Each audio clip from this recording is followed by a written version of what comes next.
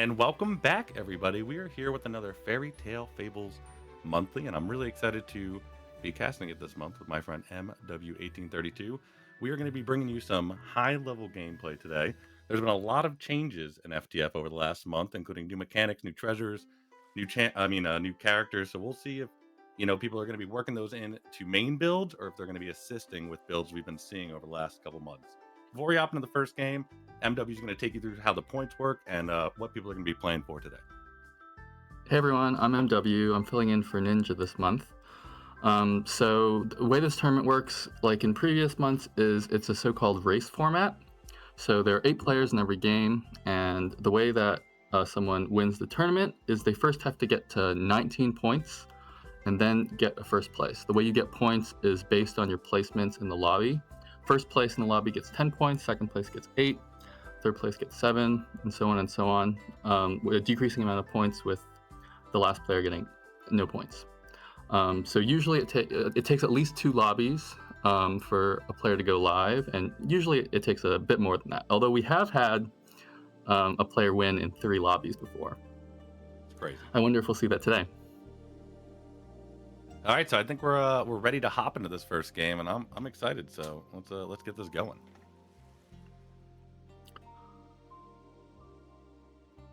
And it looks like we got our first game firing now from Synesty.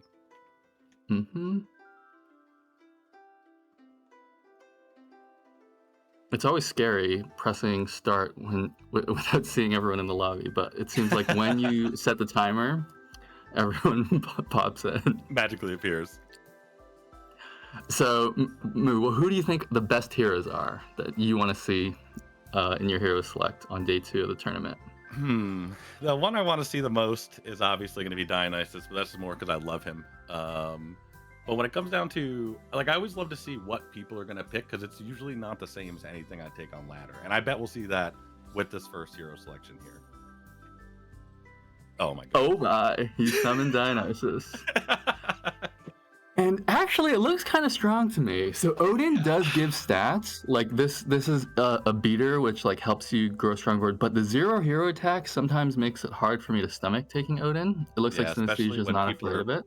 Yeah, especially when people are playing such high tempo early, like taking that damage early on Odin can be rough. But I also see the advantage taken here. I was hoping for the Dionysus game. I saw it immediately when it popped up. My eye gets tracked to it. Some people don't mess with Dionysus. It's true that like you're forced into kind of an ultimate playstyle. You need to know how to play with all of the units. And some of them don't seem as good as the other ones. I've heard good things about Savitri. I haven't played much of Savitri, to be honest. I like 2/2 heroes though more and more as the days go on. 2 hero attack, and you get a bit of insurance against doing poorly, and also if you hit like an early Matryoshka doll, that feels really good on Savitri. Yeah, it like really, if you can, anytime you switch out of Savitri, you're feeling pretty good, especially if you still have your extra life. I think this is an excellent first shot in that the minor potion is just extremely good. Interesting. It looks like we're seeing a parrot, which is a great unit to buff, because if you can throw a buff in the parrot, it often can buff other units. But in order to do that, you have to play a unit on the bench, which Odin really doesn't want to do, because Odin has very little tie equity. Yeah, like you were saying, the 0 hero attack is a little bit rough for parrot, especially once again, these are going to be high tempo lobbies. People are going to be going for it all. But the only advantage to taking that dwarf there and making that one cheaper if you're going to lock is maybe getting another dwarf, but it wouldn't have done anything for you except for give you a pair. So I understand taking the parrot over the, the fairy or the sheep there if you're going to wait for the dwarf no matter what. Yeah. It looks like we got another spell. That's a pretty big deal. And what do you think about the heroes everyone else has picked? Daedalus has always been pretty solid for me. That was the first opponent. I'm interested by the adventurer pick, because adventurer's been one of my favorite things to switch into because of that, prevent taking a damage, basically free life if you play it right, which is really nice. So I mean, it's crazy to see that. I usually like switching to it. Some of the other ones I understand. Jeanne d'Arc also. I don't play a lot of Jeanne d'Arc, so I'm interested to see how that does in a high level lobby like this. Yeah, Jean's a stat hero, but the stats aren't exactly overwhelming. A tough one to play. We're seeing both Ares and Toy Dino, which may be an indicator that Hunters is the hero attack build is good in this patch. I've I'm seen I've seen a lot. I was gonna say that too. Yesterday when I was online and playing, I think 3 out of the 4 people in my top 4 were hunters, and I wasn't. wow, And yeah, I made the joke, but now if you're seeing these heroes picked too, there's a possibility maybe hunters is stronger right now. really sweet title that Tikuwabu's running here. 7 at 1 blow. That's a tough one to get. And the crowned casual border too, don't forget. Yeah, you definitely gotta flex that on day 2. What do you think Make of the egg others now? hear you. Oh, yeah, I'm not sure about it. It seems reasonable. I honestly haven't even bought it once. It looks like we're not gonna see it from this player. At 3 health, I feel like it's so hard to keep alive. The old egg, I wouldn't mind putting it in the back row and sort of letting it survive, but, like, you have to win the fight for it to Yeah, it live, kind of and I it's mean, this may be a hard. bad comparison, but it kind of reminds me of like a bad version of 3-drop farmer on 2, where you have like stats right away, and then basically you just get like smaller if you're not doing anything with it. You're just turned into a 2-1. Like, I Mhm, mean, mhm. I've The bought I've impatient bought farmer. worse units than a 2-1 at the end of the day. So the fact you're not losing gold on it now makes it a little bit more, Yeah, on that's the a way good to point. buy it. Just a 2-1 for 2 gold. It's actually about on rate. It's not a good unit, but it seems fine. Yeah, feels like this It I version of a guess bear. I guess if you see, like, a high health unit on the other board that you want to target, it could be good. But, yeah, we're seeing Bluebell and Elaine. Bluebell on turn 3 is okay. You're pretty much guaranteed for the star to land, Yeah. but I also find it to be a hard unit to find synergies with on level 3. Yeah, it's like I mean, it's hard to take cat. You're a little bit late on sprout there, but is there ever like the option to put that Elaine in your hand here? I guess not, because you're trying not to take damage early on Odin here with that extra hero attack. Wow. Yeah, it seems like the parrot is paying off really well, being either able to snipe a booster or an aura unit. Yeah, I was thinking of the parrot as a slayer, but it seems just like nice to have a flying unit in Yeah, some that's what I felt fights. like, especially since you got to buff it right away. Have you Yeah. played with Cabbage Merchant at all? Oh yeah, I do like cabbage merchant. The the cabbages been seeing that you can just cycle them every turn. Like you buy one for 1 gold, and if your cabbage merchant dies that turn, you can just sell it and then buy a new one to keep up a bit of preserve. 25% preserve is pretty good. I don't think anything else gives that much preserve. Yeah, because it's Um, only there for the turn. I really like it with obviously with Snow White. It's been really fun. But ooh, we're seeing exactly. the You Princess can of get a ton of Wise Snow White triggers. and the good Anthem unit in the back. Yeah, we just have 6 different units, and not too much apparent synergy here. There is like there's an aura that helps good units. This doesn't seem like an ideal start, but yeah, the numbers are good. Haven't lost a fight. And we're moving that dwarf to the back to avoid the wave. Wave is being cast even more than ever now. So even on this 3-0 turn, it looks like it's worth it to move that dwarf to the back just so you don't get give them the 2-for-1 up front. Yeah, nice to keep the 3 health and lower off of the front line. Ooh, that's surviving by 1. That's really good for a 2-for-1 there. Ooh, Adventure has taken a lot of losses early. That looks like either the 3rd or 4th loss already. I wonder if they're going to be able to turn around. Never based. That's a pretty funny name. Synesthesia is a common contender in these day twos. I think they've qualified for like 4 or 5 months now. Haven't taken one down, but yeah, we definitely know them as a strong player. Oh, I hadn't realized that the princess and Odin, Princess Yi, have this synergy where you can get the free Great Wave every turn. You're Ah, yeah, I didn't guaranteed even to think get about use that of either. it. Yeah. I'm interested here to see what they're going to do because I know a lot of people like taking dagger, especially this early. Yeah. Yeah, yeah. Since the princess gains permanent stats regularly from slays, it's easy to keep the dagger fed. Yeah, and it's I probably something you're not I've going to been carry in the late game all the time. So taking the stats off of it isn't going to hurt you too much while you're progressing your board here.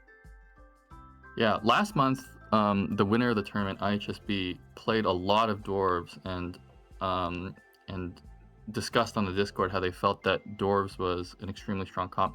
I think it's even better this month. I'm not seeing too many other people playing it, but an early dagger would definitely make me start looking in that direction. Maybe you can find a Vendi on level 4, an Ori on level 3.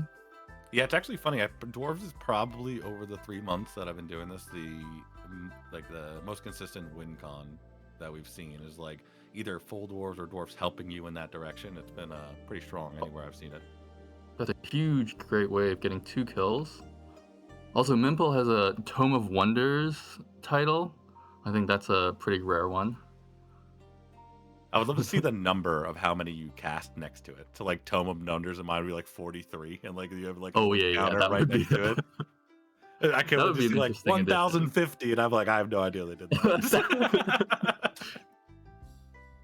But anytime you Yeah, can it took me cast quite these a waves and get a 2-for-1 and get some stats on that princess, you're pretty happy. So even when he looks across at this board, you're getting 2 as it is now, and you'd be pretty happy with that. Yeah, in some cases, like you get a good fight, but then it seems like you're wasting gold, so it's tough to see how it transitions into the later game. But with Odin, it seems it's just free. Yeah, I think You get especially in all these early games, I'm usually selling like my bluebell would be gone by now. We would have never right. had this potato. We would have been 3 gold deep on waves, but they haven't spent the gold yet. Yeah, I love the way that Synesthesia is scouting their opponents to decide whether the flying unit goes first or not.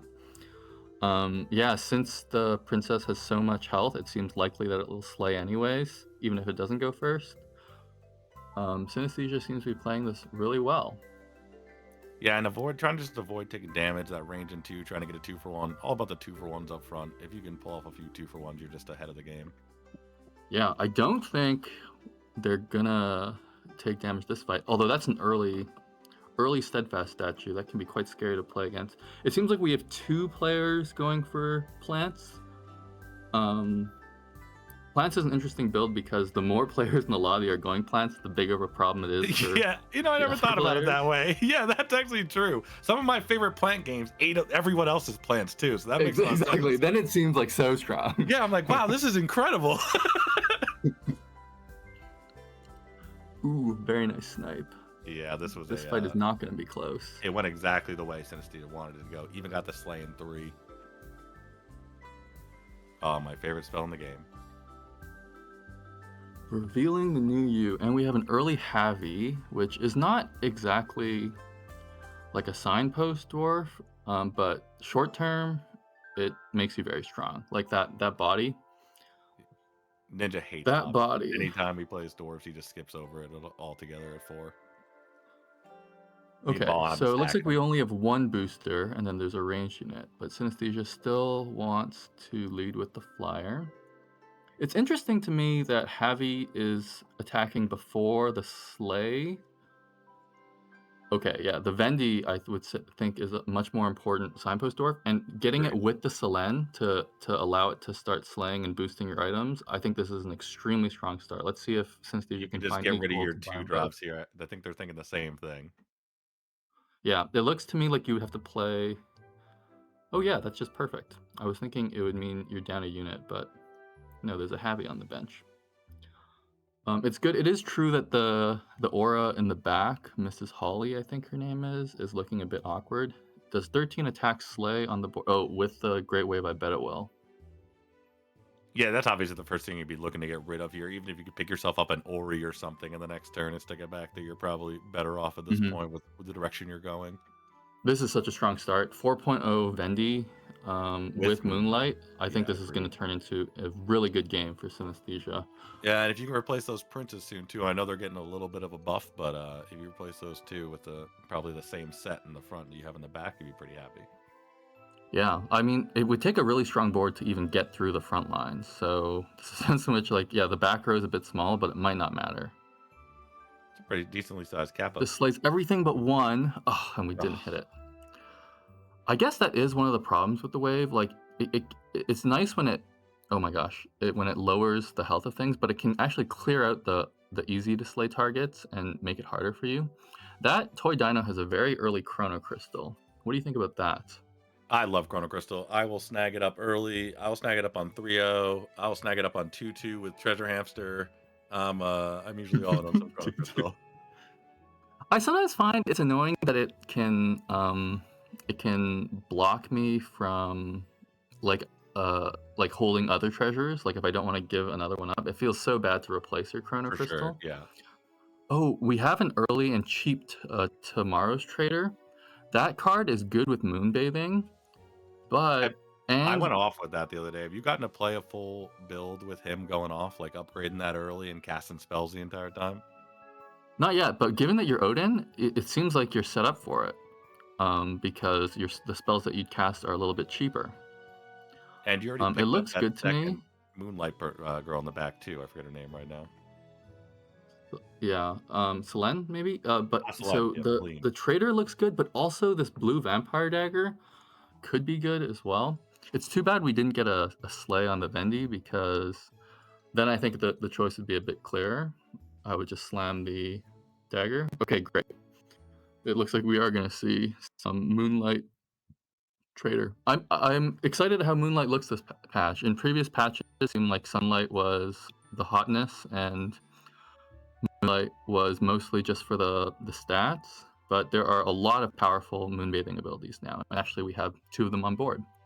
Yeah, I've been having a lot of fun with Tanuki. I feel like it's the biggest upgrade from the moon bathing. It's just like that build is fun to play now, and you get them early or upgraded early. It's just a lot of fun. Mm-hmm. It's a big threat. Yeah, actually the one I've been most impressed with is Vendi. If you can, the first slay means that you can buy items to keep it slaying, and then by the end of the game, all of your items are very large. Okay, I haven't gotten to play a it full looks build of like that we yet. But it looks like we did get a Vendi, so maybe we'll be able to see it. And the stars really wiped us out. Very strong board over there from Daedalus. No treasure Daedalus, but they're also playing dwarves. I suspected that dwarves was the strongest comp coming in. I wonder if that's what we'll see. he rolled away a dagger. I was surprised it was only cost 3. Yeah, so this is the thing. I've been finding that if you have your Vendi slaying, then the dagger grows over time, but actually the items in the shop are growing over time as well, and they're cheap to take. So I often just don't end up taking any items that cost more than 2. Okay, but this was a 3 cost. Yeah, Synesthesia likes the 3 cost Slay Charm over the 3 cost dagger, which is unconventional for dwarves. Oh my gosh, what a find! You Yeah, don't quite have the items for it yet. But that yeah, was the second Vendi. goal though. Pick that up, the second vendor. Yeah, I would think that you want to give a Vendi a back row slot. But okay, so it seems like since Synesthesia took a loss, I mean, that's the way to get maximum slays. Um, but it seems like since Synesthesia took a loss, they want to play a stronger board. This 38-28 Tempe with Unyielding seems like it will be hard to beat. I think they're thinking about what you were talking about though. If they should put the Javi in front, where or switch it around this way. Maybe give that the moonlight for the extra buff.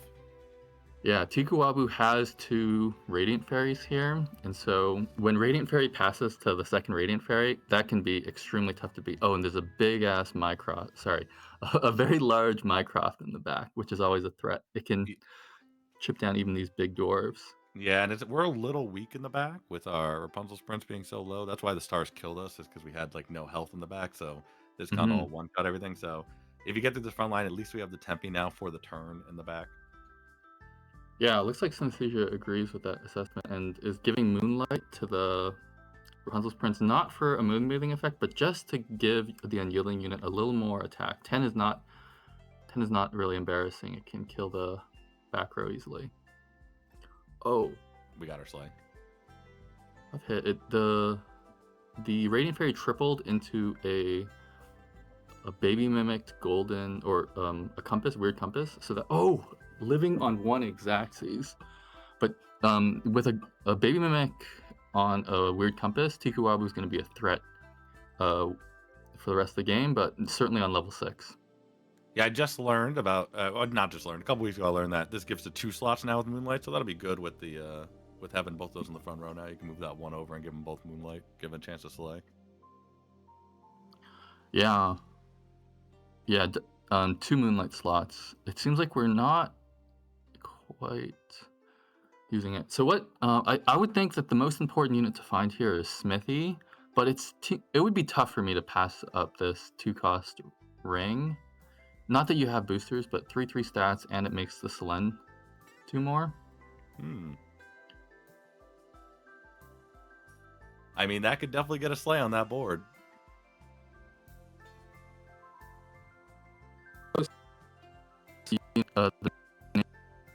This neutral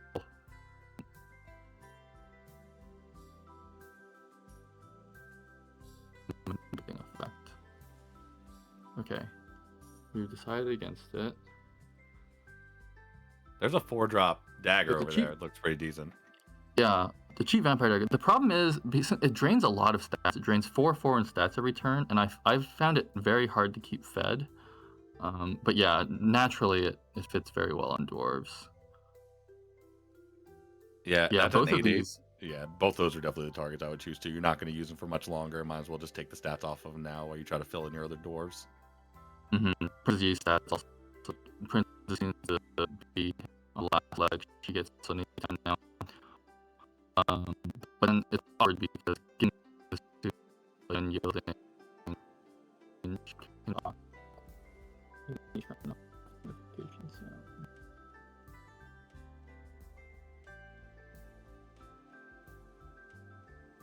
Yeah, now with both these dwarves, Moonlight, it should be you know, you can really get things rolling. A lot of times when you see dwarves getting played, it's either like a comp that like assists the main comp. But this looks like we could just be like full rolling dwarves if things start going right here. I need to take a look and probably turn off some applications. Maybe this OBS. I apologize for any. It's all good. You can close some stuff and I'll take over for a second. We got full big old owls on the back on this next board, and we have a rose up front. Not going to really affect anything with killing us. We don't have all of our stuff has a decent amount of defense, but at this point, I don't know if he's looking at taking this item or what. No, we're just going to roll. He's just reassessing his board. That's a cheap book. I don't know if I'm taking it, though. Yeah, I think you're just looking for the next dwarf to put on this board, but we're in a bit of a doom roll here. That Moonlight item for 2, you probably have to take that. You could rearrange your board any way you want it and not be locked into that ranged being in the front row. And Smithy's hammer also seems a bit interesting to me. You could cast it on the trader and get a buff to your shop. I guess the shop stats aren't that important at this point. But I could also see rolling for Smithy. It is quite important. Maybe putting on that first, so you give the. I was thinking maybe you wanted to give the stats to the charm before you gave it to one of the Vendys up front, but we have some very big daggers. These rolls have been rough for finding dwarves. I don't think we've seen one, not a second Javi, no Tempes yet. There's the second Javi, as I said, if we're at 0 gold, and I don't know if you're trying to lock for that here. Yeah, it helps you in the short term, Javi does, and if you triple it, it can be extremely large for a while because it's holding 4 items overloaded. But long term, you want something that grows your items, or like Smithy has a huge impact long term, and so that's good. And also, of course, Tempe, since it holds 4 items as well, that can be really useful utility as well as being big in the short term, like Javi would be. And you're back to full. You sound great again, so you're good to go. Oh, excellent. It. Yeah. So the only thing that would annoy me a little bit of Synesty is we took Compass on 5, looking for dwarves, and it was just like it felt so right, and we just have not been paid off for it at all. We've gotten some items along the way, but overall our board has stayed the same, and we're getting decently unlucky with some of these rolls here because like we did everything we could, to see these dwarves. Yeah. A little bit annoying. As long as you find the multis on 6, I think there's no disaster yet. You can feel better quickly. Ooh, a Flying Slayer. Not the biggest threat against us, but there's a huge owl in the back. Never Based has come together. He just upgraded that. He had 2 of them, but we're going to cover it with our hero attack at 4. We're very happy about that. Oh, found a smithy Yep, and and tripling a the treasure for Vendy. 2 here, and a dagger in the shop for 2, so all of this feels pretty decent. That's an Yeah, 8/8 over there already. yeah. Being able to pick up a dagger at 8/8 is so nice. Ooh, taking the Odin. See, every time there, I probably take the Witch Hunters, but like, probably just that's more defensive than what he's trying to do here. I see both as having merit. Odin has a. Oh my We gosh! skipped I the did Smithy. not expect to skip a No smithy. Smithy. Yep. A But we take big this shield. one. Okay, that's strange. Maybe it was because we rolled a couple times. We're getting lower on the Yeah, gold yeah. total. We've You're already willing to doom rolled, settle. right? Yeah, exactly. We've already doom rolled how many turns away? And there's the Tempe. Okay. It's like the diamond meme where we were one pickaxe away from greatness, one more doom roll away from the Tempe. I'm not sure I would lock it. I think finding You don't think multi on so? turn 6 is too important. Yeah, see, that's what I normally do too. But if I think in a dwarf build, if I normally do, it's usually the opposite when I see it on these tournaments. So I would Mm. assume he's locking for the Tempe or playing it safe. But I definitely see the merit in just going for that 6 drop dwarf, making this board really start going. This treasure hamster's also playing a Nocturne. The never-based last opponent was also playing Nocturne. Sleigh boards are scary in that if they get out of hand, it's very hard to deal with. Although usually dwarves are very well set up to beat them. You have units that have shield and you have units with a lot of health, so sometimes you can just play a really thick front row and then not worry about triggering the first sleigh. Yeah, you're exactly right. Even 2 shields in the front row feels like such a gamble when you're playing Slay. Like you go into that fight and you don't have a blizzard, you didn't hit a wave, and you're just like, oh, please don't hit the shield. Like my moon's gonna get clipped by this thing in 1 now. Yeah, it's interesting. There's not great synergy over there on the hamster board, but sometimes you just have to make do with what you have. And we're just starting to get stats now. Like we have our Smithy getting some stats, and Yeah, this looks like a win to me for the Odin, and then, I mean, it looks like the treasure hamster will survive to level 6, but maybe not with as much of a health cushion as you would like. you were right about Maybe the the Tempe. We're going right into 6. Oh, look at the size of that! When did they Snow get so White. big? It's a Dracula. Yeah, no idea. We were Oh, looking it's at it because totally of different the board. we picked up a Hercules, which Ah, procs we doubled a up. All double. right, and it had stats. I Oh my thought this was goodness! gonna be a win. It is actually a loss. Wow. Not only lost, that's That's a 10 tough one to damage. take. Hercules on Slay is an extremely potent combo, and this is one of the things that can just snowball a game, and then it's impossible to catch up. Wow, Yoshitsune the cat. Their Discord name is Otsukuyun, so I sometimes will be calling them that. But they've hit an extremely early Fisherman the Flounder, which allows you to put together a farmer's comp, and they also have some other. Is that a golden fisherman already? I wonder how that came about. Had to be, yeah, had to be some shenanigans. I Like a wonder if they new still you have it. or a. Yeah. Right, exactly. Sometimes it's unstable. It's possible to scout that now. Yeah. At this point, I'm like, wow, I have weird compass. I've rolled like 3 times. Where is my It's not called multi anymore. Seiji is the Yeah. new name of the ranged dwarf. Are we taking the we're Oh, taking the good boy. interesting. There's only one good unit, but it's true that we can immediately give the good boy huge stats.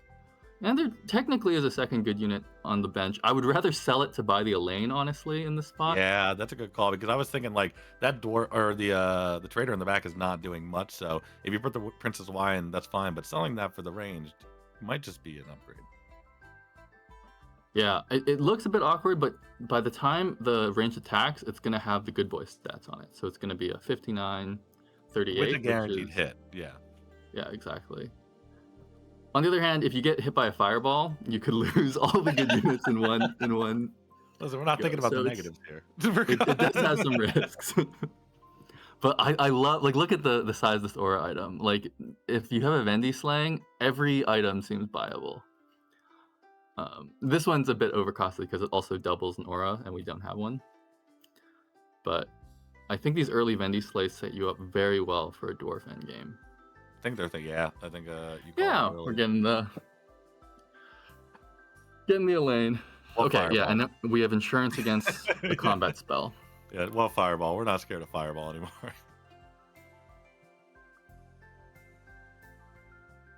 Okay, yeah, the third good unit. Makes Um, sense. yeah, it does.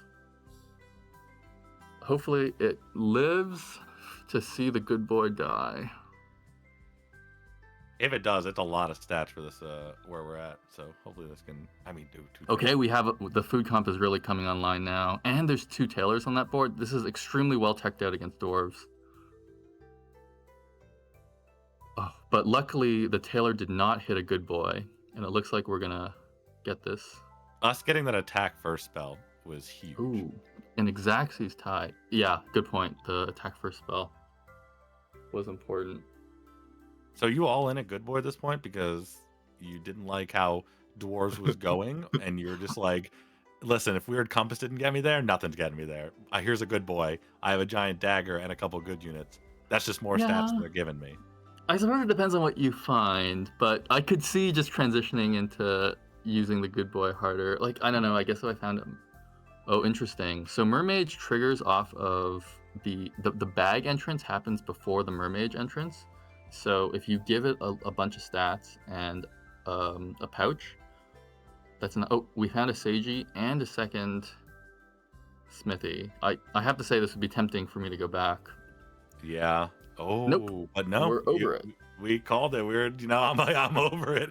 We're gonna move into this good boy. I guess you were talking a bit the other day about this combo with the Another look judges. at Seiji and second Smithy.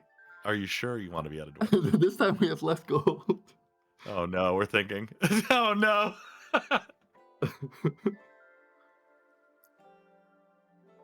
It's kind of like last time, right? Where we rolled past it. We're like, The no, first Smithy, yeah. we have like really like green fields ahead of us. And it's like you get there and Yeah. you're like, ah. Nah, staying the course this time. Nice. But it's true that if we just took every single Smithy that we saw, We'd be we a dwarf build. mhm. Interesting. This I'm actually not sure what it's called. Is it Lancelot? I think so. The quest that Synesthesia hovered it briefly. I like that it plays well with King Arthur after it procs its quest.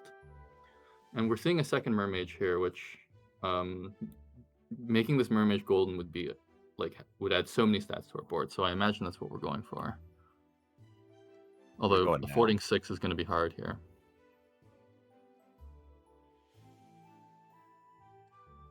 Oh, we're going now. Do you need a Yeah. bag to have that It, trigger off of it though? yeah, like it doesn't. It might even be on the bench for a while. But the point is, if you can make it golden, then all of a sudden it does a lot for you. Wow, got it all in there. Spent all the gold, everything right before the end. Yeah, those are always tight when you use the last second to finish off your build. Early, uh, once ugly duckling giving plus 25, plus 15 to the whole board. Let's see if it's enough here. Oh, it looks very strong. They also have the good boy going, and these Keeves are really pumping out DPS. We're Yeah, at that 3. was it's always tough to go against that level 7 treasure early. It scales it like over time. Those stats don't do much. Oh my gosh, still has an early divine messenger along with some boosters. That's extremely threatening. Oh, and a King Arthur. That looks like and has the top HP on the board. That it looks like We Zillial found our furnace. will be a contender to win this. Yeah, Furnace is one of the best things you can And we're find in this build. It multiplies the item stats of the destroyed items by 1.5. So yeah, as you can see, it's massive already. yeah, made it I huge. to me the magnifying glass looks pretty good. 2313, nothing to scoff at. And I would think that we want to add some sort of item to the good boy. That's a 1221 for 3. I mean, Yeah, seems pretty good to me. Synesty agrees. Oh, there's that second Oh, good boy. second That's good huge. boy. We have to It get rid does of look items to good. take this, don't we? It's interesting to me how we ended up with this furniture, Pandora's box. Yeah, I don't know what the plan is here for that. Maybe, oh, is it because of the mermaid giving stats to everything? Is that the final plan? Just get stuff that benefits off of that? So it can only summon like a level 2 unit, but I guess like sometimes it's useful to soak up like stars or whatever if you're worried about that. And we did see a But star build and a Slay star build, so I mean, I guess yeah, that's but that's what I was gonna say. Against Slay stars, it might just like give up too many slays, and you have problems because of it. I guess we'll have to see. and how Points in much your back stats is row. that mermaid giving? Do you know what's the percentage of how much it's given to everything? I guess you can do it off what the good boy is. I think it's 50% of the stats gained in this fight, but yeah, maybe I'll look it up. Yeah, because I see the Moonlight's giving obviously the 11 to these good boys. But besides that, I guess it's like a 15 or something like that, close to it. Yeah, see, the pouch adds 25 items. There's about 100 attack and like 80 health in the shield, and then I would say half of that. So maybe it's like 1/8 of the shield stats are getting added to everything. I mean, it's definitely a good amount. You see that it's an 8/8 good boy right there, base, and then everything starts pumping out. Oh, well, both good boys handled themselves. Um, There's a pirate beneath that wolf, and that's a, key to my heart. Love to see it. yeah, and we have shooting star plus summons And this was with probably a one of the inspirations to captured. take the box. Was probably scouting the board, seeing we're playing Zill with this, and then figuring out, I probably have to take this to live. And that is the hit we needed. If we went the Yeah. other way, we were dead. So that's a beautiful 50-50 we take out there.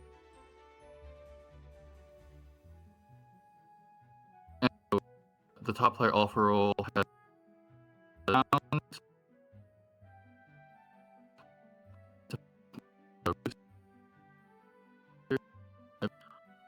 to come together. It'd be interesting synergy with a star catcher,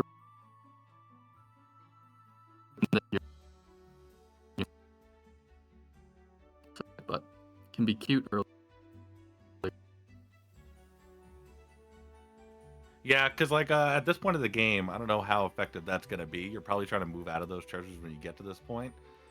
It's interesting to see that we haven't been able to find something better than our Rapunzel's print in the back. And I don't know if the good target being the dwarf and the Rapunzel's print is enough to make it through some of these other boards. I saw another good boy board down at the end. We've already seen a couple really strong Slay Star boards, and I think we just need to upgrade or get more good units in the back. Yeah, yeah. At least a range rather than Iron Will. Okay, that That's seems huge. like a quite important upgrade. If Wait, don't you want to overload your Mermage first? Oh, they we could don't just even have a potentially thought of second big that. item.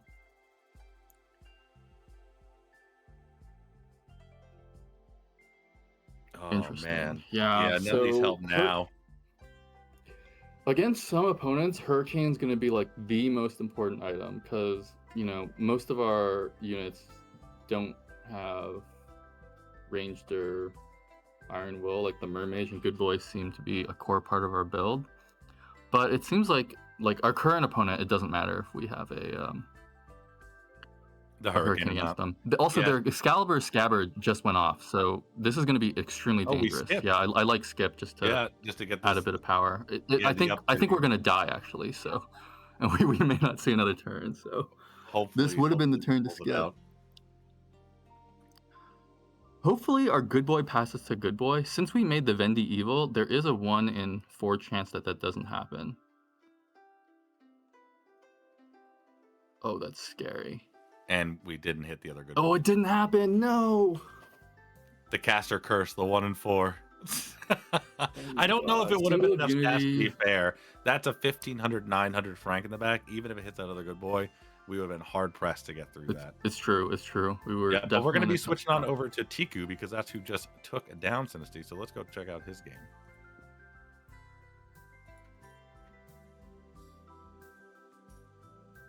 Yeah, Tikuwabu has a Symbol of Unity build here with 2 golden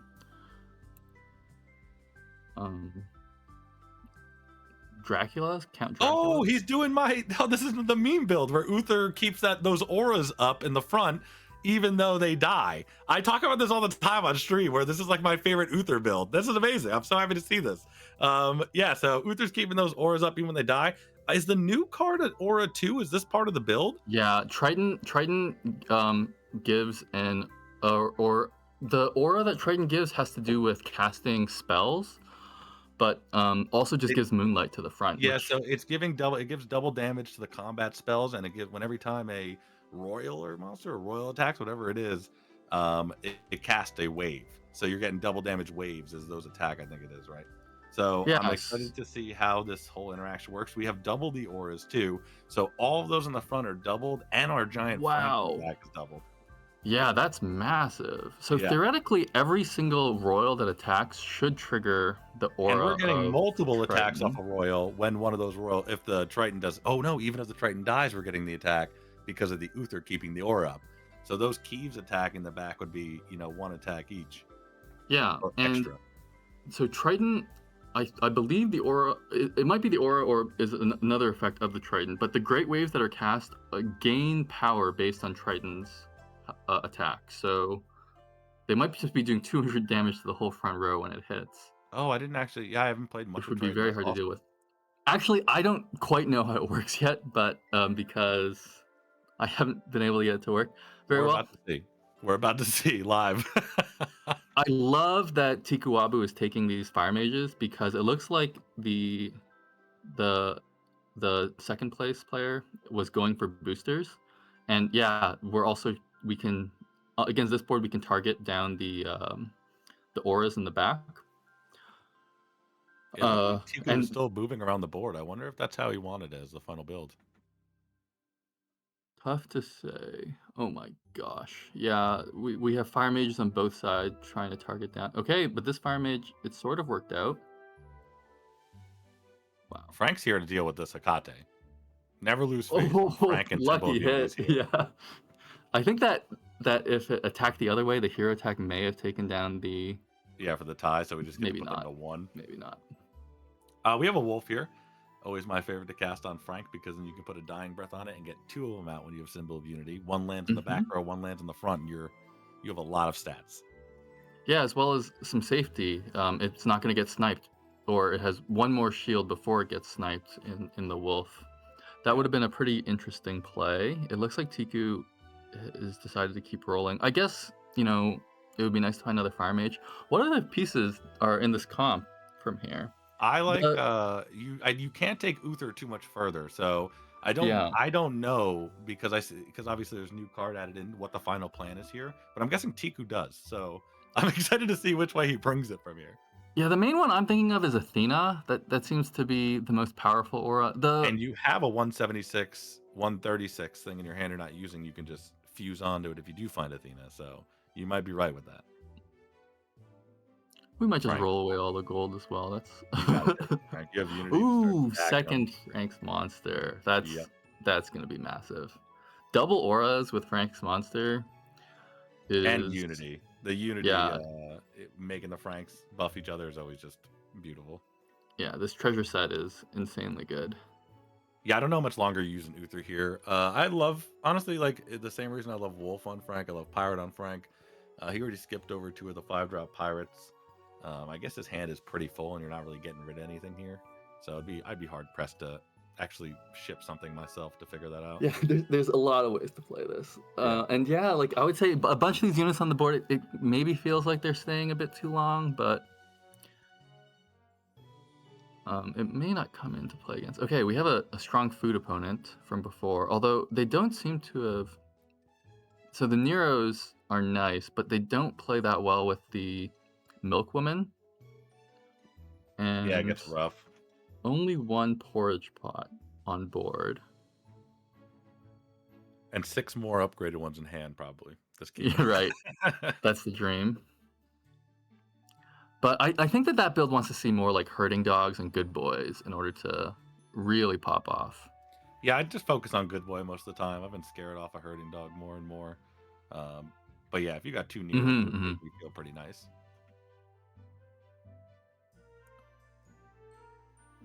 Oh, these Frank's monsters are going to be large.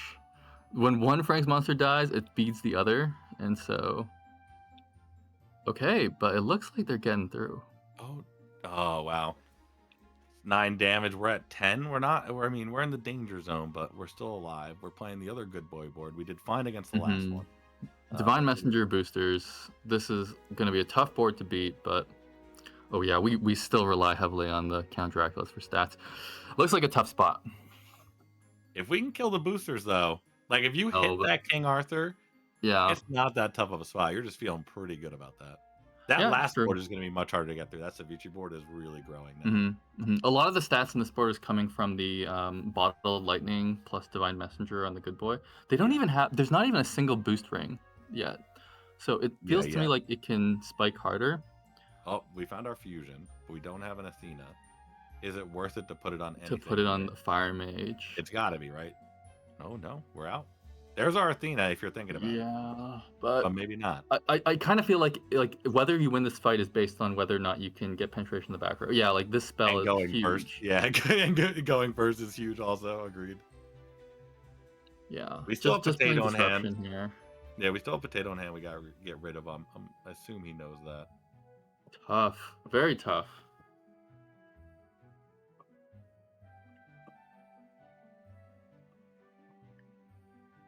I mean, the counter, there are a lot of stats, but I wish we could figure out a different way to get those stats on board and not have to play those with the Uther. I'm kind of curious how it would have been to just play the full dwarf comp into this. Like, would you have been able to contend with the big farmer board and the big booster board? I mean, we would have had 2 or 3 Sages right off the bat after not getting Yeah, them for yeah. 30 turns. So the It would have been a moment good dwarf we game. switched builds, they're like, "Oh, you wanted to play dwarfs?" Like, "Oh, here you go. I'm sorry." With a That's potato still. huge. I guess actually it might make I was gonna because say, the does it back row make you doesn't have a lot weaker? of health. Yeah. Yeah, for this fight it would make you weaker. Yeah, and he skips over for that Unless reason. unless you found a doppelganger diamond with it. In Unless you that found case, another then it Frank. would have been great. This is my favorite game to do coverage on the first tournament of the day, or the first game of the tournament of the day. The Symbol of Unity, doubled up auras, bunch of Franks on the board. Yeah, it's perfect. Oh, the chair! He knew. Yeah, Still the knows. Tiku But did not what a play the hit. fire mages last turn, but still, Zill remembered that they were there and played the chair. It looks like it's not going to be enough. These massive Frank's monsters win us this fight. And the opportunity to take this again. To get it, yeah, I guess you just have to when you're trying to fill in that last treasure also. Treasure will be nice. Do we care about Hurricane? A lot of that stuff has range and unyielding. Interesting. Yeah, The the only things Merlin we staff have is is giant pretty Franks. nice. Everything else we have isn't ranged or unyielding. But we made it into the top 3, and we do have the Ghost Lobby this turn. So what we're hoping for is, one of these other players knocks each other out, and then we can sneak into that top 2 and then figure it out from there. Yeah, I mean, having just one against the top board, it would be interesting to... Yeah, it does look like a first is still possible. I wonder who wins between the farmer board and the boost board. The boost board probably was making itself a bit weaker to try to play back row protection against us. It may be able to achieve bigger numbers without it, but I don't know. That farmer board was very strong when we last saw it. Yeah, we keep trying to move into Oops All Franks here, but the stats from these counts are just too much with the double auras and the Symbol of Unity. It's just so much. Like every time we take it off, we go from like 80 attack to like 13, and you're just like, you're like, oh, wait, what happened? I didn't sign up for that. See, this is where I like taking mirrors. If I'm gonna go Oops All Franks in these late game boards versus these giant builds, I'm just taking mirrors, sticking them in the front, protecting my Franks in the back, and then letting them do the heavy lifting. Yeah, I feel like we need more like Duelist or maybe like the Wolf with a Dying Breath rune to get more Franks in at this point. It's very awkward If we to go to fit. Wolf, oh, that's interesting. I would switch heroes instantly. Yeah, I'd be all in here, especially playing against the Yeah, Ghost. the gold works out kind of perfectly. And we have like a flex turn to do it in. Front row Uther. This is He's cooking. It's a risky play. Are we switching heroes? We have to be after taking this long, right? I'm thinking. It would make sense. Yeah. Amateur kind of misses. Nap. Savrini can make like a double entrance item or something. I like the talisman here. I'm just saying, if you give me an extra turn here with this talisman, I'd be pretty excited. Yeah. Fairy in the back though. Yeah, I think against the farmer board, Talisman could definitely get us a tie that we wouldn't have gotten otherwise. Oh wow, that is the Oh, I perfect hit. see, I see. The Uther is front row to dodge the fire mages. That makes Yeah, sense. I just and we wasn't looking also at it. had the fairy die exactly where we put it, and it buffed other stuff and gave our Franks all stats, so that was beautiful. Yeah, Tiku's a shark. Extremely good at this game.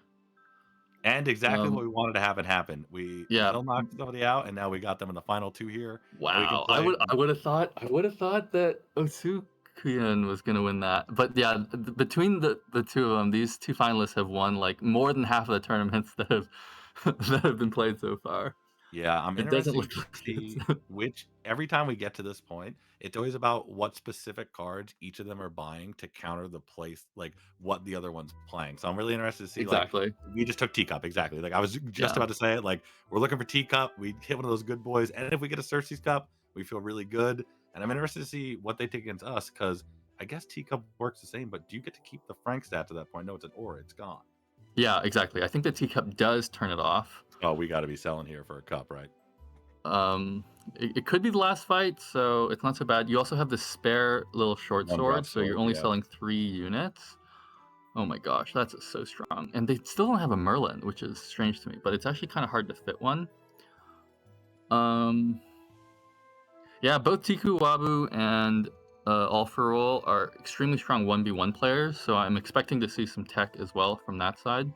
I guess the ideal here would be cup the chair and then fire mage the 2 Gwens in the back, and then I mean if you cup the good boy, it's also probably pretty good. Amazing. Yeah, but I like your point. I didn't even think of chair. If you cup chair, you are any of the front row targets you're excited you hit, honestly. Good boy, Yeah, Arthur, it's true. chair. Yeah. Yeah, you hit a back row one, you're like, like it's still good, but I much rather, snipe one of these big problem cards in the front that gets them rolling. Because our Franks can handle stats.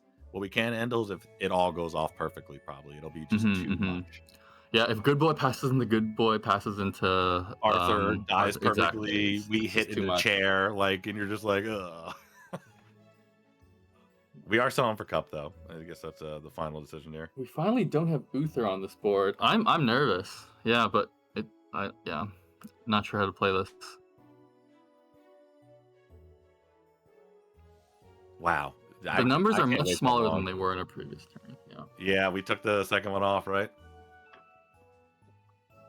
Yeah, taking that second drac off just halved it. But like I said, we're not even worried about those pure raw stats. We need things that hit here. Oh, Not oh exciting. no! The cup didn't attack, and one of our Franks got cupped. Yeah, one of our Frank Yeah, got cupped. no shot, Yeah. no shot. But we're Oh, living, right? yeah, Talisman Yeah, saves us, right? It would have been exactly. exact otherwise. Beautiful. Great call. Wow, we cast the same exact spells, both of them last turn. They both cast a go first and a Hmm. cup. He just got Hmm. lucky. Yeah, and that's Yeah. crazy. Yeah, it seems like at this point the way the fight goes is going to be more important than like building Is there ever a world where you extremely. take the stealth ball for your cup and one? Hmm. Because we passed it right there, right? Second cup also great. Yeah, it seems like at this point, like if you can disrupt one piece, then their board gets much weaker, and that's a bigger impact than trying to make your board stronger. Yeah. It, I am kind of suspicious about how small our numbers are. I don't know. No, I you're wonder right. how this can work out. You're definitely right. We need to disrupt multiple pieces is probably how it works out. Okay, but it looks like Tiku is gonna try to take advantage of the fact that there's a chair over there and just not play back row disruption for a turn. Still keeping the fire mage, and maybe we'll get it in later. What do you think about fitting in an upgraded Frank here? I love it because it opens up a spot for that fairy, I'm guessing. Or even the range is fine. I'm happy with that too. The problem is yeah, I'm probably taking Hero Mass here too. I like Talisman as emergency, but as we saw, it probably would Oh, extra adventurer. life is Yeah. beautiful. Just don't take something that deals damage to you like I've done. Just don't do that, and you'll be good to go. Yeah, and you can go first. Oh, This for is 2 turns. really good. That okay? A No, that 444, has a lot of 540. stats to Frank. It's not Yeah.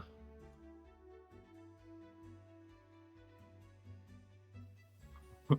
Very hard to say here. Yeah, just trying to figure it out. Oh, we got our sword. We did that. We picked that up. From the adventure, that's Yeah. right. Okay, this could work. Yeah, I mean, we're giving ourselves turns to make our board better versus him because, like, I feel like Zill's board has a much harder time switching out what it's trying to do than we do Mhm. switching out what we're trying to do. Like, our board is very flexible in the sense that, like, Yeah. all these Y cards aren't insanely important. We can add better pieces to counter him as we play. Yeah, I totally agree. There's lots of different tech that we can do, but Zill, like, is deep in the Divine Messenger plan, so the back row spots are spoken for, and usually you can't do much better than No, oh, again, the cups don't go off. you're so, oh my goodness. Yeah, a little bit Oh, unfortunate here. a lot of bit unfortunate. Hey, we killed a few things. Listen, adventurer saving us. That was the plan the whole time. Beautiful hero mask into adventurer. And the opponent is spending gold on Cersei's cup. I don't know if you can wolf here. I think you're just looking for cup. What is he looking at? I'm not The even sure cat? if a cup would have. I guess, yeah. If we And he's looking at Matt if here, you think, right? To hide one of these cups because we just can't catch a break? interesting. Because we It can is a bit of a attack waste first. of a spot, though. Yeah, but if we can attack, that's what I was saying with the stealth orb before, like even before we had the attack first, like Yeah. it just feels so big for trying to kill one of those, or take out one of those good boys. Uh-huh. If you know the cup is gonna go off, then Yeah, that helps. and we're gonna go first, so we would technically know both cups go off if they don't have a go off first spell. Oh, game Well, us. yeah, I We mean, we deserve it. knew that last round, but then it got cupped. I'm taking the second go first here, by the way. Zill's cast a go first every single time. I'm raising him. I'm taking the second one Right. instantly without a thought. Because we were just not attacking with these cups. The last one, oh yeah, the Wow. last one got turned Bottled into a pig. lightning, double auras, and doppelganger diamond. That's a heck Yeah. of a combo. If Oh, if we and don't can don't forget, you also have your extra treasure slot to fit in the one you need for the build. So you have like the three perfect right, treasures right, working the free together. divine messenger on Yeah, and top then of your it. divine messenger on the side, just making the whole thing click. So this is just so hard to get through. Yeah, good to see boosters is still on top, or is still a top tier composition. Um, yeah, free I like gold. this. Yep. We're not And using yeah, he that looked for life. the adventurer buff, I think, afterwards to make sure he didn't mess it up. Yeah, but we did Oh, take the if you mat. could, yeah, if you could triple the stealth mage, Oh, that'd be great. Yeah, I didn't even think of that. Oh, there's our cup. it would provide Can we do stealth it? to both cups We can do it if we sell or the both. dagger too. We don't care about the stats. I think we just have to cup here. Yeah, it's the last fight, and It's stats seems to perfect matter gold. less than neutralizing a unit. Yeah. Hopefully, hopefully, we're still gonna see a chair on that board. But we just sold our fire maid, so it's all bluff at this point. Yeah, nice. Okay, but this is gonna be the last fight in all probability. Okay, We that made it picked way smaller. something.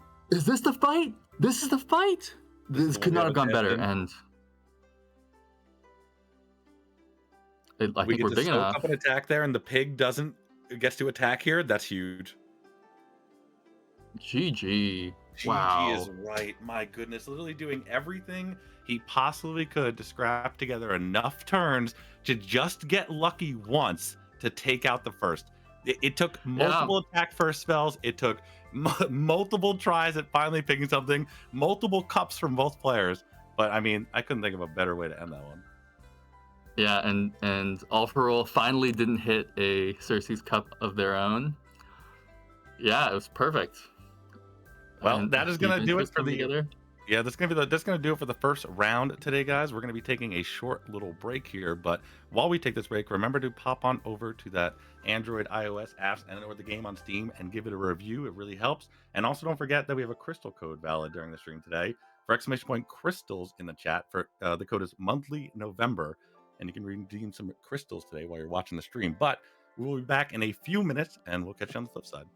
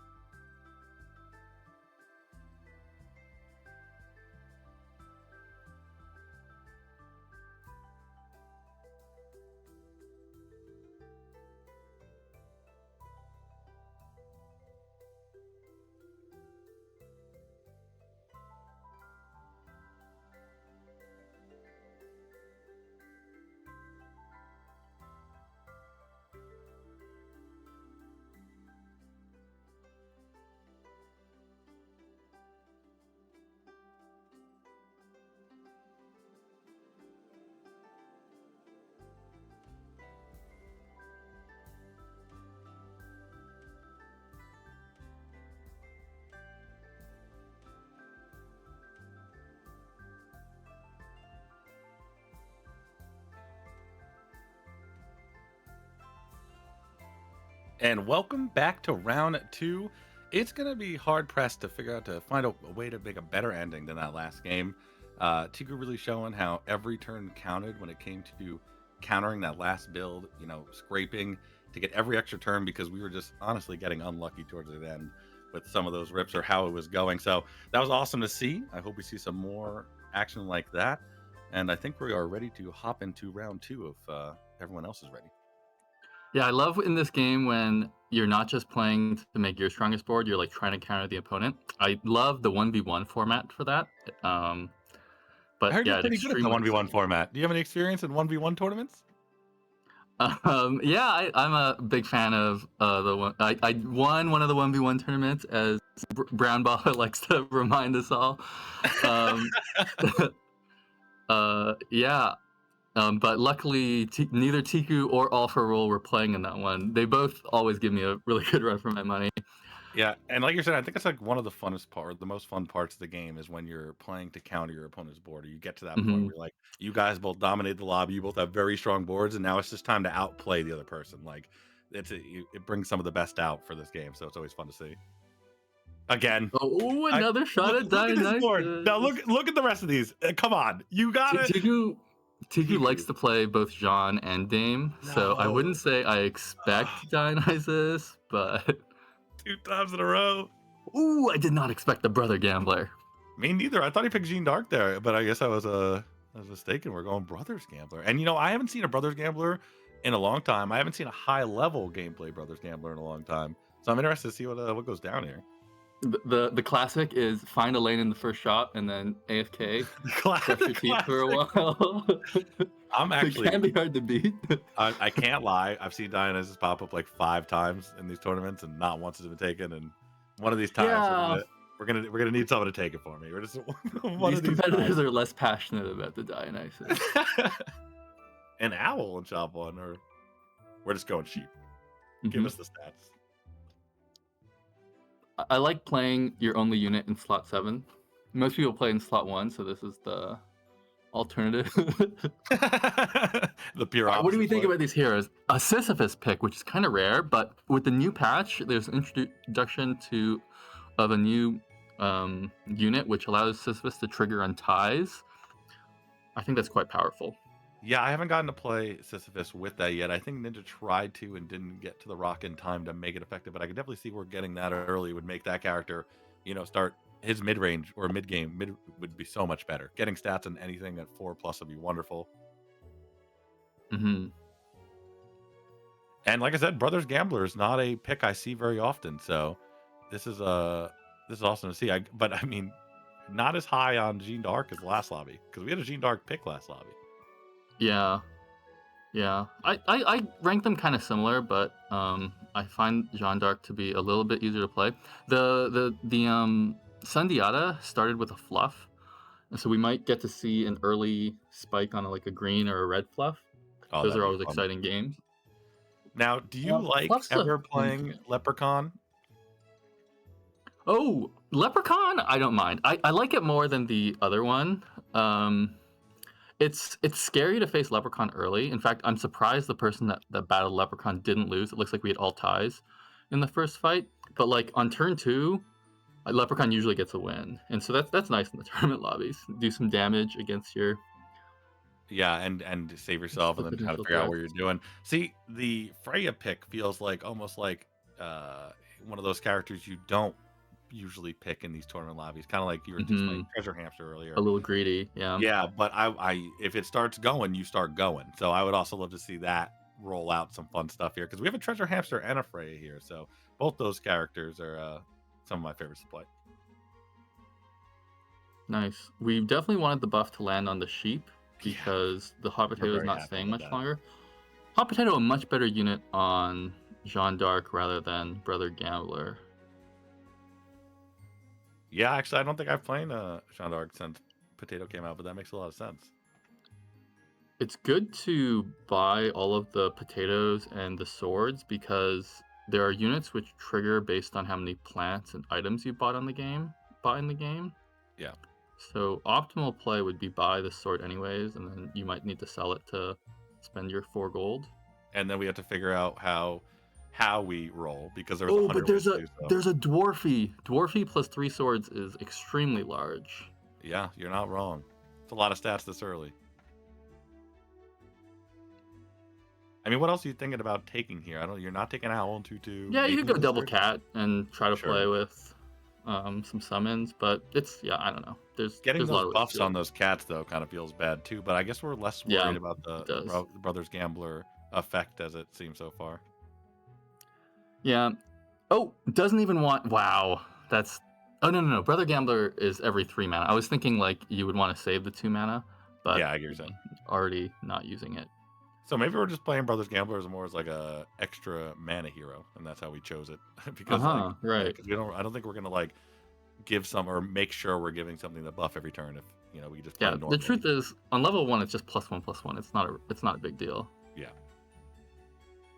Gotta win. Wow, Freya taking damage early is not a good sign.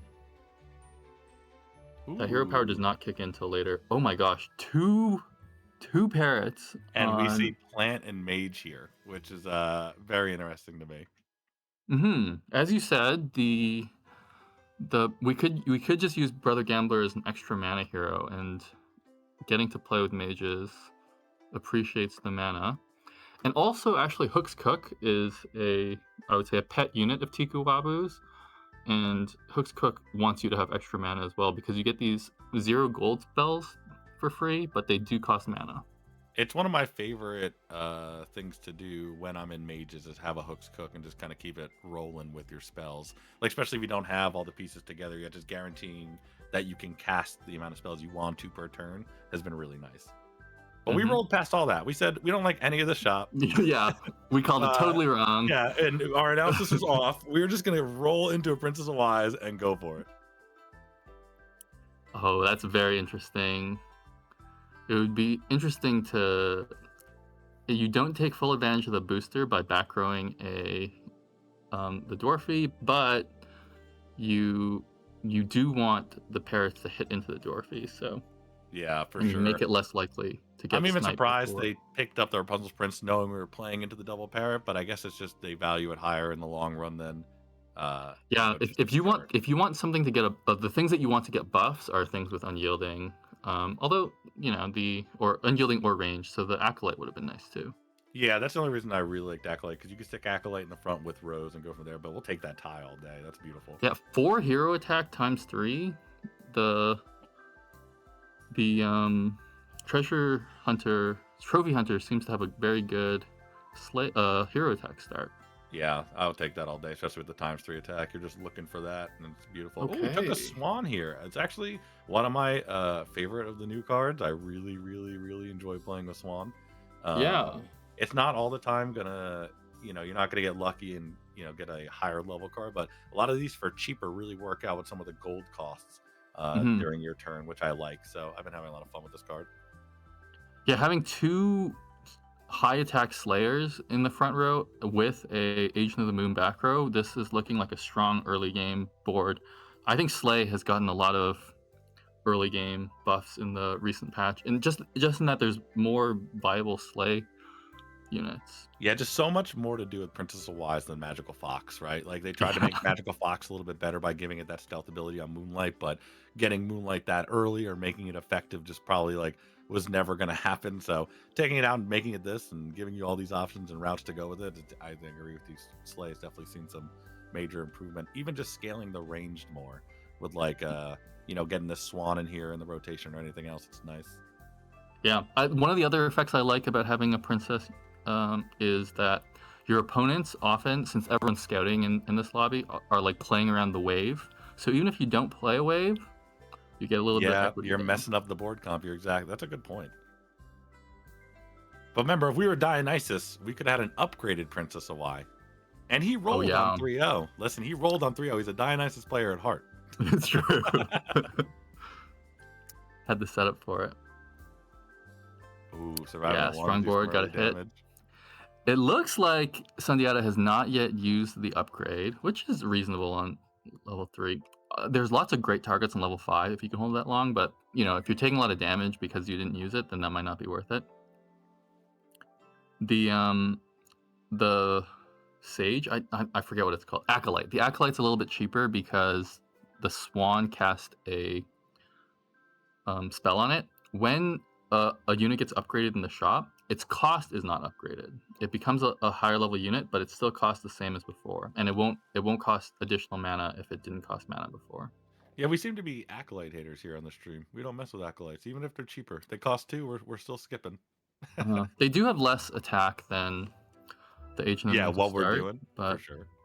I but mean, and yeah, what we're doing, we have the slay stuff. I mean, we will be casting wave most likely most turns, especially against a board. I mean, maybe they're only getting the one yeah, guarantee. you would think so. It just hasn't happened yet. I guess Tiku is not a wave believer. If we were Odin, we certainly would have fired them True. off. Yeah, we found that out. I mean, next time I play Odin, I'm going to be looking for that because it really did work out last game for a while where we were casting those waves for free. It felt nice. Synesthesia is the one who's playing the good Leprechaun. Yeah, like the stats on, like, it's no surprise that they're still full health, and they probably did some damage to Yeah. And even some at other turn 4, where players. you start to fall off, you get a little bit more stats just for a turn or two. And Uh-huh. I think at turn 5, you actually get into a real build. You can, it's a nice carryover into it. I don't play it often, maybe because there's hmm less risk to it. It's more of a straightforward, like what you're Yeah, trying to the do to get opposite of somewhere. Treasure Hamster. Yeah, exactly. Oh, I didn't even get to see Treasure Hamster's board there at the bottom of the lobby, but I wonder if it's Yeah, loaded in. it's looking a Don't bit laugh at that. sketchy. All right, listen, Treasure Hamster has time, I believe. Wow. Artemis plus Magnifying Glass seems like a potent combination here. Yeah, I agree. That's just a lot. We had very similar boards. A couple Rapunzel princes, the agents.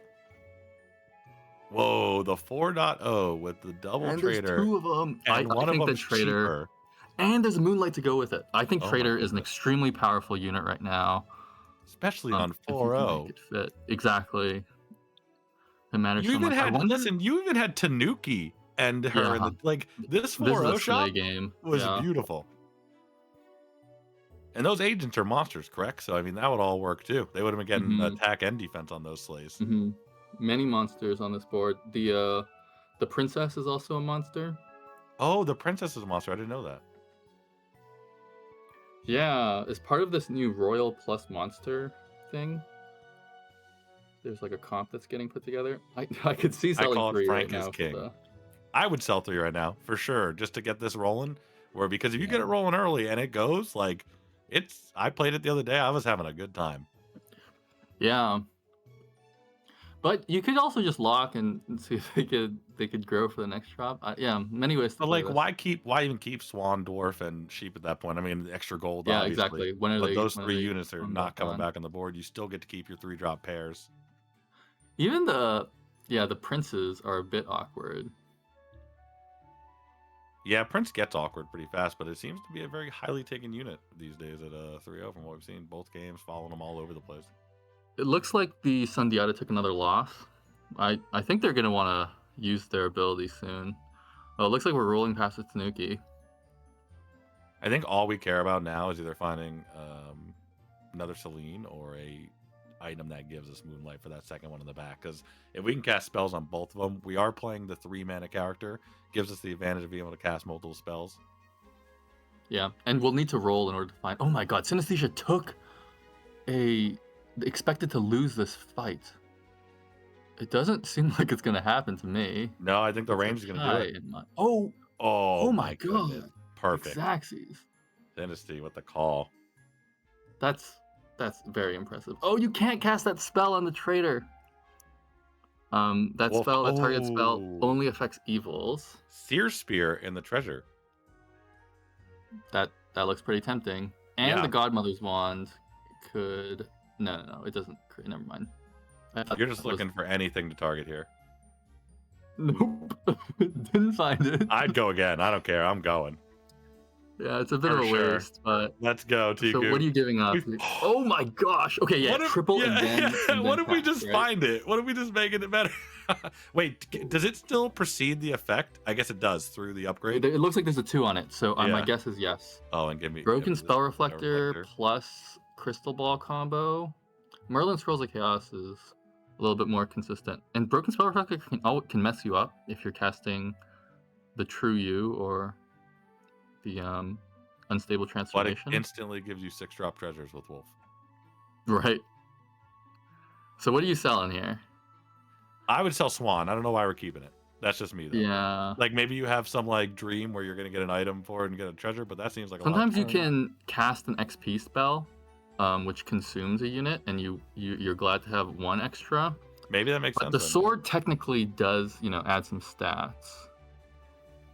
Yeah, I like the way you're thinking though. Maybe with especially with your having Seer Spear, hmm the Oh opportunity yeah, for that Seer to Spear is pop really up. good on Brother Gambler because you get more of the Oh, I didn't even mana think about that. procs. Mana, yeah, true.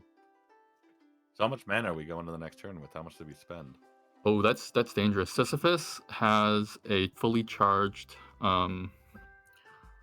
Merlin's Tower, so that could either be So what I like to use that on is either an XP spell, doubling an XP, or Like future casting a vision. True You spell, and you level up twice. That We got can our be a Slay in huge. one. Pretty much all we were worried about. Oh, and they got a Slay too. Okay, we powered up the Sisyphus a little bit. Our Rapunzel's Prince got the buff from the Gambler in the back, so that was nice. It's an 11/11 unyielding now. Look at the size of this shop, Moo. Yeah, it's huge. This is dangerous. That's why I said this is exactly how it happened to me. I had Hat already here too when I played this the other day. Oh.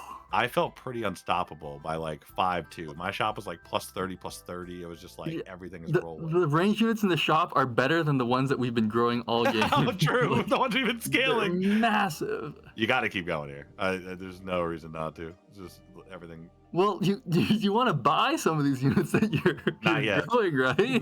No, not yet. Just I guess, yeah, let 'em like keep when we growing. start losing fights, we can do it. It's hard to it's hard to pass up the 2020 shield guy though. 2020 shield guy is such a monster upgrade over the 1113 sheep. Oh, second Soled, that's massive.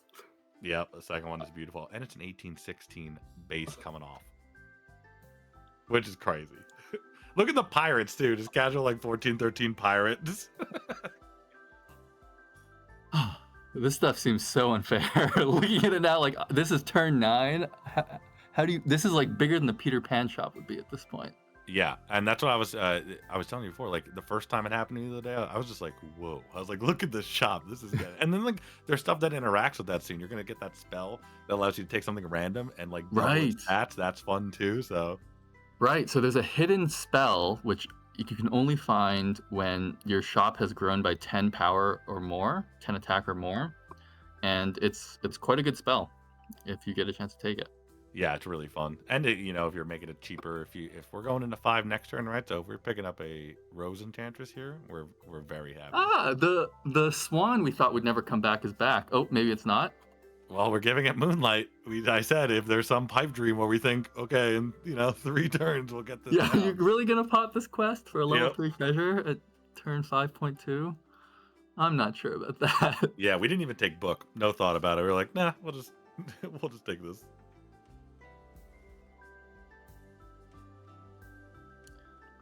Wow, that's an early chair. I wonder what the reasoning is there. Okay, but Fireball was Treasure coming. Hamster with the Snow White Prince of Dracula is a pretty good look, I think. Against another opponent who isn't as powerful as us. Oh, and there's an early Philosopher's Stone. That Treasure Hamster might become a threat.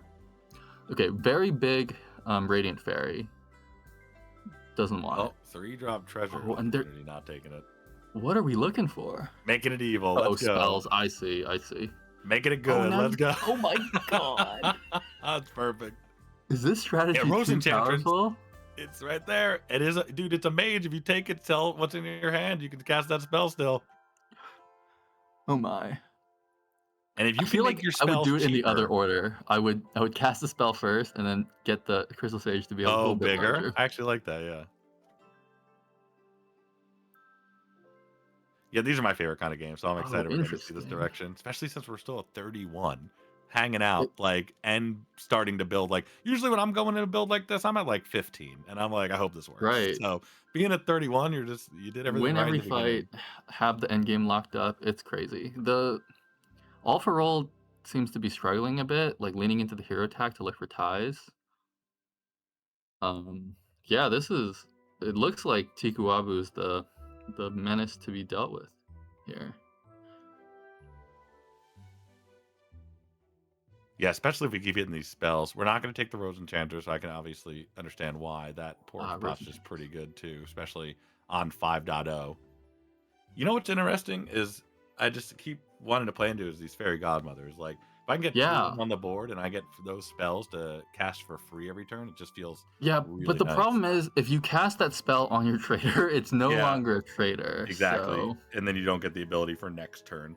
But just to like if I'm taking Rose Enchantress and trying to go like more mage direction, mhm, I really like taking that and just mhm. having those in my shop to yeet out every turn. Yeah, you can fire them at different things. Sometimes you can just shoot them at your shop. This is such a good 3430, is that start. enough to slay on the board? 30. Yeah, I have to imagine on turn 10. We'll see. Doors are getting kind of big, but yeah, you're not big Yeah, enough. there's a big dwarf over there. Oh, yeah, and this dwarf player hit a forge. Did we Oh my accidentally hit gosh, skip? a skip. I think we skipped the combat. Yeah. Well, it's too bad, but yeah, I guess it looked like it wasn't going to be very close. Oh wait, I just realized, is the trader's ability, the second one, part of it, does it have to die or slay? Tomorrow's trader, Yeah, it just has to slay. it's a The slay, okay, because I know some of them are like the moon bathing dying breath like version or whatever, like if it dies, it gets the ability. I couldn't remember if it was that one. Yeah, I think that's a cabbage merchant. Okay. Okay, but it looks like we're trying to find food units here. I mean, I think we really could have chosen any comp and it would have been powerful. Maybe Tiku's showing us that they think that food is a really good endgame right now. If we get a hat here, Okay, we're gonna get what do you 2 want? level 3. So it looks like the swan is gonna proc as well. Hat would be nice. Magic bean will turn it into possibly a raven. Or a Um, map at this point too, we'll take, because we're yeah, sitting none at of these are 31. that relevant for food. I would say magic bean matters most. They agree.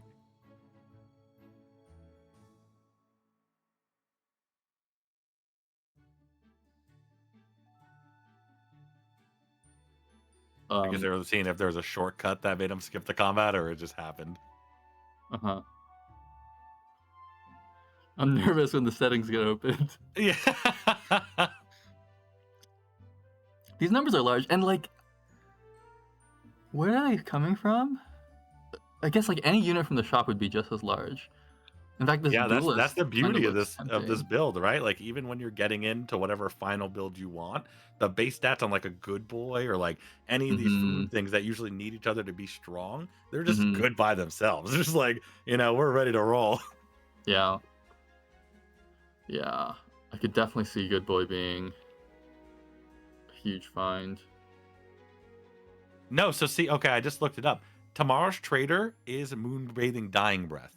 So the A moon? ability where the next turn 2 times when you cast a spell on me. Oh, my Yeah, mistake. no, it's okay. So I get confused with that and Vendy because Vendy's Moonbathing Slay, which Oh. happens, and tomorrow's trader is Moonbathing Dying Breath, where it has to die. So we don't even need the Slay. We just need that thing to die while it has Moonbathing, and then we can keep using it as our engine to fire off this, make our shop huge.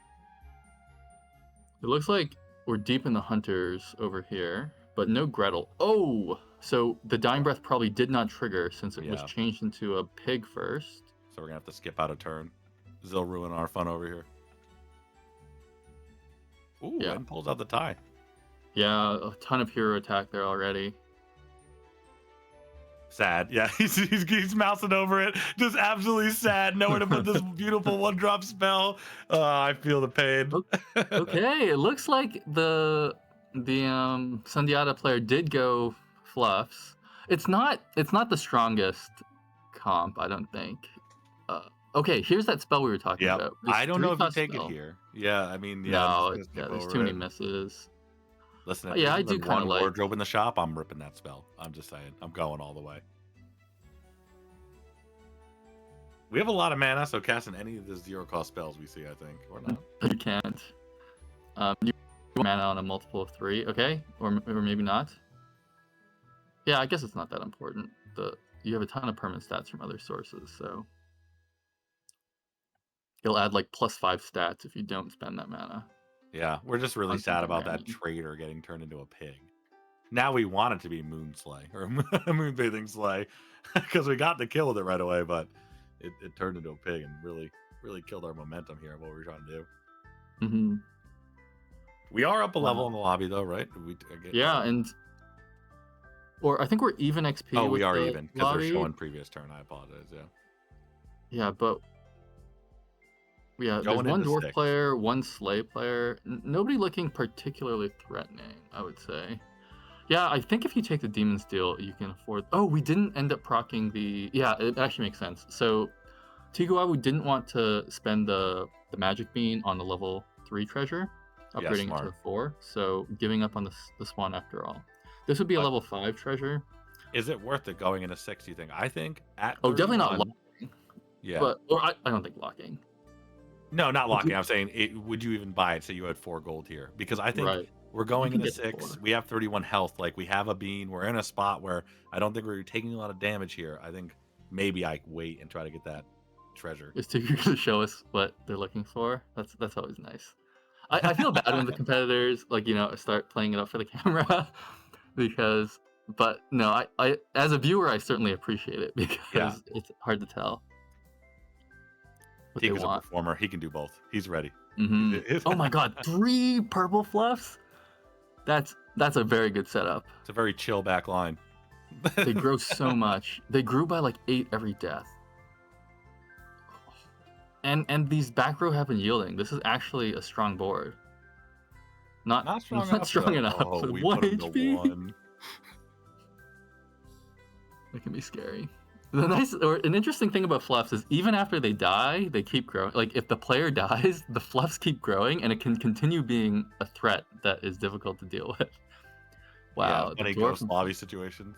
Hmm. Okay, so we have a food setup. So I'm sure like finding Nero or the fisherman would be good. Okay, Oh, this is a level 6 drop treasure. treasure. Yeah, I think I'm taking that. I feel I might have do the same. A bottled lightning. Good call.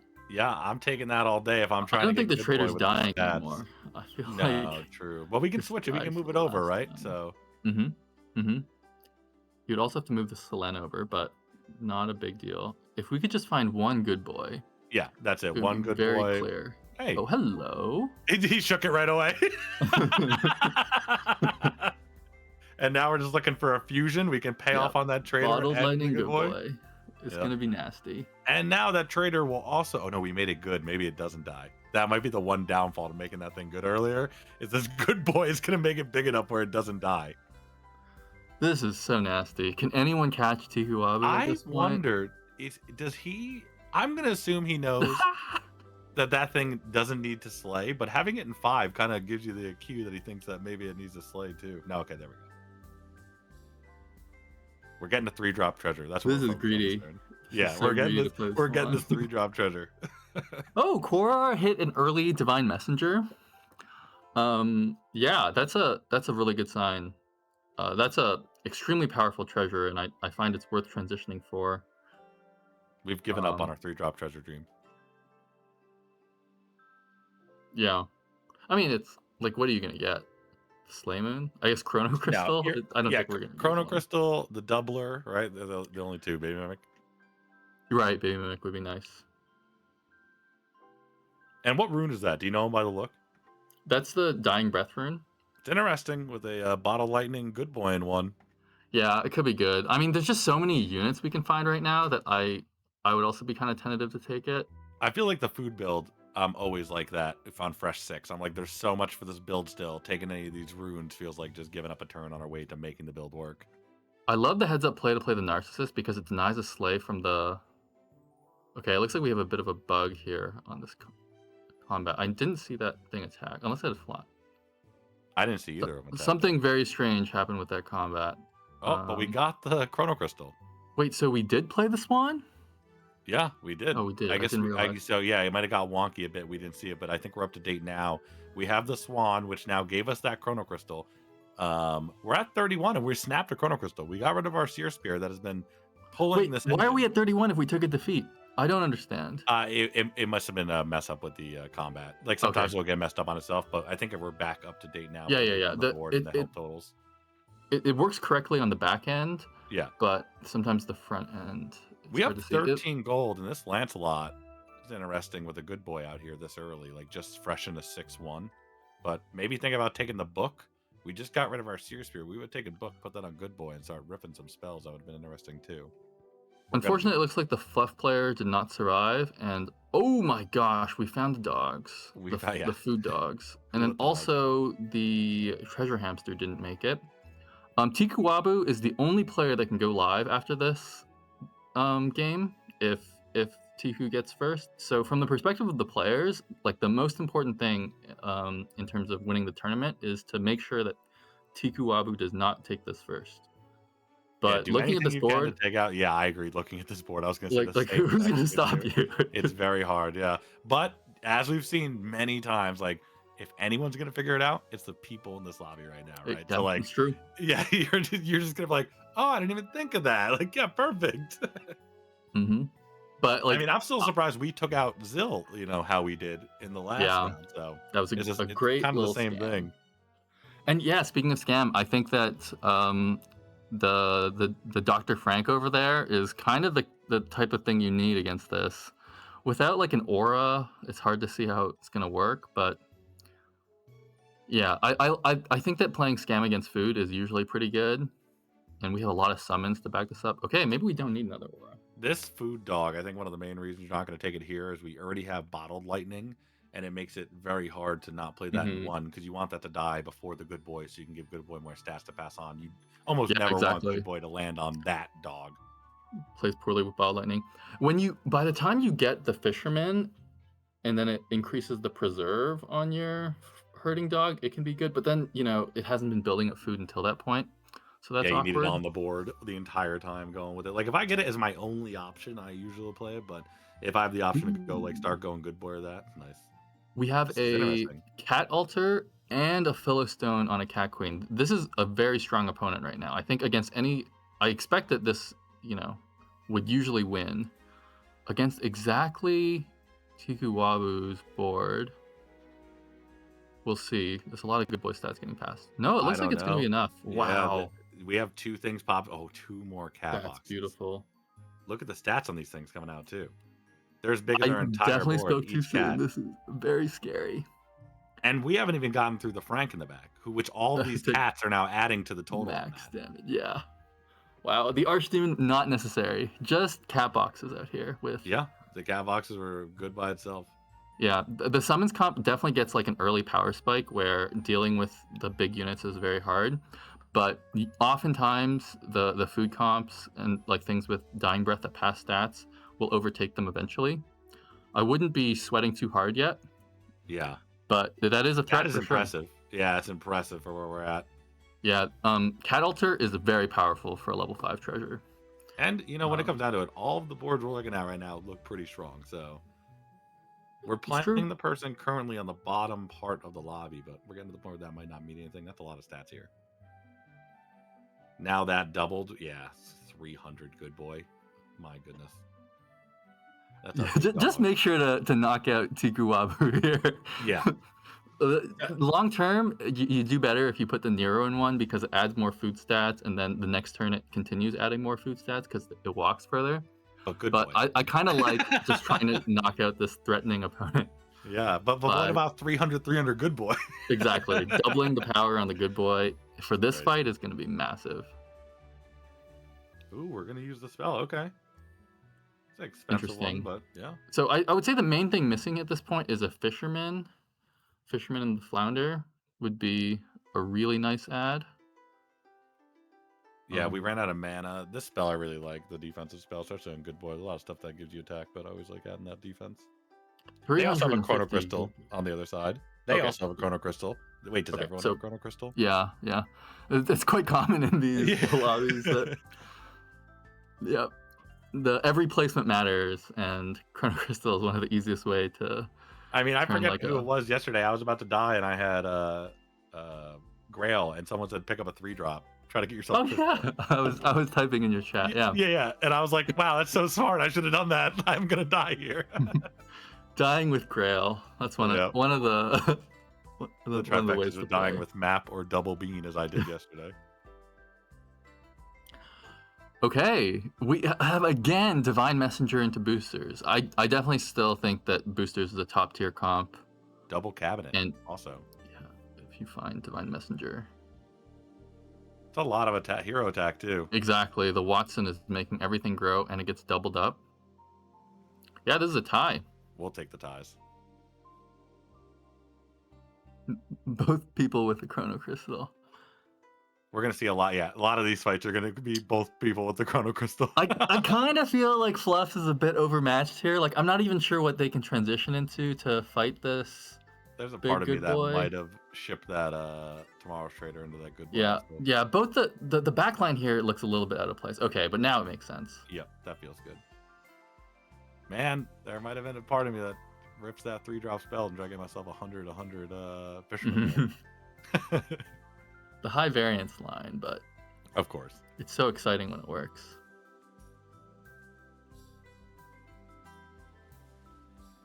There's a dog. Okay, the fire rune is back for double dying breaths, and also we have this dog. I mean, yeah, given that we have the fisherman, it looks very appealing to me. It has 62% preserve, more than the 36% of good boy. And if we didn't fuse those targets onto Good Boy, we probably aren't going to, so they're going to be useless in our hand from this point on, I'm guessing. Yeah, so it's similar to the tension between the bottle lightning and Nero, but to get the maximum walk, you would put Nero last. But since entrances happen in order, in like the slot order, if you put the Nero's entrance before the fisherman, then the fisherman doubles or multiplies the Nero's food stats. While he's in the back, it's awkward. While he's in the front, it's great. Right, exactly. In the back, you have to decide, like, do I want to maximize food growth for the turn or stats for the turn? But yeah, in the front, it's perfect. Oh, we Okay, didn't let's take the scissors. skip. Yeah, scissors can be nice, but when you're playing against things like Good Boy, it can end up hurting you a bit. And I get, but yeah, it's not clear to me what you're going to spend the gold on if you do skip, so... Oh my gosh, Another second fisherman. fisherman. Finding a fisherman is very nice. And yeah, as you said, the Nero next turn is going to do a lot. I like putting Nero last. I mean, unfortunately, the Fluffs player is not much of a threat here, so... I think you need it even more last because you're probably going to play that Nero in 2 no matter what. So that extra boost, instead of keeping it 1 over and Exactly. then 1 over again, is rough. Exactly. But our good boy is going to have a hard time just... Oh, no. I didn't see the Taylor in the back before I said it. That's my fault. Wow, I totally overlooked this board. I thought there was no chance it could take us on, but it got that tie with the clutch Taylor positioning. Yeah, not only Well that, played but by Gabby. we also got very lucky there, hitting that 50-50 in the end, because otherwise we would take damage. So that was beautiful. The whole way it worked out. Yeah, very nice. Okay, we have a Slay player in second. This is often a huge threat. And we are going to be giving up some Slays here. Oh, maybe they all just hit good boy. That would be nice. So I think the main thing you want here is just more of the porridge pots. Until I get like 3 golden porridge pots, I feel like I still want more. And then like more good boy, or yeah, I guess always more good boys as well. Yeah, any good boy you find, you're picking up immediately. And Porridge pot, like Nero, you said. even like the double The entrance third item. fisherman, something to replace that unyielding that isn't just a horizontal upgrade would be nice. I'm trying to think what I like maybe. Yeah, like I could see You're playing the casting Merlin. spells, and you have the 4-drop that cast spells with Merlin. It seems okay, but like, would you sell Tomorrow's Trader and that here for the Merlin? I might. Yeah, I think it's okay, but rolling is also okay. I think you could play it either way. It's not a big deal. If you thought you were gonna lose this fight, then I like that play more. And this good boy is gaining stats at a crazy rate. It's gaining about, what, 50 last turn from last time we saw it, because it doubled up, so it's at 100. It was like 380 last time we saw it a second ago. Yeah, but it's a lot of these are entrance stats because of from the two, dog and the doubled up now. In terms of permanent stats, I feel like we've cast like 3 spells, something like that, so 12 more. Yeah, plus the one for each turn, right? For coming in from the treasure. Right. The spell from the treasure. This is interesting. Who are you aiming for? I guess like the Sea Witch? Oh yeah. Wow. Yeah, we'll Nice take that. spot. I wouldn't have seen that. if you can take out the Sea Witch, it becomes a lot less threatening. Like there are going to be half as many stars. If there's a woman in the moon, that triggers half as many times. He thought about putting that in. I guess that makes sense if you can hit it on that good target, but no, you want it in the back. You want him to hit the ones in the back. 50-50 shot to fireball a Sea Witch here.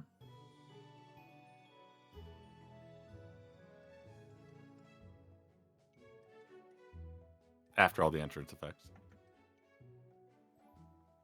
No, not it, the 3. it didn't do enough damage. Oh, the scissors Oh, though. kills our scissors on Good Boy. And we missed the porridge pot. Oh my god, it's not even close. Those are Oberon stars, by the way. Yeah, that's crazy. Scissors and Witch Hunter's Talisman. Interesting. Yeah, the scissors killed our good boy though. The good Yeah, boy probably would exactly. have died for a while there. Exactly. Scissors can be hurting you against some comps. It's a bit annoying. I'm surprised we haven't seen another good boy yet. We've been rolling The through these flying summons. item against the summons player will be really nice. Yeah, you're not wrong. It's a decent amount of gold, but it might be worth it, especially with some of these other boards too. I think it's still fine. Even that star is still taking out the Oberon early. There are still a lot of things to find. It looks like the trophy hunter, treasure hunter, has done a bit of damage to themselves. We found our second Nero. Oh, and we took the flying item. Excellent. Yep. So now When you have 2 Neros, you can play one on the bench and one on the board.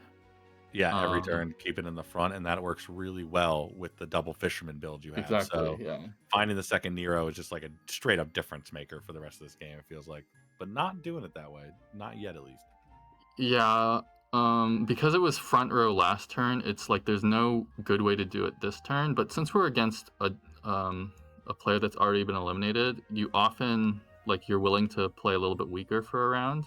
Wait, was But this the summons board that got eliminated? No, Freya was doing something else. The summons Okay. board, I think, was the good leprechaun. Oh, okay, yeah, I think you're right. I'm not sure. Okay, so this way we add more food stats to everything else, but the big Nero, which has been helping out for a while, will not be gaining food stats this turn. It's a worthwhile trade-off. Yeah, and we're not going to show the flying item. It looks like either, right? Right, that Yeah, makes sense. Yeah, good for scouting. Yeah, don't let them play around it. And we still have our cushion. Our Chrono Crystal's still hanging out. Feeling pretty comfortable with it. Getting ready to get rid of this 4-drop treasure when we find a third fisherman, or if we ever find another good boy in the entire game. Yeah, I guess at this point I'm kind of I want this tournament to go a little longer. I'm hoping that the trophy hunter with the divine messenger hits the boost Exodia and can give a challenge. Exodia. But actually the wings are really good against that as well. Yeah, those wings are a great pickup this turn. I think you're right.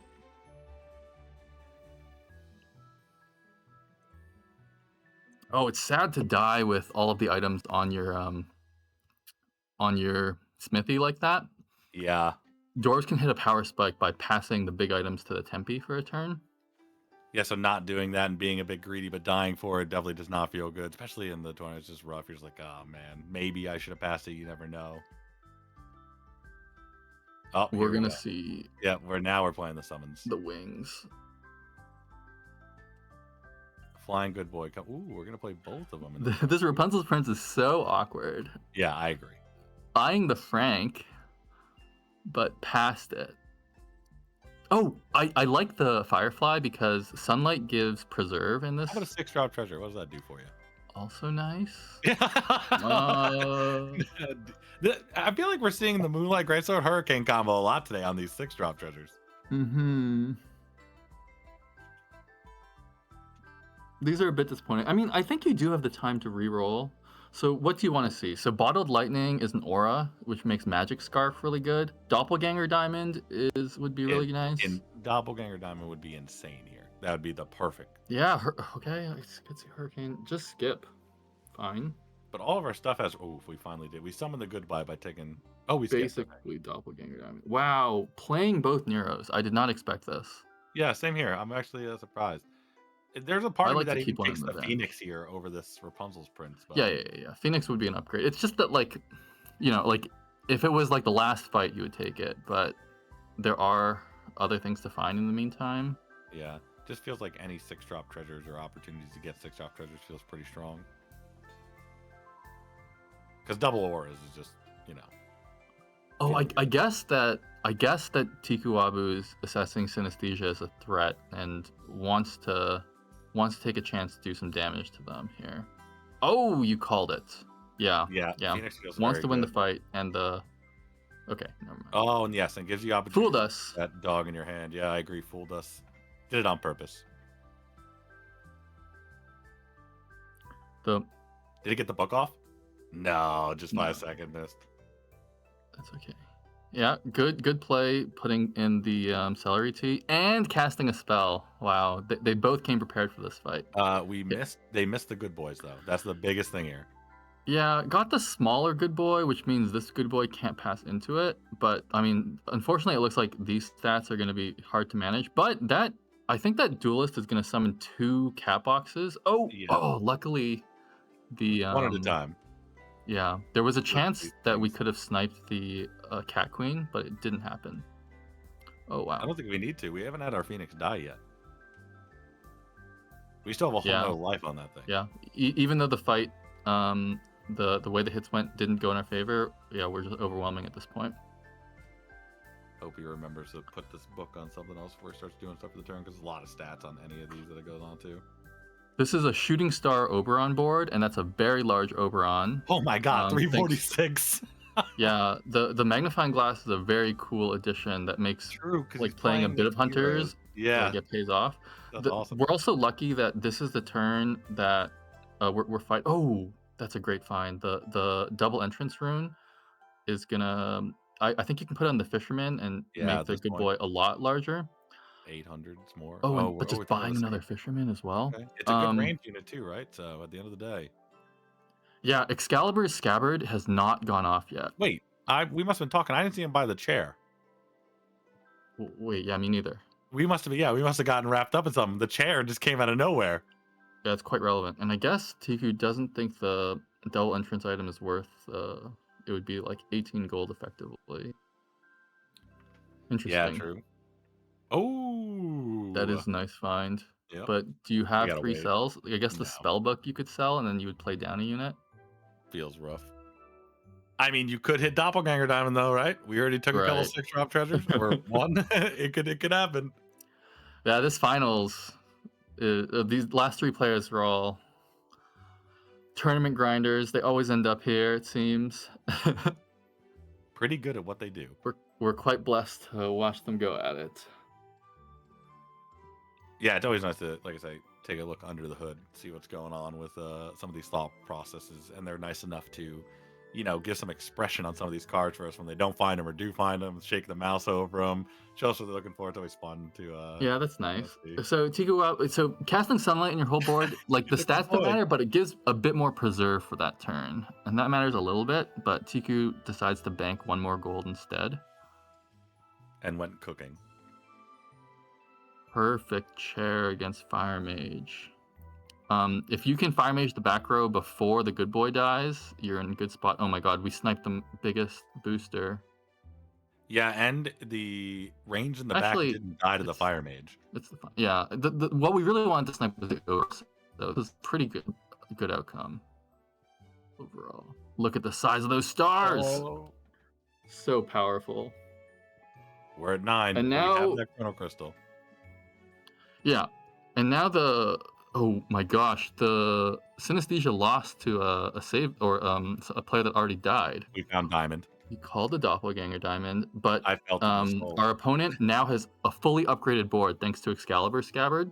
So this might be a tough one. Same finals. Everyone in the lobby is rooting for Alpharoll to take it down. That way no players will be live and there'll be 2 players, 18 points. Yeah, this feels yeah, let's familiar. see what happens. Yeah. Is it? Well, we don't have any real stats yet. Yeah, this is kind of like the reverse of no. I mean, just because it's a fire mage. Yeah, because we have food over here. Another Okay. fisherman. Okay. I think you could sell the spell book to get there. Yeah, that's Along where you're with- at this point. It did well. And you thank get a free spell out of it. Thanks. No, you don't, because you have to sell the cooks cook first. Rip. I think you'll live. Or die. Oh, no, we have Um, Chrono Crystal. We'll definitely live. uh-huh. Yeah, that Phoenix is, I don't know which one I'm going. Yeah, it's weird either way. It's tough, yeah. Because I would, Doppel's giving us giant good boy. yeah, wow. And it'll be flying too. What a threat. Oh, I like the thought process here where you're thinking it's worth it just to have the 1 and 2 here.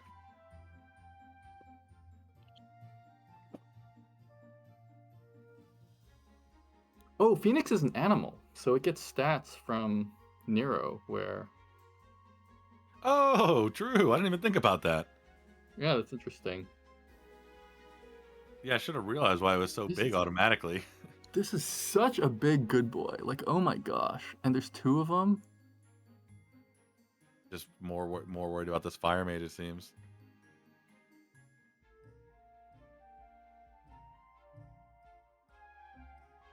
All right, let's see if we can figure it out. Now, Tiku's in the same situation as last game where he's more straightforward on his build, so it's going to be very hard for him to bring stuff into this build. Mm-hmm. Oh, we killed the Watson. Oh, interesting that we see a slot 4 chair on the other side. It protects fewer units, but... Yeah, I wonder what he thought we would bring that was going to be a threat to chair. Oh my Or for god, chair the to block. size of these. I guess the only thing that they really need to protect is the got a rock. Oberon. That's the special Unyielding rock. unit. Oh, hell yeah. I didn't know you could get that out of there. I don't think I ever have. Okay, wow. So G. Tikuwabu is now live to win the lobby. And Yeah. okay, so yeah, I'll let you do the wrap up. So yeah, that was a crazy end of the game. We thought it was going to go a little bit longer, but just like when it happened to Tiku in the first game of the tournament, the cups weren't hitting the right spots against the good boys. They hit into the chair, they hit into the 4 slot. They didn't take out the good boy in 1 or 2. When the 1 and 1 died and made everything in the back 2000, and then the second one died uninterrupted, it was always going to be really hard to get through those stats. The flying item we bought about 4 turns ago definitely, I think, changed the pace of that game too, because we were able to take out the Oberon that time and the Watson. So I mean, that just is going to change the entire pace of that last round too. Another awesome game. 2 very familiar faces there in the finals. And MW, I think you're about to say what's going on with the points here. Yeah, okay, so Tikuwabu is live, and Alpha Roll has 16 points. So within, yeah, like any placement better than 7th will make them live the next game. And then the next highest points is Synesthesia at 10. So Synesthesia would have to get a 1st to go live. So yeah, safe to say Tikuwabu has a really significant lead over the rest of the field. But you know, if someone else starts getting 1st, there is still time to catch up. Yeah, that's the best part about this tournament structure is if the rest of the lobby gets 1st, the person else can't win. So even if you're live going to the next lobby, if everyone else can keep you out of 1st, you know, it's your job to get 1st, everyone else to keep you out so they can keep that tournament live. But with that said, I think we're going to take a little bit of break. Don't forget, guys, go give a little review over on the Android iOS and join the Discord. 2 things you can do while we take this break. Come hang out with us over there, and we'll catch you in a few minutes, everybody. See you. I'm going to...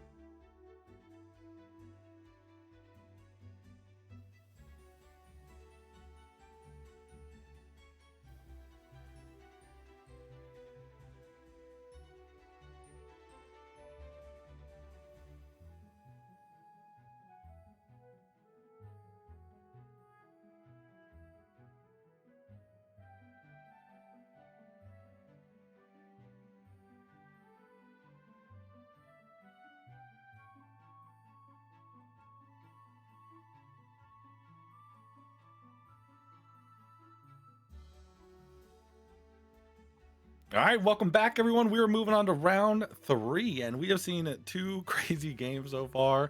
Where Good Boy took down one of them, but didn't get there, and the other one, and Tiku was on the receiving end and on the opposite end of it. So we've seen a couple different builds. We've seen. I haven't seen too many of the new cards incorporated into these builds yet. We did get to see, was it Triton is his name in the first one, but besides that, it's been some of the cards that we're very used to. But we did get to see those magnifying glasses used in some fun ways, and a couple of the new ads. So I'm interested to see where it goes from here. But I think MW is gonna let you know who we have live and what the stakes are here going this next round. Yeah, so Tiku Abu is the only live player. Getting a first would mean the game is over.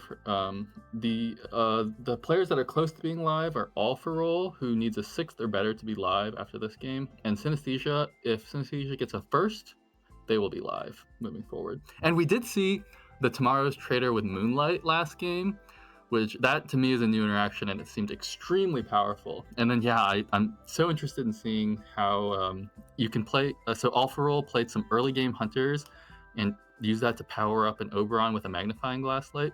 That's an extremely interesting comp that didn't really exist before. I've also seen that magnifying glass used on units like Mermage. Yeah, we saw it in the Yes. first game, right? So we got to see that in the first game. So magnifying glasses is playing key part into these finals in both of them and the builds we have running. But yeah, I've been really excited with the Tomorrow's Traders casting spells on it, already giving you like a different direction if you want to cast spells where you don't have to just like lock in on mages or books and go that way. It gives you a whole nother angle on what you want to play.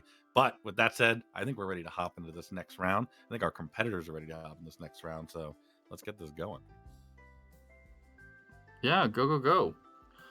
From a game theory perspective, of course, everyone wants to get first, because if you get first, that means you can't lose, because Tiku can't get first. But other than getting if All for Roll doesn't get first, the only thing that matters is getting sixth or better. So maybe we'll see some players take the opportunity to take early combat spells, take eggs, impatient farmers against Tiku, just try to do some damage to try to extend the tournament. Got to work together, you guys. Yeah. I don't think Synesthesia is going to be playing this way. They need this first to get to be a tournament contender. But yeah, I wonder if we'll see the other ones come together, try to take down this Titan.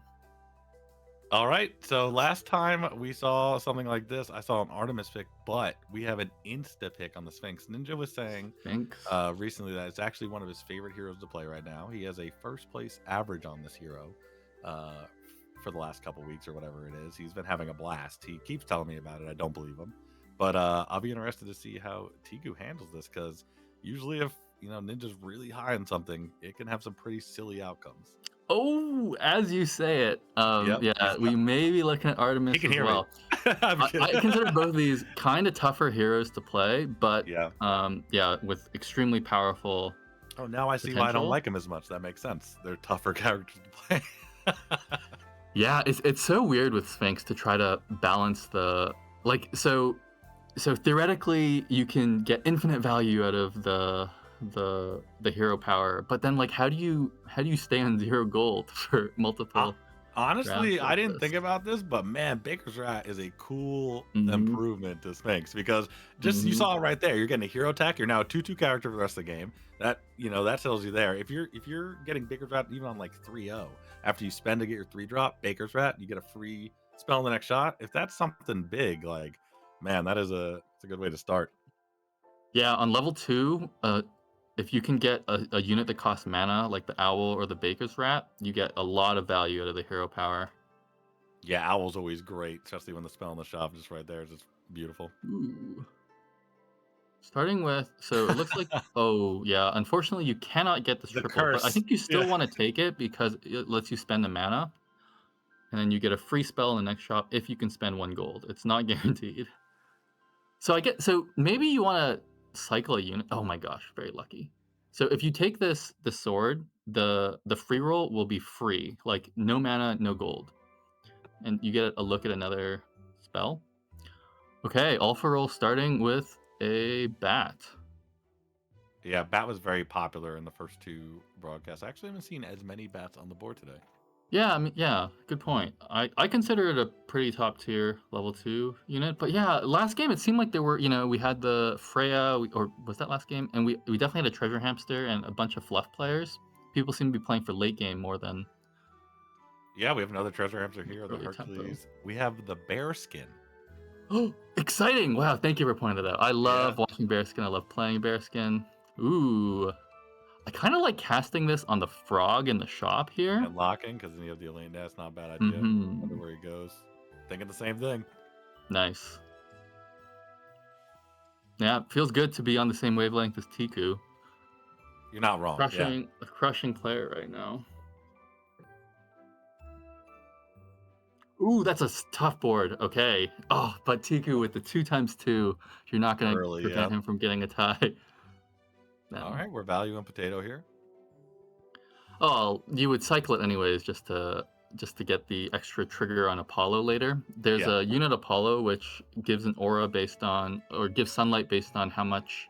I think it's an entrance based on how many plants you bought this game, and it's free to buy and sell a hot potato. So, It's a good habit to get into. Brown baller, you generally get upset anytime there's a potato and uh I don't huh. want it. Yeah. Just try streaming and not buying Yeah, the potato. swords and Yeah, potatoes. They'll potato. Yeah. yell at you.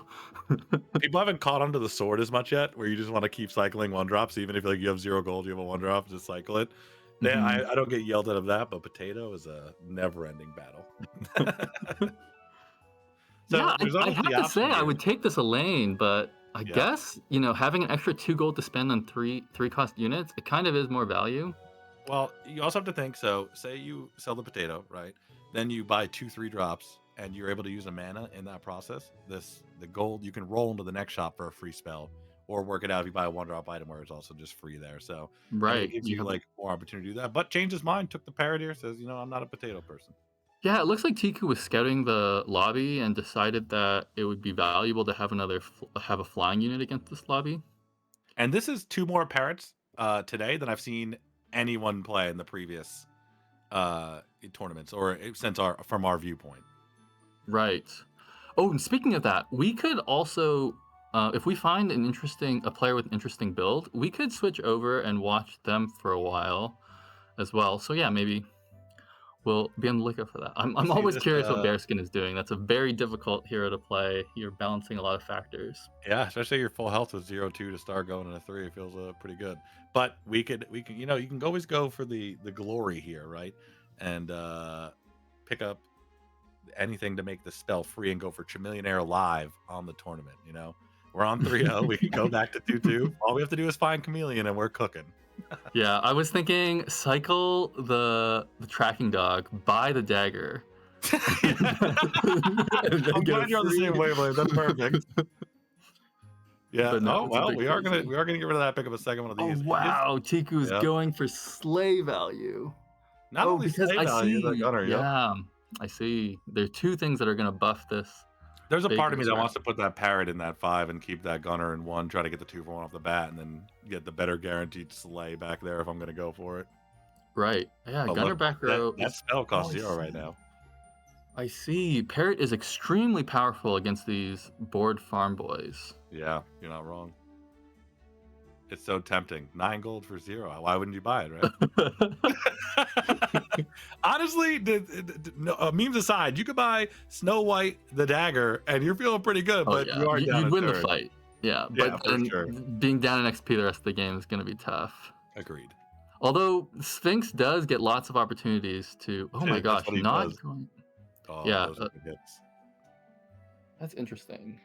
2 board farm boys and still only played 1 unit back row. Hold. Do you see what's in the shop? Okay. We have Yeah, no we way were to spend talking mana. about the playing eggs.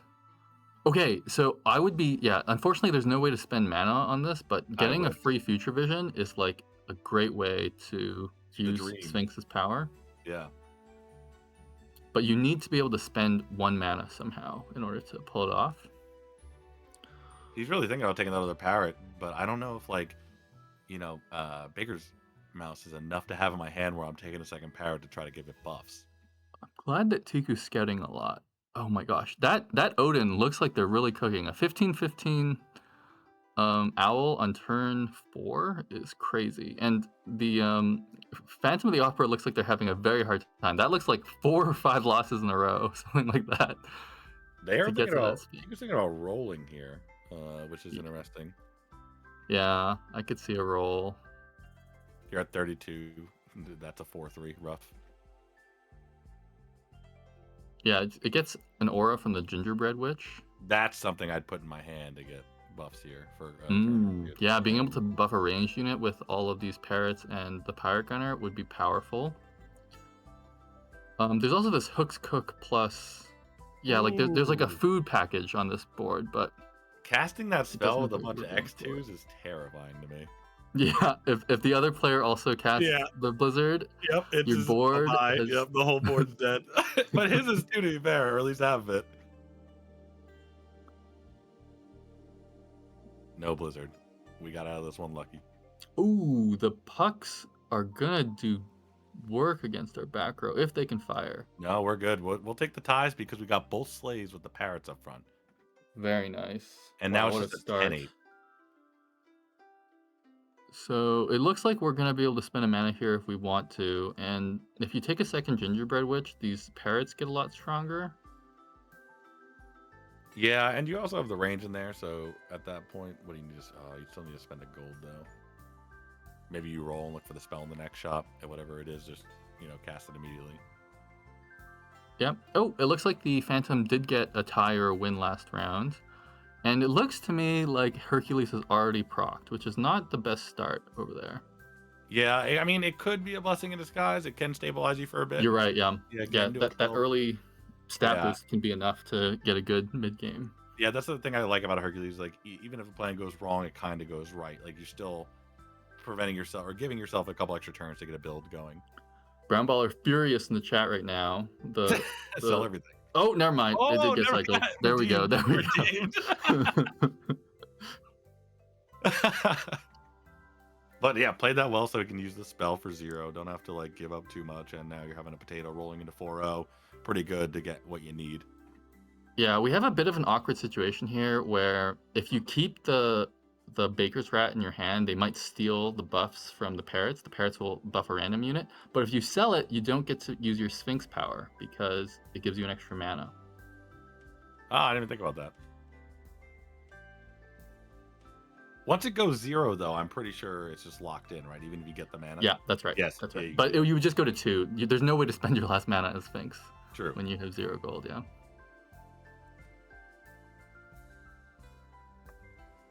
Hitting either of those supports is pretty ideal here. No, we'll take out the range. Also good. Anything in the back is honestly fun. Ooh. That is one scary acolyte. Can I also say that Sphinx with the crown border looks pretty great. The fishing rod, the free fishing rod got a 17/17 owl. That's like the biggest unit that you can see at this point. That's beautiful. And we have a What free a spell in the start. shop, Oh, but we might want to roll. No, we're going to use our mana for the turn. Statue snap. Interesting. I would love to see a Godmother's Wand because... Me too. But, especially, you got some owls and a couple acolytes. I'd be very happy. The Phantom took a Savitri transformation, and actually, Sinbad is a pretty good. I think that's a really good hit for a mass player. I'd be pretty hyped with that 2-piece right there. Mm-hmm. Okay. I'm not quite sure what we're looking for here. No, anything to go with. I guess like a triple. Yeah, we didn't buy any 4 drops for the turn. We upgraded that witch, got our owl, cast some spells. No, we didn't cast any spells. We just got our witch. It's gonna be pretty important to sell this hot potato, but just settling for a fork doesn't feel great. And also, we're back to powering up our mouse, which doesn't feel insane either. Yeah, I kind of like the broken magnifying glass. Yeah, but what do you sell? I mean, I'm a huge fan of library card. I don't think people are as high on as me. Like, even here, I like keeping my 2-drop pairs. Yeah, library card and Sphinx. That's a really nice combo. It guarantees you can spend the mana, and actually, I suppose not, because some of the spells don't cost mana. But he just needs to get rid of this potato, right, and do anything with it. Yeah, you have to sell the potato, right? Oh my! I haven't considered it. You could just bank 1 gold for next turn. I guess so. Yep. Wow. Some unintuitive lines here. Bearskin has an early Galahad. Yeah. Giga Chad's on the board, giving a lot of stats. Wow. Otsu said in the chat that they're gonna do their best to take down Tiku, and it seems to be coming true. What a play! Oh my god, I love getting a free mana asceticism off of the. Ooh, the two of the 3 drops you want to see. You already have Chrono Crystal. Just like, here's the option. Where do you go here? I mean, Right. You have here- your safe treasure, and now you can take one of the greedy ones. Personally, Yeah. I like Baby Mimic because it allows you to skip treasures, and that way you can.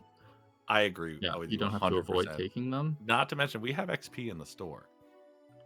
Yeah, and it's often easy for. Right, we so have an owl Tiku's trying we to could buy. calculate a way Yeah. to spend the gold in order to get the mana asceticism for free. You want to spend 6 gold while also getting a mana, so it kind of necessitates taking an owl. The thing is, you can't take the rat because it would roll away the spell that you want. Yeah, it's pretty sad. I'm not seeing a way to do it without selling the hot potato, but it's maybe not so bad to sell the hot His potato. board is pretty rough against this board too. The opponent has 2 Princess of Wise, so that wave is going to wipe those parrots pretty much off the map if he keeps them all in there. Yeah, good call. We'll see if Tiku plays around that. Yeah, really tanking here too, because it's important. Like, where you go from here, you have a decent setup, you have a lot of health. Like, these plays here matter for, how you go in end game.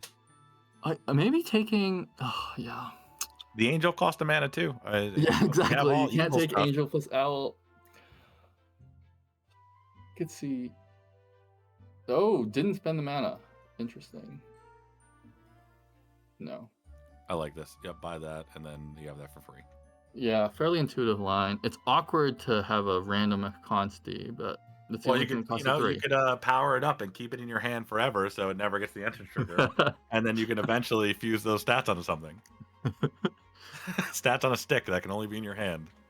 Yeah, very rare play. Oh no! It seemed like this Sinbad felt forced to take a star catcher. Do we have anything that generates stars here? Oh, but people are getting damaged on Tikuwabu. That's a good sign if you want this game to go longer.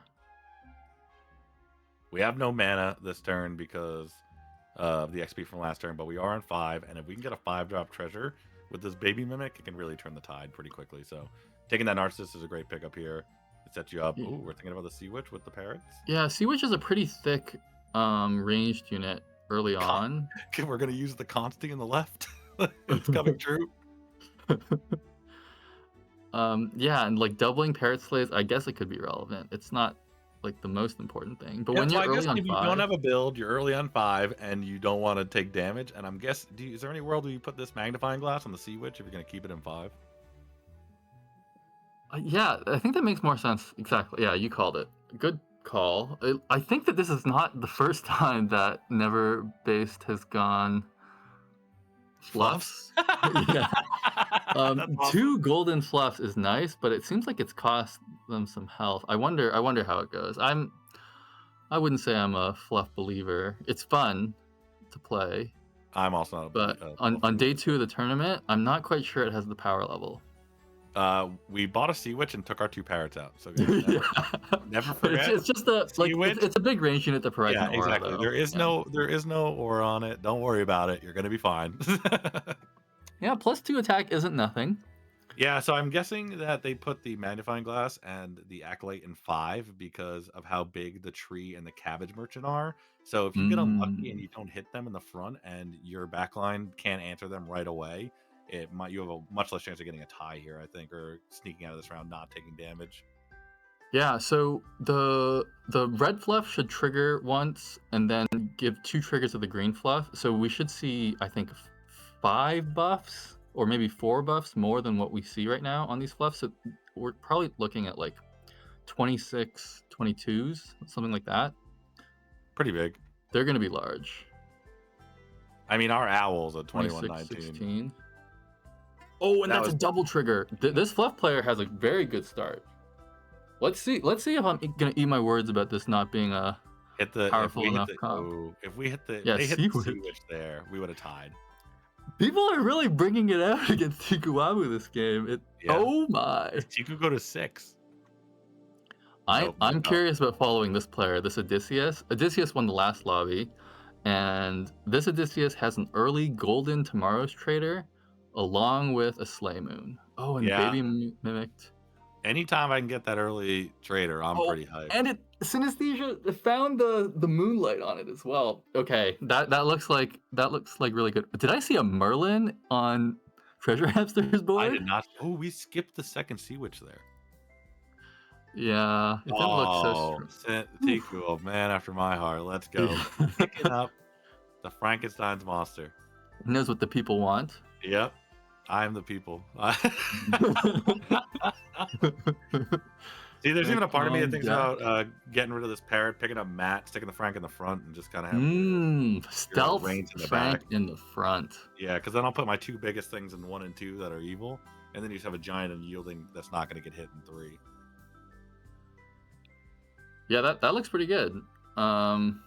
Many ways to slice this. Oh my gosh. With the baby mimic, how about this? I'll give it's you going to a be hard to scenario. turn that down. Why don't you just hit?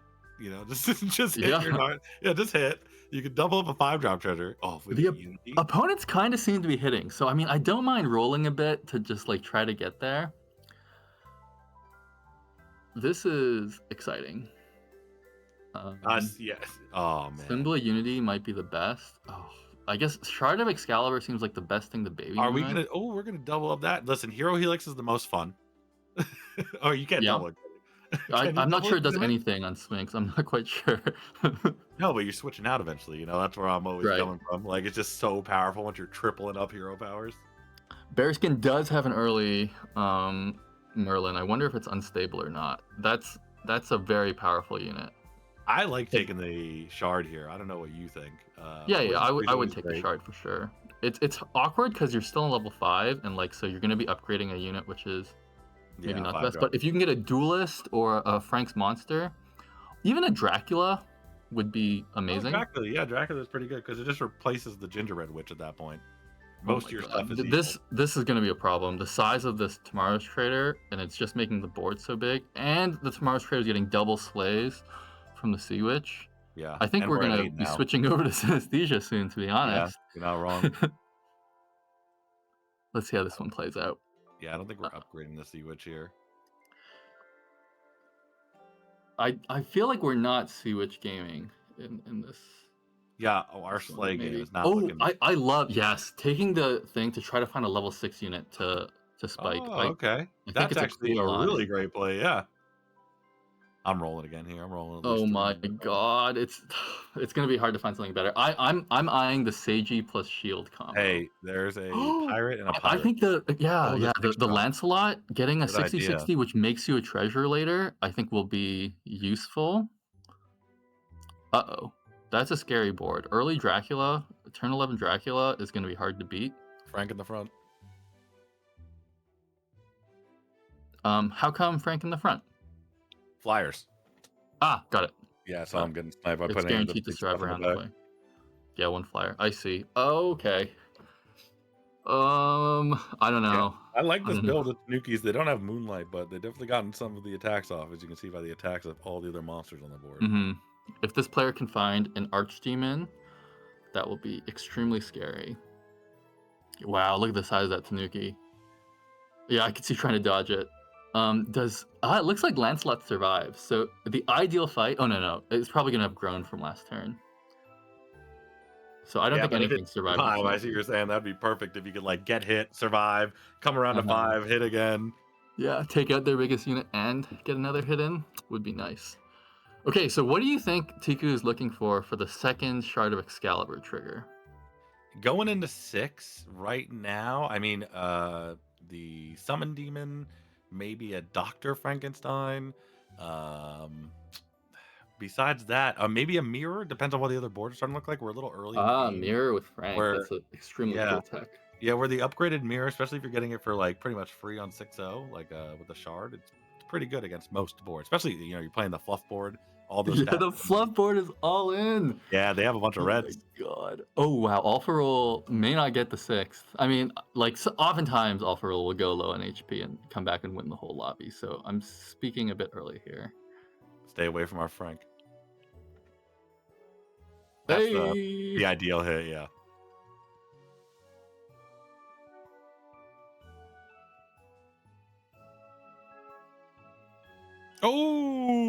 Oh, but the Chrono Crystal's saving us.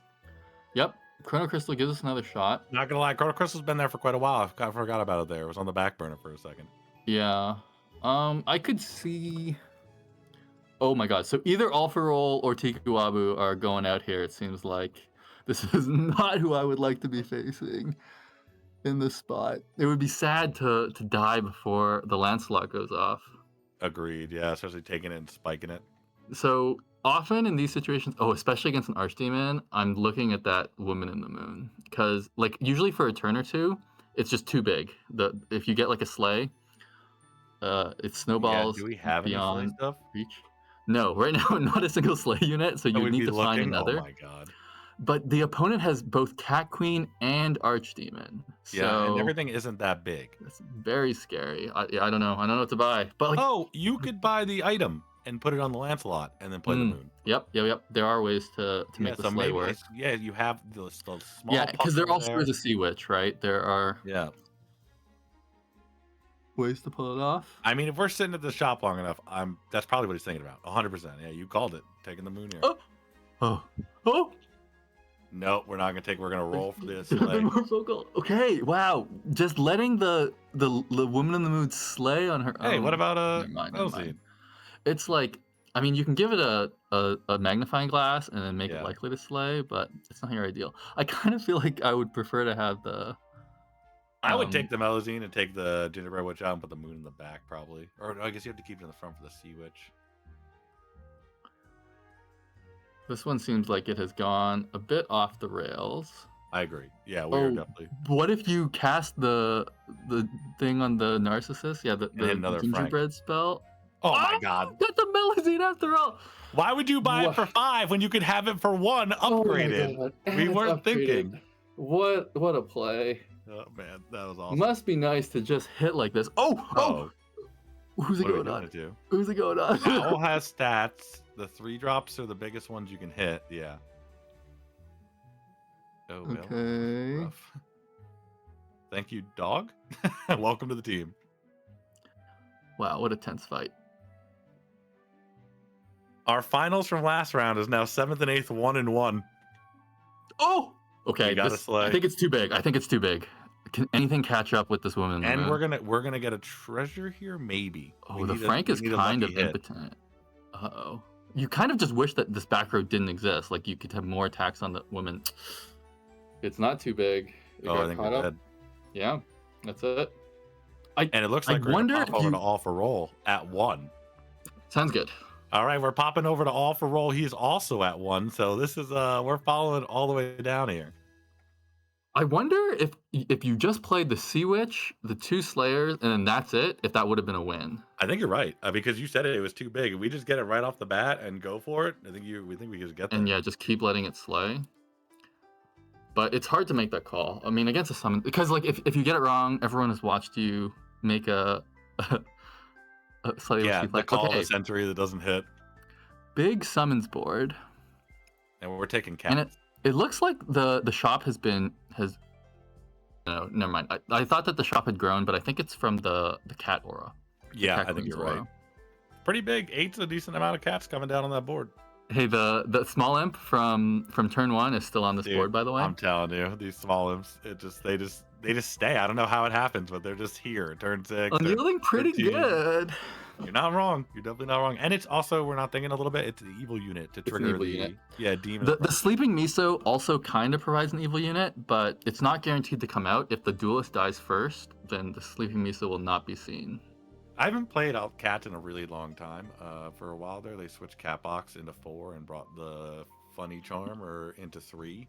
And everything was mixed up. But now it's back to normal, and it looks like still very strong if you're playing it. Yeah. I think Funny Charm is still at 3. I'm actually Not sure about this. I also don't. Well, I just don't take that Funny, unit. yeah, I think they put it back to 4. I don't think it's at 3 anymore. But Okay, maybe I'm wrong. when the catnip and the ball dies, we'll find out. Yeah, Or true. maybe we won't. It doesn't like unless someone We'll messes have to over it. spot the shop as we go. Okay, so it looks like we'll have at least one more round. So it's quite important for All for Roll to get at least 6th in order Yeah. to secure being live the next round. And if Tico had a time to take an 8th, this was it. Yeah, and 'Cause he then was the the other only one one, live. right? And then and if Bearskin Synesthesia can get first, then we can have multiple people live for the next round. But of course, for the other tournament competitors, they want as few live players as possible. Do you also remember us saying about the Hercules, a Oh. little blessing in disguise? He happens to be in first now, so the Hercules is sitting in first. So maybe it did kind of happen that way. We got some stats early and stabilized. Oh yeah, my mistake. I thought that Synesthesia was the Bearskin. Actually, Synesthesia is playing Odysseus. Wow, this is a huge sleigh board. As It's a playing a Yoshi summons, Yuzu. I don't know if there's anything you could have done. Yeah, this thing's gigantic. Like you're saying, that even the sleigh last turn would have got there if we just played it a little differently. All for Roll plays on mobile, and it's funny to me how large the stars are on Yeah, mobile. so you can see it. Okay, our stars are coming back. They're not quite as big. Okay, so our top 2 players from last round. Oh, the star great saved us. tie. Yep, the star saved us into the double hero attack, so that was nice. I was right about to call it. That was perfect. Gives us another turn. Oh, and the then bears get secured knocked out. 6. Yep. Yeah, We have the wow. pirate to keep this chain going. I like it. That was a huge tie. That made such a big difference. And we just put the stealth on the cat in the back. You didn't do that too. I kind of feel like so the only from All for Roll's perspective, the only thing that matters is you don't want Synesthesia to get first. Other than that, I feel like the results are well, I guess they matter not the next round but the round after. Okay, so And you you still said want to do at as least well as 6th you can. place, right? Yeah. So Yeah. we've gotten there. So All this for Roll is will be live, but Yes. the better you do, the fewer people will be live in the future. true. So this is now, trying to prevent the rest still coming first. And like I said, he's building something over here. And Imp, we're in Imp Watch. Imp is still on the board. It is a bit surprising. It's not anymore. It's not to me. I didn't even blink. I saw Imp, and I was like, oh, yeah, it makes sense. Turn 14, our 2-drop is definitely locked in. There's also a lane. Like this board is almost harp compliant. This is actually exactly what I said in the start of the tournament. It's just like, oh, here's a lane and bat. Like, they're on board on turn 60. Like, they traveled with us all the way here. And that's probably where I fall behind in some games, to be honest, because I will sell out to get stuff probably more often than I should sometimes. And that definitely includes a lane and bats taking axes to the shop. Like, and where I'd have them, where my board would be, empty in 2 slots, where I'd have like a 30-30 bat and a 20-something a lane because Cat Queen is buffing them. You don't have anything else to put out there. You're playing summons, so it's hard to fill your board while you're getting treasures and playing summons at the same time. So just having those 2-2-drops is obviously a difference maker sitting at 1 here. Yeah, being extremely gold efficient and barely tying. I guess that's why All for Roll's got the 3 crowns. We're both sitting at 0. That fair? Ooh, the flying unit, but the Cat That's why I Queen, the took most the stealth. important. Yeah, stealth is so huge I was here. worried, but the spell didn't quite matter. There's an early infinity on that side. I wonder if Quar will live long enough for that to pay off. And the Dr. Frank here was not ideal. Dr. Frank and Frank's monster together at last. Yep. It's funny that those 2 units, on the face of it, it seems like they have some good synergy, Yeah, but but I find it quite hard to play them on the same board. Yeah, you got to play Frank behind Dr. Frank. Yeah, I think that the infinity is dying here. Yeah, we took someone out, so we're now moving up a little bit farther. This is going to be the top 4 now, and we are currently following the bottom of the lobby. Oh, big Fluff Giant gamer. Gloves. Fluffs is a sleigh board, so they will grow a lot fighting a summons board. Let's see. Obviously, how it goes. if anyone's going to figure it out, it's going to be Zill. But looking at these other 3 boards, I don't see how we get there with the summons board. There's a sleigh board, a semi-sleigh board. Oberon. Oberon is the way, I think. Because we already have a shooting star. We get to play shooting star Oberon, but how do you make it bigger? I guess it's just the Cat Queen. Yeah, Cat Queen buff for now, but I'm a bit nervous here. I'm a bit nervous. Yeah, I find these hard to read. There's like so many summons that come out, and I don't know how big the fluffs are gonna be this turn. But I don't. Yeah. I feel like the Hercules has not lost a fight in like 10 turns. That there was a yeah. It's gone very well for the. No big deal. Is Yeah, that was fluff like the good? exact health it was when you were calling like, oh, it looks like he's doubled up early. That's not great. This is like, well, he's doing something. I don't. Which one was that? The sleigh board? No, it's the Hercules is in Hercules is playing fluffs. fluffs in second now. Yeah, he just took some damage. Which is not exactly.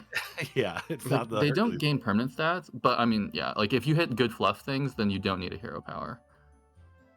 Or until late game. I don't know. Yeah, I find it hard to keep up like late game. Like on turn 19, turn 20, I feel like the fluffs, you don't even have anything to spend your gold on. Yeah, I feel like early or as early as possible, upgraded 6-drop fluffs and like aura rune on it is like the way to like get ahead on stats enough. But if someone's doing something crazy in the lobby, it's definitely hard to keep up for me at least when I play fluffs. I know the feels.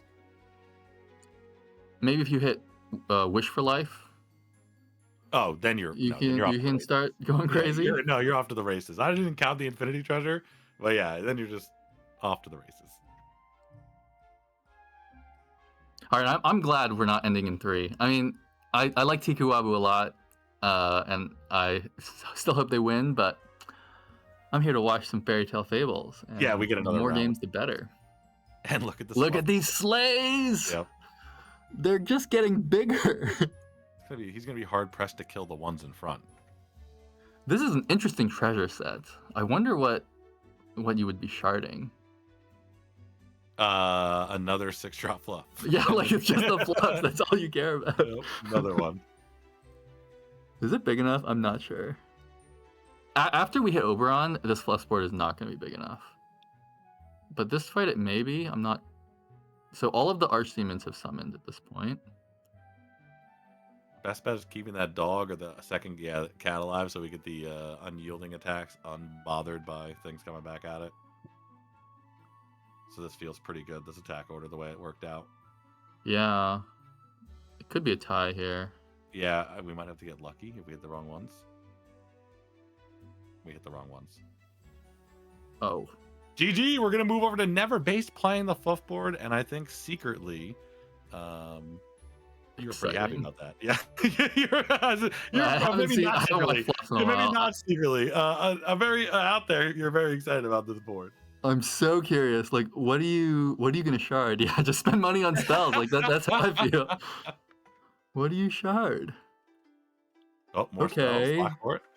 Yeah, like you can find a good spell that way. You just wait. You're just waiting for everyone to play their turn. Sure. Oh no. Okay, Slay against Fluffs, I think is a decent matchup. Like, you have some big bodies to prevent Slays. I mean, at this point, if I see a blue Fluff to triple up and a Sea Witch in the shop, I'm probably just taking both of those and starting and just, like, trying to steamroll everyone out of this game. Yeah, and also Guinevere has some synergy. Lady Gwyn has some synergy with the purple fluff, but it's so much smaller. The other way you could do it is if you could take Duelists and Blackbeards, because you can get a huge hand because all the fluffs in your hand are very big. Yeah, you could even take the 2-drops fluffs along the way and just load them into your hand. Usually, I would say that Chrono Crystal plus Hercules is a really great combo, but fluffs do not have good permanent stats. Oh, you're not excited to make all these 8/8s after we you get like +4, +2, something like that. Listen, it's gonna push some of them over 300.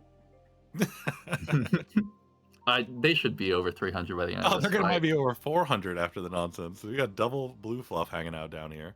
Mm-hmm. If you get slays, let's see. Yeah, there's gonna be some thick bodies on the other side. Yeah, like we picked one of the moons. We might not get any slays. This is the first time I've heard what sound fluffs make. It's like a bouncing sound. Yeah, it's like a boing. Ouch! Good thing we had that Chrono Crystal. Yep, good thing. Oh, we take it. Yeah, it's really cool playing Slay because you always you often have a golden back row and then your front row Woman in the Moon protects them, so you can often deal like 15 plus damage to some players. That turn I think we did 13 damage. So we have the options here. I don't think we're going for pirate safe. Or staff, maybe hurricane. We have one Hurricane unyielding unit. possibly, but Yeah. it doesn't help you against the sleigh board. And diamond's not helping us that much either. We are Pirate safe is a look for wish for life eventually, possibly. I don't know. Yeah, but being at 1, I feel like you have to help. Now he skipped. He just took the gold. Yeah, it's one of the struggles with playing fluff. This boost rune helps a bit, but Not enough. oh Upgrade my, level? that's We're so just going for it. expensive. Yep. Blackbeard? Possibility? No, we're just gonna pass it. I wonder what he's looking for. Oh, what about the mirror? I think getting a big golden mirror and then like having that being your only front row unit, you can deny any slays. Yeah. The egg on the unyielding unit. Yeah, I don't know. Hoping to see a bit of tech here from Never Based. Yeah. Like buying only fluffs is cool, but we need something else, I feel. And we never used shard yet either. Yeah, exactly. I mean, I think that's part of why it's taking so long. Like, Yeah. sometimes shard can make it hard to progress your board. Okay, but I mean, you shouldn't. Like, I mean, if you went fluffs and you got top 3, or Yeah. I mean, yeah, top 3 in this on this day is very hard. I've that's never awesome. gotten first on a day 2. Yeah, it's pretty So. awesome for a fluff board too. I'm in. Mm-hmm. What is happening here? Oh, it's stars. What? With hero Very Hero. strange board from Mimple here. So something's tripled up. I didn't get to catch the other part of that. But he is Hero Helix with his Sinbad. Yeah. I don't quite understand what that board is doing over there. It kind of seems like some assorted units, but top 3, it's a pretty good result.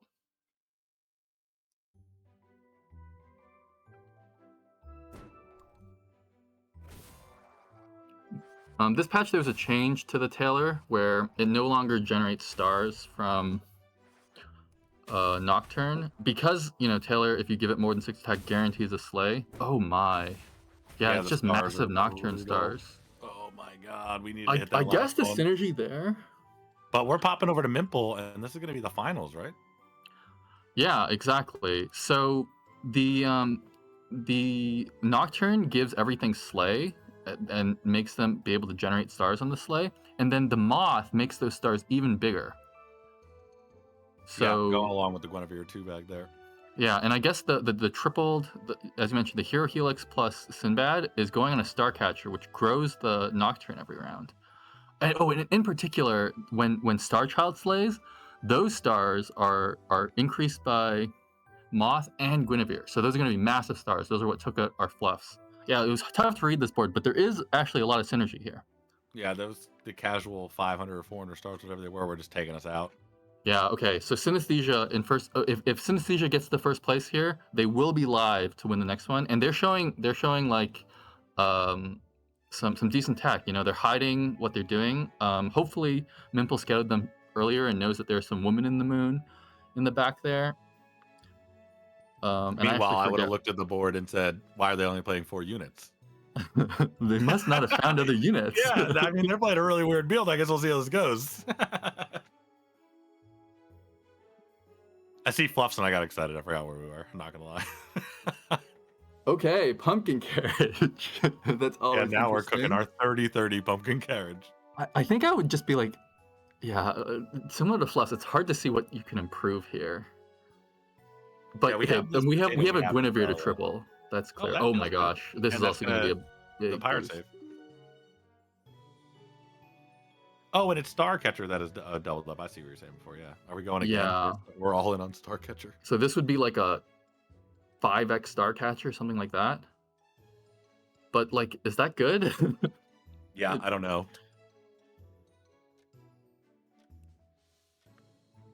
Maybe it's just stats. Nope, we're gonna go for it. No. Really hard to say. I don't know. Yeah, a lot of ways to. Yeah, do I don't this. think. There we go. We are But gonna double it if up. you can replace the Starcatcher with a really powerful level 5 treasure, not quite sure what it is yet, but maybe that gives us a way to do something with this gold mimic. Yeah, we just have to survive here. I have to say I favor Synesthesia's board. Yeah, it's pretty big. What is with this Oh, Archdemon to summon things to tank the stars. That's very clever. I Oh agree. my. But these moons can tank the Good. stars Good as emote. well. The emote is definitely underplayed, but yeah, when there's a big woman in the moon with sunlight, there's just no way to get through it. This was Great game. Yeah, that was insane.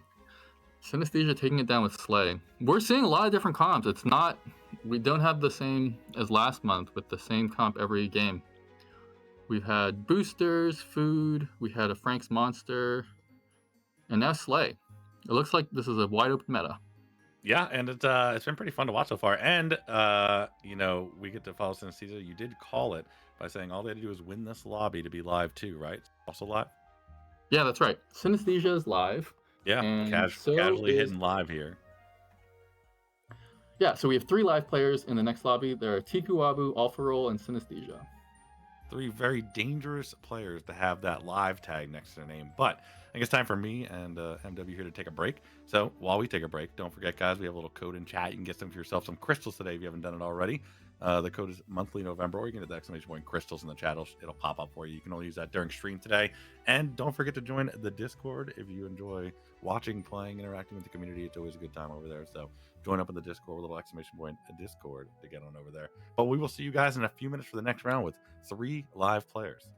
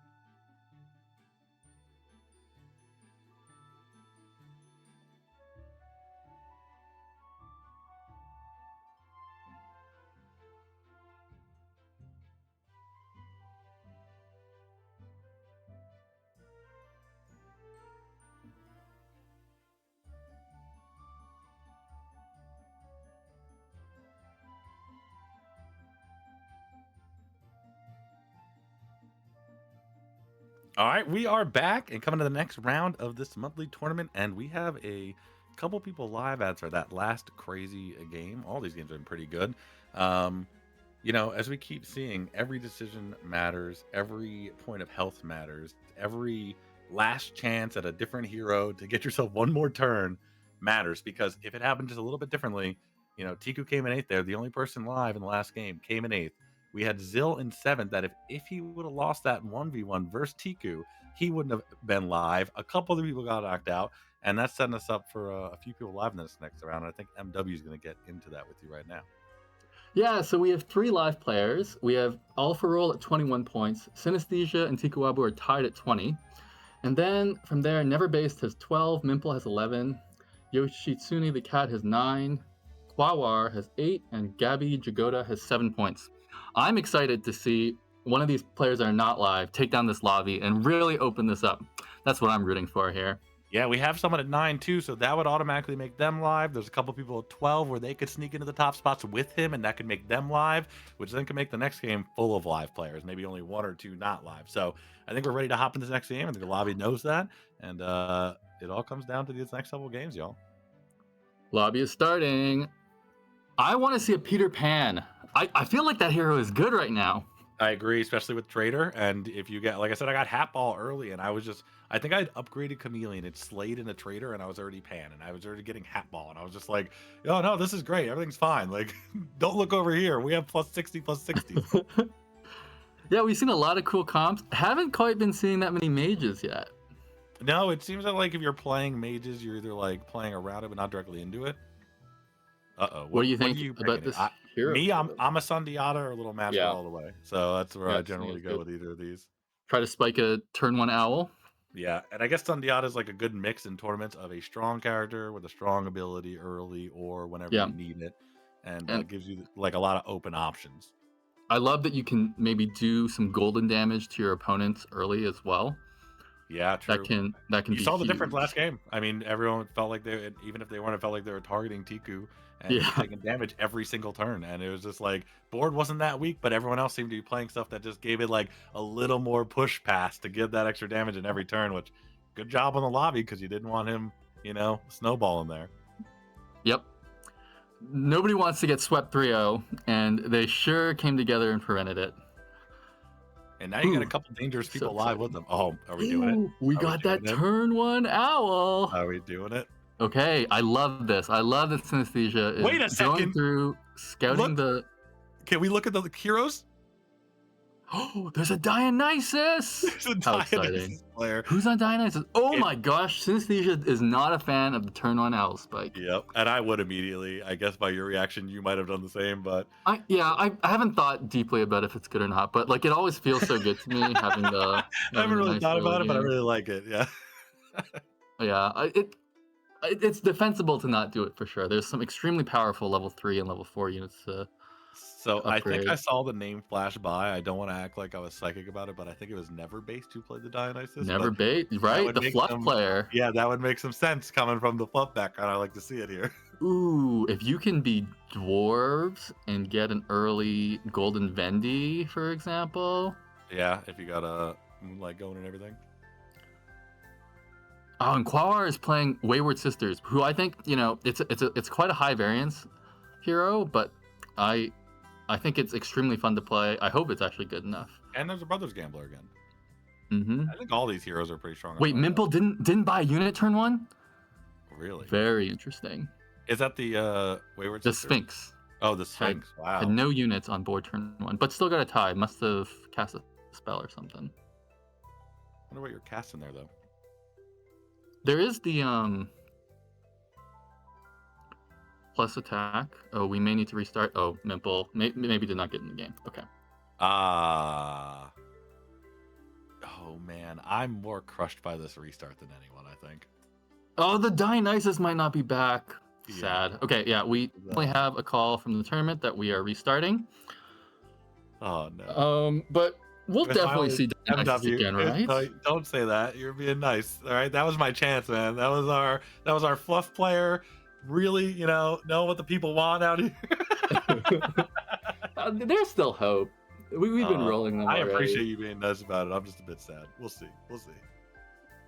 But yeah, I mean, maybe it's hard to tell, but maybe the lobby knew a little bit before us that was going wrong. Maybe the decisions made were just messing around a bit, waiting on that lobby restart. Yeah, let's find out. Okay. Oh my gosh, I'm so tense. I'm excited. I want to see, as I said, I want to see someone else take it down. I mean, I find it very hard to get first in these lobbies, and it sometimes feels like it's the same players every time. But Yeah, a no, couple of these all players of are these pretty players, next level, but all of them feel next level to me. So exactly, they're all extremely strong, yes, and I want to see it come out. I want to see everyone go live if I can. yeah. Any one of these players hot is extremely dangerous. Never based our Dionysus hero. Hopping in. There goes my hero. So, what do Watch you him as he consider rolls. to be the strongest endgame comp right now? I've like I don't know if we're getting into like affinity treasure builds, but just like basic end game comps where you're like like you see it more often than not.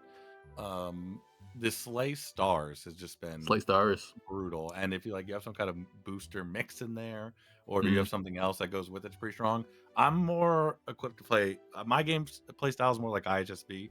I like the maybe not the weirder stuff, but like I know IHSB plays a little bit differently in that. You don't always see that from him on that end, but you see that a Mhm. lot in these lobbies. And I mean, Good Boy always feels good. Yeah. I mean, even if you're not guaranteeing first, like Good Boy feels like if you get him early, have something with stats on him, you're getting in that top 3 area. Especially if you're going Yeah. Good Boy and a Good Boy and a Good Boy. Like someone Yeah. has to There's so tech many to take stats. you out, which usually happens more in the finals than it will in the top 5. Exactly. You know it's good because like when you play good boy, people start teching against you. They Yep, can't you're ignore what just you're like, doing. oh man, yeah. And then like sometimes you get Symbol Unity and you play some Franks in the back, and you just have a great time. So we have most of the players in this lobby. I'm not seeing Gabby. Gabby's currently first in the other lobby, taking it down right now. Right. Just crushing everyone. Yeah, no one has Okay. a shot. Yeah. Why are these people so they haven't even spent money since turn Yeah, this is 1. weird. All right, Gabby joined. Looks like we're gonna get this started.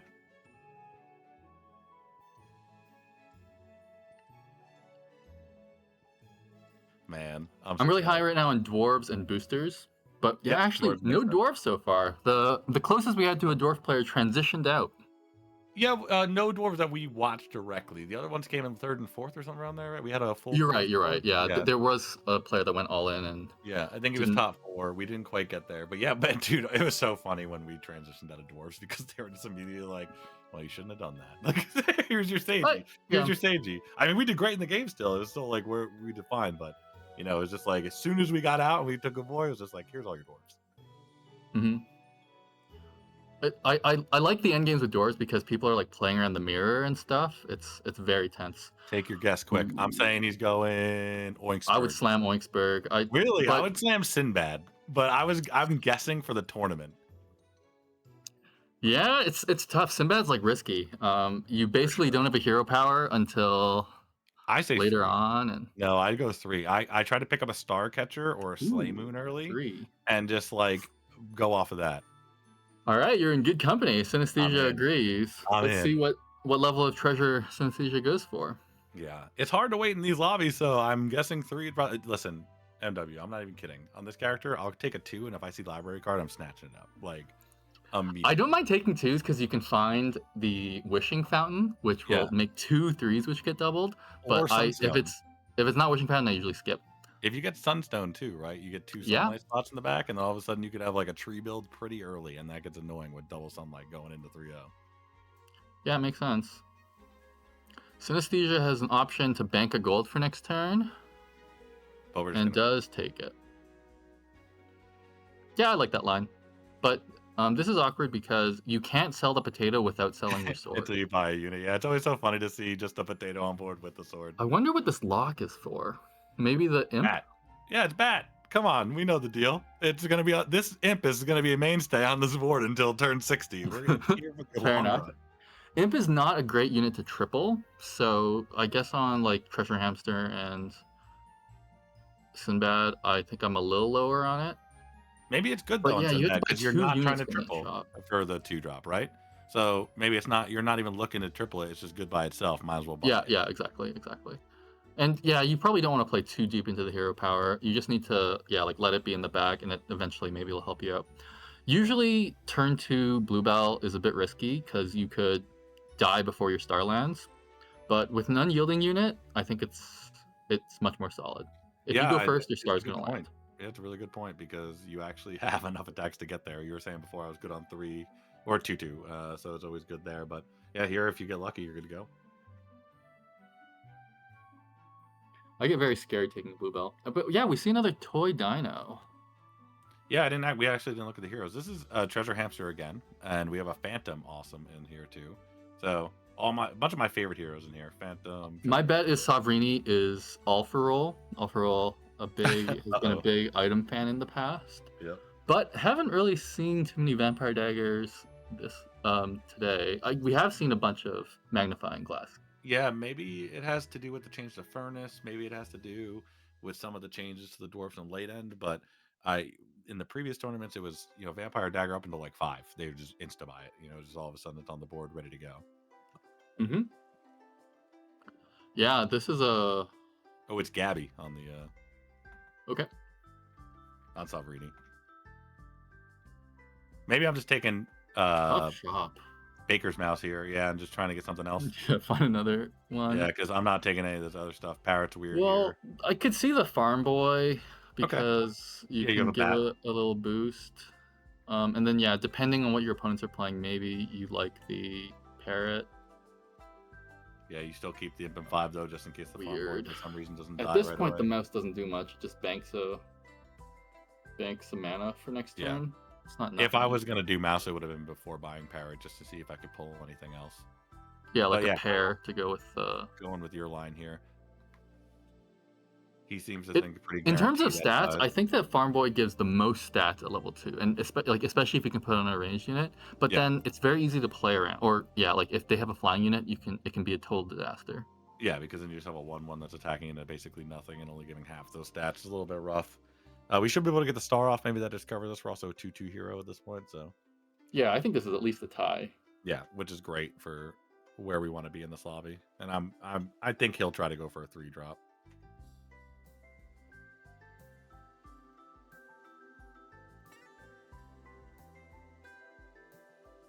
Wow, There is tough a shop. cook. Yeah, I agree. It's weird. You have the sword, so you can pick up 2 3-drops if you want, but the only 3-drops in the shop are Kappa and the cook. Um, Farm Boy is just you can't put it in 4, even though that's what you want to sacrifice for the Kappa to get stats right away. But Yeah, Kappa in 4 is all right. You're guaranteeing at least one trigger, or you usually get at least one trigger. I guess a flying unit could ruin your day a ideally, bit. you want it in 5, so you can get the stats from 4 almost guaranteed, and then have a chance to get the ones in 6. Exactly, exactly. But when you have an unyielding unit and you don't want to put that one in 7, it's always going to be weird because usually the unyielding unit is not going to die before the Kappa. Yeah, awkward shop, and it's interesting how it's been navigated. But yeah, so I think what something Moo is alluding to is so like most times when something is buffing something next to it, it doesn't go across rows. But Kappa in particular, it sees things on the next row that are next to it. So if your Kappa was in 5, like the first back row slot, it sees when things die in the last front row slot. Yeah, I actually like Not this that much better, intuitive. where you're taking the risk with Kappa and Funk because you have a much better chance of just getting like Blizzard or Waved and getting your stats on Kappa right away and not having to worry about it floundering out in the back with the unyielding unit. Yeah. Oh my god, it's not ideal either way, but No, yeah, I agree. No, not at all. a lot of 1/1s over there. A lot of 1/1s over Ooh. there. We thought we had a lot of 1/1s. Yeah. And we got full scaling on the Kappa, which is pretty much the objective of this turn, and we're dealing damage. Very nice. And another Sphinx player, so it looks like people are very high on Sphinx, as we were talking about earlier.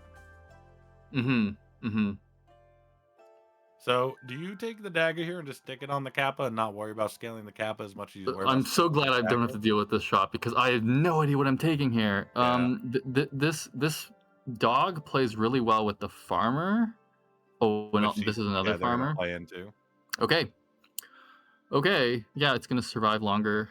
It's kind of sad that we have I, no pairs, and it's even more sad that we have no way to give that parrot one defense, so we can just blizzard them. yeah, Like, yep. because Would love parrot to just cast a feels spell rough. because casting the blizzard will trigger your cabbage merchant and make it Yeah, bigger next round, but then it would just agreed. wipe out 2 of your units, and Honestly, so it's I wish there was a unacceptable. world where I put my 2/1/1s around my cap and just guarantee my is that what he's doing? That'd be so funny. And guarantee it with the blizzard. With this, Yeah, you just get your but rescaling right off the bat. you might lose the fight. You get It's the a bit star from risky. Bell, right? So I mean Mhm. that's fine. Yeah, there's something to it. Maybe that's what he's thinking about. Hit me with it. Come on, Blizzard. Blizzard, do it. But yeah, I like the way that Synesthesia is playing this. The shops aren't exactly kind, but still not spending money on roll. Like, still just trying to play the strongest board, preserve as much HP as possible, and trusting that later the hero power is eventually going to find you value as long as you stay healthy. Yeah, getting the dog helps with the cabbage merchant a lot. Like, especially you pick up a Snow White next turn before you start buying your first cabbages, right? So you just like, you start going. You can get a 3-drop treasure, or if you're going to 3/2, you're at 28. You make an assessment on the boards, and you wait till 4 for your treasure. So Wow, that's a very big farmer. That must have been like a goose cell or something, right? I don't know. It was huge though. It Or had the dog hens. next to it, but I don't know how many stats it got. Oh, there was a It dog. was- Okay. Okay, Yeah, that makes sense.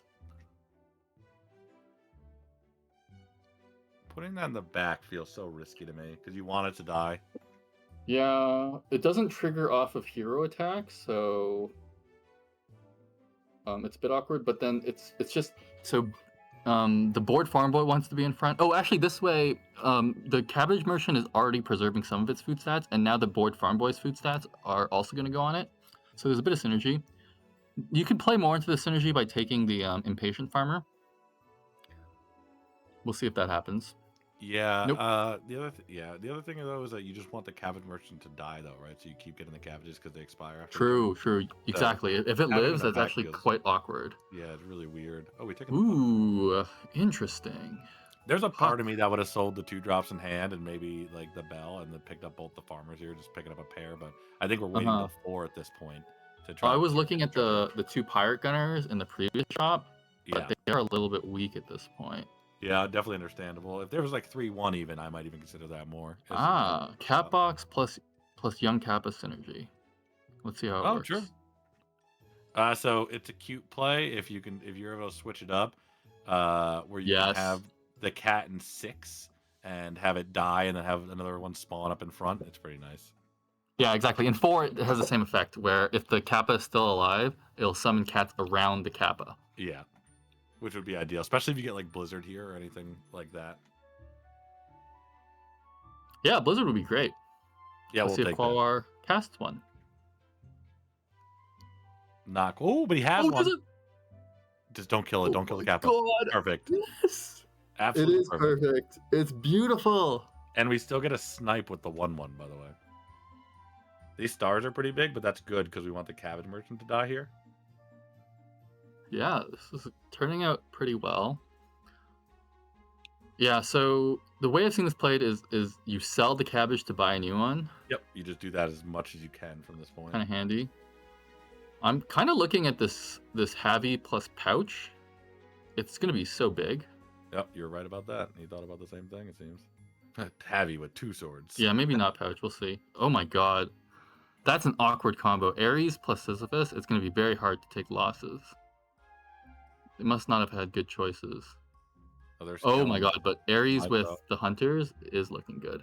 We found a Okay. second 4-drop, which is, I think, really big here on Sinbad. If you want to, like, at this point of the game, you might start taking some damage. Our board isn't that crazy strong yet. We have a decent amount of stats on some stuff, but we really should start using our hero power, I would assume, so nope, we're out. We're not taking this dwarf. I lied. Yeah, Sensei's not worried about it. Yeah. I've seen this before where like you try to hold the hero power until Narcissus. Sure, and I Um, fail most of those. Yeah, but I love to get like sometimes you can get the level 4s on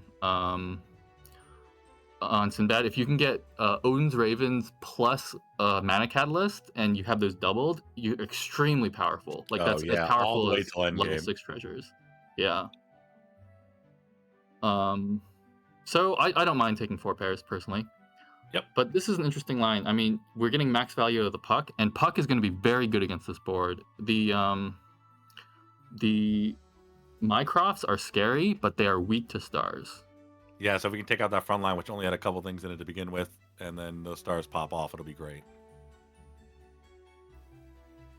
Also, we're given the opportunity for Cat to land back in that buff from the Moth, which is decent. Right. Oh, good. Oh, We upgraded the Mycroft on the other side too, so we didn't have to worry about two of them. right. The summons ate the stars, but we still got through. Okay, a pair of moths. Also, a pair of cats, but I don't know And if that one. oh, yeah, I wasn't looking at the cat. I was looking at the magnifying glass. Yeah, it is 11 Which, attack. if We you do put it have on a summons. moth, you suddenly have a beater. Like, Yeah, and we do have That's gonna be summons, a- so you're setting yourself up when you go into 5, right? Picking up a Watson right away, and then you're all of a sudden you have cats and just what? This is the power of Sphinx. Early. I just Dr. saw that. Frank Yeah, there's a How'd you do it? 4-1 Dr. Frank hanging out in the Yeah. back over there. with cat boxes in front to enable it. That's very scary.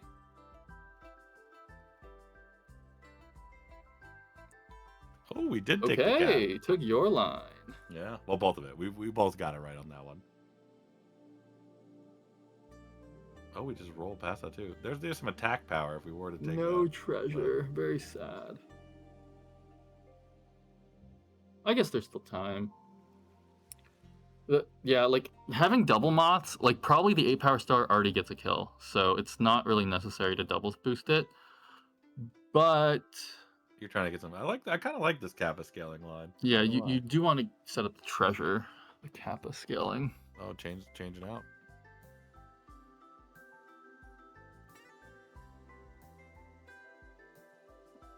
Yeah, we're actually gonna bench a moth.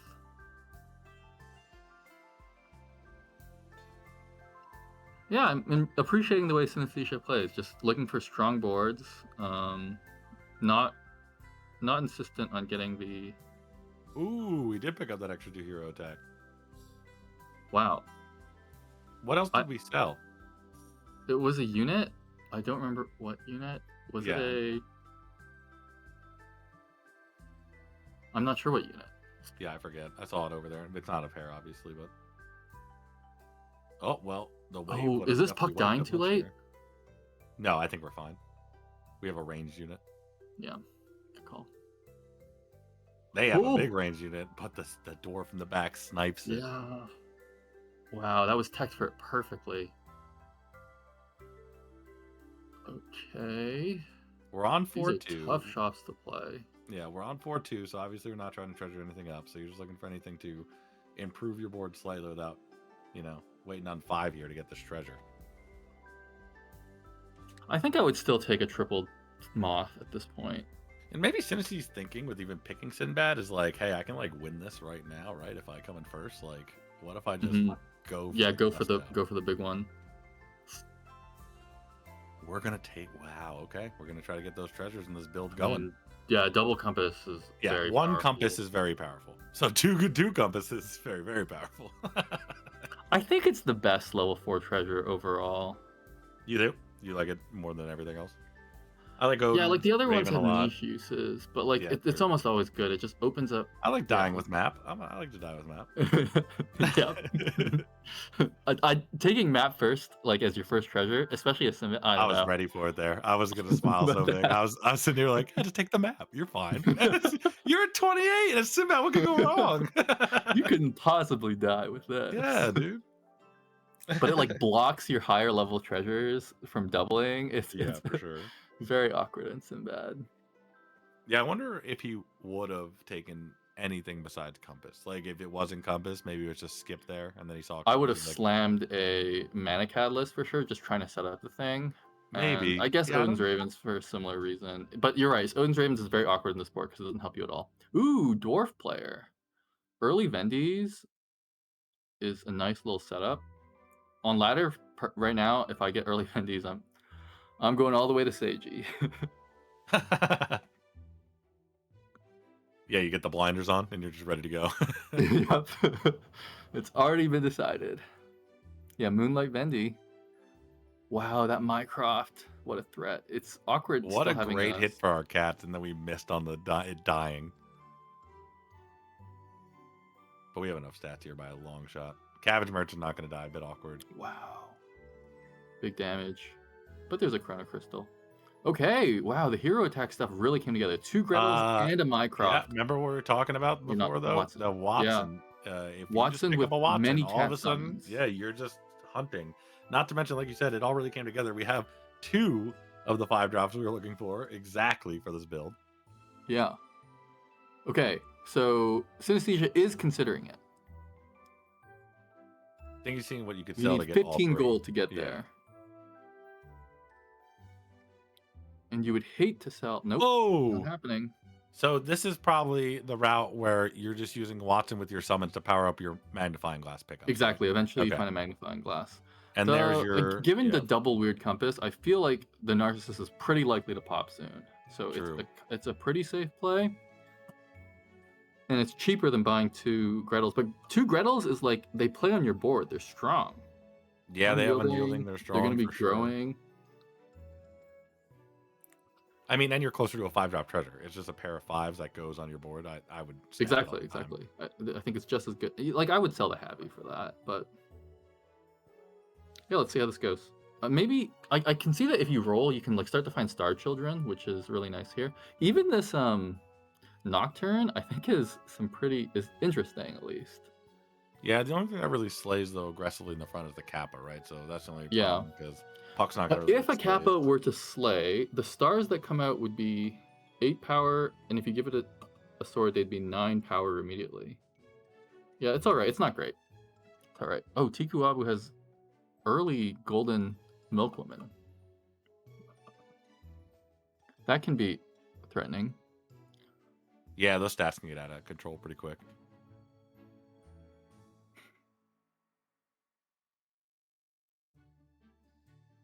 Double Weird Compass is not a bad place to be. You have lots of health. Not the most synergistic board, but there's a big Kappa.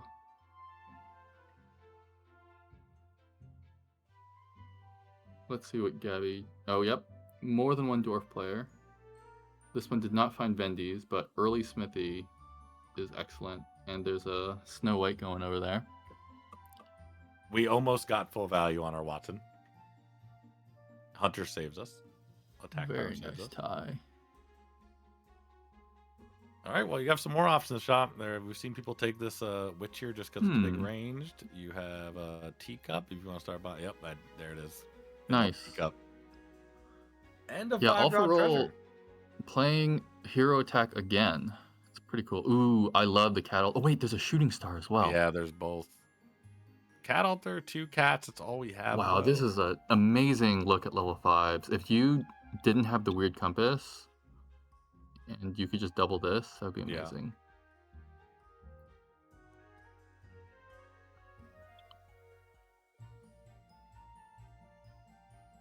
+3/+2 for every character summon, and we can summon up to 4. So the last one will get +12, +8. Taking the swords leaves us more open here to not have to like force summons.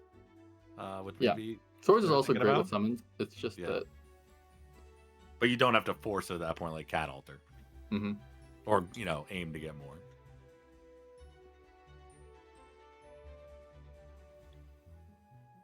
Yeah, hard to imagine losing a fight with this power spike. And our little teacup. For like at least 2-3 turns. Was that a magnifying glass on the side? My goodness, the amount of Grettles they've just thrown at us. is Oh, unreal. yeah. Like, hey, do you guys want 2 more? You didn't take the first 2. How you feeling about these? Pair of Grettles, we could maybe eventually see 3 level 5 treasures.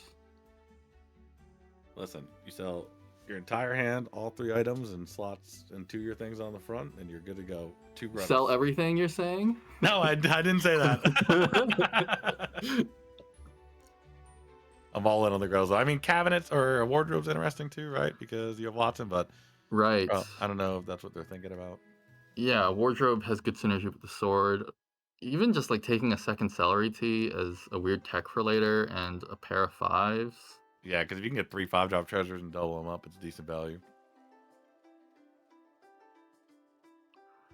Yeah, but I'm glad we got a chance to see Synesthesia play. This is not exactly the line I would have gone for. Like, yeah, like slightly different, but they seem very like they're tying and winning fights with just big stats. Yeah, that's how I feel a Ooh, lot of the game. So, oh, the double drag ooh, back there. big Dracula board. That does even more than the swords. And a very familiar face over there with Watson and all these upgraded cats and cats.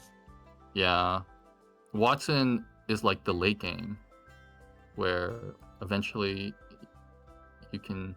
Oh, and they both have big hero attacks, so they can get ties. Yeah, it guarantees you ties in the meantime, and it eventually lets you play Mermage plus Magnifying Glass, boosting your whole board. Oh, we see another Hunters type board over here. Maybe they snap them. No, no. Yeah, like Synesthesia. so much Hunters in this Oh, lobby. another Watson. It's been decided. Well, I think I know what we're going for. Wow. I like that better. Teacup in one. Than a random Kappa. It's so funny. After all this time, even though we've seen so many things die around Kappa, it's only like the same attack and power, but just upgraded Narcissus.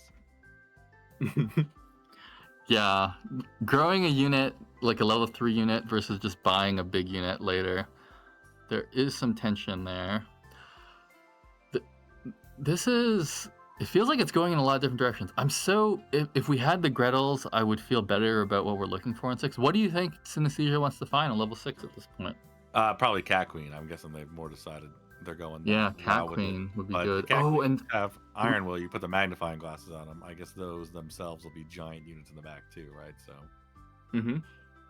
because these magnifying glasses are going to get pretty silly, especially the ones that give like health and the mythical one or the epic one, whatever it is, the one that gives Mm-hmm. health and attack. It's going to be pretty good. Yeah, everything becomes a Hansel. Yeah, Cat Queen is good. I kind of think of it as like an early level 6 unit, like a tempo level 6, Sure, but and you got to it's get something hard else. to maintain late. We summoned 4 cats last battle. This one we could summon up to 5 if the fight goes really well. So that would be plus 10 plus 5 and everything. Pretty good. Yeah, that plus swords is a huge boost. Yeah, so I guess in the same vein as Cat Queen, Archdemon would be really nice. Yeah, if we can figure out some evil to put back up front. We also have a lot of stuff in our hand we can get rid of going into 6, so we can. Yeah, exactly. We have so much gold. It seems like we can steer into the direction we want, but Yeah. I'm not quite sure what that direction is right now. No, me neither. Just after not picking up the Gretels, it's not Hunters, right? So that's I know what we're not. Mm-hmm. Don't expect to see a Sherlock being grabbed. Dude, look at the boards. Zill, they all have this Watson in the back, these cats in the front of it. They're all in the same direction. That's crazy. Very interesting. But Tiku leaned a little bit more into the Hunter's part. Picked up the Gretel, picked up a Hansel. Mm-hmm. Went good deep stats into on the it. board. Yeah. And Hansel is really nice with the Artemis ability. All right, we're on 6. I see wolves. Okay. The box is summons. There's 2 boxes. 2 boxes. And then the compass makes it quite likely that you find the triple eventually. But it's kind of 12 gold and it doesn't really improve. There's the your Cat gold. Queen. And they were looking for the Cat Queen. Very nice. Okay.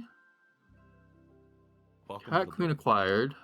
It makes us feel better about this fight. And then also the Dr. Frank looks okay, but we don't have a spot for it. Like a back row spot right now. They found a spot for that. Yeah. I mean, I could definitely see buying it. It's like until you get an upgrade on the Watson, it's like, where is it going to play? Ooh, this is tough. I think it makes you a little bit weaker to buy, and you can't even take the treasure because it ruins your weird compass. But having an upgraded cat box might be stronger for later. Wow. Okay. Yeah. Yeah, aggressive in the I'm front. a bit confused by the front row, but of course the competitors are still spending money. Oh my god, is this going to be a hero swap? No, this ain't cat bottle. That's what I was thinking. I wish it was hero swap, but I mean, you still have double compass. You still double compass is value. Yeah, especially since like double compass can put you in the range of whatever level you're at, like getting 3 6. Exactly, getting 3 level 6s all tripled. That's probably the strongest hero power you can have. Yeah, we've only bought a couple 6-drop units so far, but we're on a good. We have a good start here. Yeah, this I was not sure where this is going, but this is looking like a very strong summons comp, which could evolve into whatever is needed. On the other side, it looks like Symbol of Unity plus Hero Attack. I wonder how you're going to power up that Frankenstein's monster plus Hero Attack. I wonder without the symbol how you're going to get that Frankenstein's monster Blackbeard. big. Right, good call. Yeah. You summon the hunters and just make the Blackbeard gigantic. Oh, great call. Yeah, let's see if we see that. It's one of my favorite, like besides Mirror, just one of my favorite ways to get raw stats on Frank at any point of the game.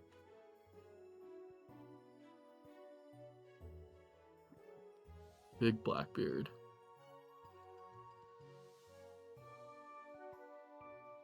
Whoa, Big we owls. have mages. I was wondering, we were talking about mages. This is a Sunlight Tomorrow's Trader, which must be getting a lot of spells.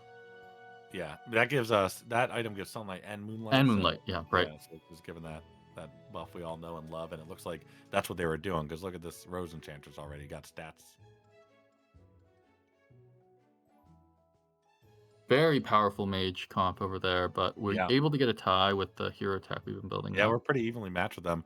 Ooh, another cat, and I wonder if we ever consider taking this box at this point, but maybe not. I like Wolf also. The huge wolf fan. is also interesting. Yeah. I like picking our 4-drop cat or 3-drop cat into the wolf.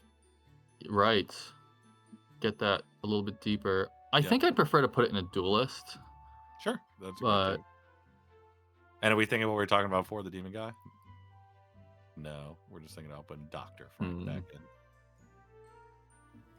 It's just, it needs to be in the back row, right? Or I guess you could maybe stealth it in the front row, but then it takes room away from your cat box. Yeah. So, I mean, you'd probably have to take cat box out for it, and then you don't have an evil unit. So Yeah. square one. Okay. Yeah,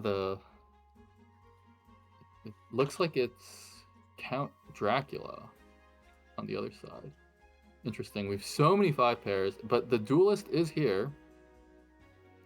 What? Summoning We skipped rather than the second Dr. Frank also. Yeah. Okay. Hey, great. look at that. But just hit. Doesn't it seem like you would rather summon the cat box than the Yeah, I think they're going into that catnip? now. Okay. Yeah, I'd love to hide cat box. Gives us such a better chance of actually happening. Yeah, of all 4 being summoned. And what are you looking for here with the 6-drop? I don't like Doppelganger that much in these builds with the summons. Yeah, double aura would be really nice. Sure, double aura is definitely one of the ones you're looking for. We have 2 I or 1 think iron. Orchestra is good enough. Maybe even the Moonlight Sword. True. I actually forget all the time that that's a 6-drop. Little egg over there in the shop, I see. Seen some pretty cool plays with that. I definitely don't play that card against dwarves. Right. You put it on the mirror and it just eats a hit like it has a shield. Oh my gosh, that does sound broken. Yeah, I was like, oh, that's good. I got beat by it. I was like, oh yeah, no, perfect. It's mirror is much scarier when you're streaming because they always hit. They always hit. I know, dude. Trust me. I try to move it around last second. Yeah, I've been doing that too. Yeah, I'm like, oh, this is definitely where it's going. And just AFK to like 3 seconds left and rip a mirror. All right, the box didn't spawn and everything that effective, and we have a lot of stats. Yeah, it's just 0-2s. Yeah. Nothing And we haven't even special. spawned the cat box yet, so this hero attack isn't gonna, phase us. Wow. You have to sit here and Full watch our cat board. animation. That's Otsu Yoshitsune the cat getting knocked out. No, that was a chrono crystal. We popped the chrono. Oh, good call. Missed that. Pop that chrono. Oh my still in. gosh. that Never a lamp? base playing lamp. See, I'm a on day huge fan of 2. Never Base. Dionysus, Yeah, Fluff, for real. Lamp. He's giving hope to me out here, Yeah. Now, I guess there's a world where you take Excalibur sword. I mean, you pick up another 2 cats here. Don't pair them up and anything else to go with it, and they're all upgraded. Seems decent. Was that a skip? I don't know. Maybe it was a reroll. I didn't see it was a skip or a reroll. Right, it looks like a reroll. Yep. There's not Yeah, enough reroll. gold for it to have been a... Wow, the Moonlight Greatsword, not good enough, it seems. Yeah, I mean, it is a lot of stats. I would have considered it. There's a cat and another Dr. Frank. Another Dr. Frank. Another cat queen. Cat's It's got to hard be to better fit. than the summon cat in the back, though.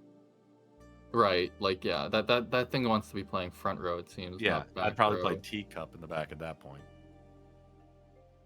Oh, good point. But against this board, you want it. You want your Yeah, teacup going in first. one.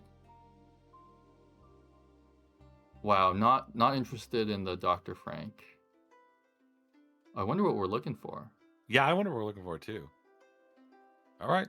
Okay, I guess if you find Shooting Star. Oh, hero mass time. I think it's too late to transition to boosters. I love hero mask. I hope he takes. Let's go. Ooh, hamster or a free hit. I think you have too much health to want the Take a- free hit, but it's hard to say. Nope. Gonna Okay, value good the call. chrono crystal overall. Because, like, honestly, Remember at the this point- sword. Get Yeah, the sword, synesthesia. oh yeah, it's all the way to the right, and he doesn't have a lot of time left. But honestly, at this point of the game, I would probably try to switch out of this immediately too. Like, Yeah, I don't yeah, care about exactly. Sinbad that much, so just Yeah, getting the that next. effect and being able to leave feels great. Mm-hmm. Yeah, casting a dramatic reveal with 2 hero choices feels like you can't miss. If he locks, he has a chance to get the sword. Oh, he's gonna see it. Sword. It's gonna be Yeah. there next turn, though, right? He What, locked. was that a lock? I don't Yeah, think I it think was he locked. Okay. He saved his gold. He banked it in the bank. Oh, this T is gonna be so good. I guess a Never back row T base. could prevent a Do you summon. see? Is that the 14 times one in the Yeah, back? yeah. Wish for So that infinity. infinity is going off, and he has like a bunch But- of gold. Yeah, Holly's gold. If Never Base can survive, this is Yeah, extremely he- scary. He might just come back and win this lobby if he can But- survive. I don't like Never Base chances of surviving. Oh no, the Let's good see. boy dies last.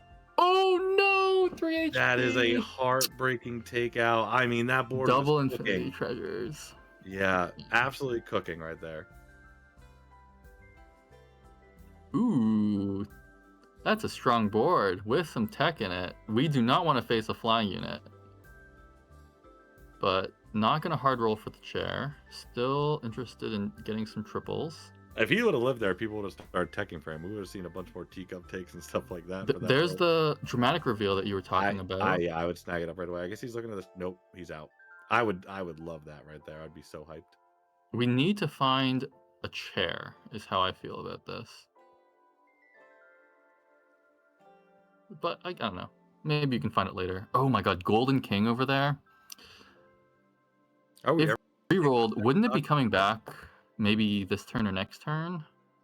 I'm not quite sure. Yeah, I thought it was maybe it's only been. I thought it would have been this turn, but yeah. I'm still thinking about this doctor 6-drop treasure possibility. Mm-hmm. I haven't seen a lot of mirror takes today. No, yeah, but it's not very good against Good Boy, for example. It's not like if we saw a lot of doors, I think we would have seen more mirrors. And we're But gonna it's- take the ability to go first here to try to probably knock out this what's her name? Succubus in the one. Well, yeah, so it looked like Synesthesia was thinking about it, but it looks like the unit that's going first is flying, so it's not going to hit the Succubus one. Celery T got a flying spell cast on it. Oh, we this got. round. Oh, I didn't see the flying cast on it. Yeah. So what are we going after in the back? The I guess Cat Queen or Archdemon. Yeah. I mean, if they're all you- good hits. If you teacup that pirate too, it's all hits for sure. Yeah, all hits. Oh, And we're double getting aura. large. Ooh, Nice. we hit the pirate. That's pretty good. Oh, the wings went on the Frank's monster. Very interesting. That worked out for us. For Yeah, it hit the Synesthesia, target we rather. wanted it to hit for once. Oh, but that's so big. I don't know if we're getting through. I guess it depends on what the Franks will summon.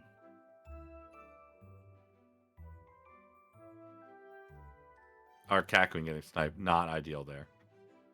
Yeah. Luckily, the sword. We're not going to take any means- damage oh, here. no. Adventurer, right? Easy. Wow, it saved us 17 life. Yeah. Adventure is better than I thought. I've never seen it be that good. Yeah, easy. Amazing. At this point, I'm probably taking out Dr. Frank for a cat. I feel like Dr. Frank hasn't done much worse back here. It's been doing not enough. But Zill's board is terrifying. We may have Yeah. just got there because we Many summons. teacup that pirate, but man. Synesthesia has time. There is a life buffer, but yeah, like I don't know how you tech to beat this. The Golden King is extremely overwhelming. Yeah, everything is pretty intense over there now. Ah, good call. Oh, That maybe. yeah, it does feel like we need to get some 6 treasures on board. That must have been a skip then, because it doesn't seem like it was a reroll.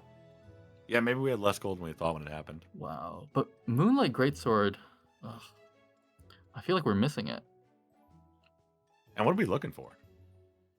Oh, we took the cat In now. terms of units, no idea. No idea. What could we find? This is an opportunity. Like, okay, certainly the supply cabinet would be a good find. But, oh, there's a chair. I don't know if it's time for chair anymore.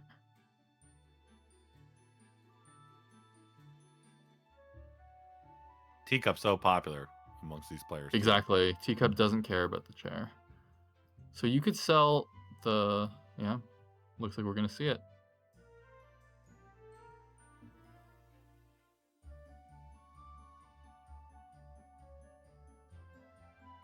Not happy with that treasure selection. I wonder if there's a way we can fit in the Dr. Frank here. We have 5 gold, so he's looking at what to sell maybe to pick up something here, or we're just going to roll. Wow. Use it quick. Did you get there?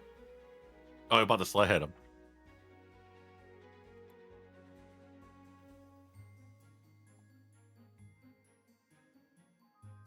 Oh, that's a pretty decent hit. I mean, yeah, that blocks 5 summons. That's yeah, a big impact. Okay, so another Golden King gamer, but Hunter's over here. The Van Helsing coming out will take out a lot. we have a Dr. Frank on the board that doesn't summon anything. Because the cat box was blocked, we had no evils. It's rough. Wow. And extremely this board effective is pretty scam. Scary. Yeah, this is where like we have to dramatic reveal here, right? Okay, so of the last 4 players, I think 3 of them are live. Really? Well, Tikawabu is certainly still alive. Dramatic reveal here. You're not playing for 6 drop treasures. You've already shown that. I feel like you just got to do this. You're gonna start trying to get something stronger because these cats just aren't cutting it. Doesn't look like.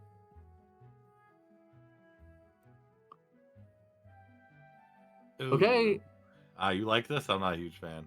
We're going brave kick it and cast. Oh no! Oh no! I'm scared. Me too. That's not great. I missed when we were hunters. Oh, another cup though. Yeah, Teacup is really good against hunters and it's good against summons. So I feel like it would be nice if we could fit it in here. But like we're scamming, but without the stats to really back. Like even if we get the good scams off, I'm not sure if. Yeah, this board I think has too many stats. If we let's go Qualar. It's this is a baby mimic board. Yeah, the Hecate is an aura, so.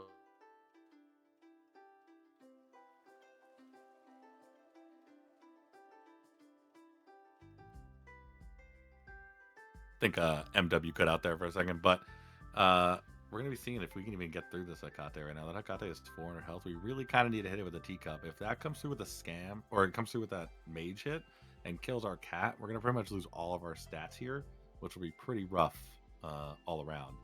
So we're gonna try to kind of figure this out from here if we're gonna get past these couple rounds. Like, the one good part is we have 20 health, so you know we have a little bit of time to play with if we're not taking that much damage, but we need to start figuring this quick over here. We're gonna fall behind.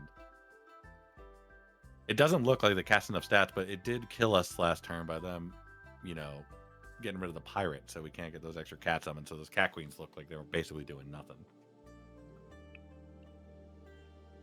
Sorry, I'm experiencing a bit of a crash here. I can no longer see the Discord. Right, I'll let you take over for a bit. See if I can hear you. You're perfect. There's a lot of fireballs from a doubled up Merlin's lesson going off right now, and it's completely destroying us piece by piece. Oh no. Merlin's lesson? The cat queen is now dead. Our cat box is out early. If it hits on this one, it just did. None of our cats summon. We're at 10 fireballs so far out of the amount. Oh, I think it's just going to wipe the board, and we're going to take full damage. achievement hunting live on stream. That's very exciting. We just took 17 damage. We were at 3 after that round. I That have to was say, insane. I'm rooting for Quawar to take it down, being the only player that's not live and playing mages. Yeah, playing them well. Okay, I'm gonna refresh this. A third cup. Are you looking for that 5-drop treasure? It is the third one. It would. Oh no, you're not Sinbad anymore. The go first spell, probably a necessity here, if I had to guess. Maybe looking at the flying item too, see what they have in the back. You are in the top 4 here. Alpha Roll also has a cap, but has the Aura rune on it. Yeah, we are taking that flying item once again. Nope, putting it back.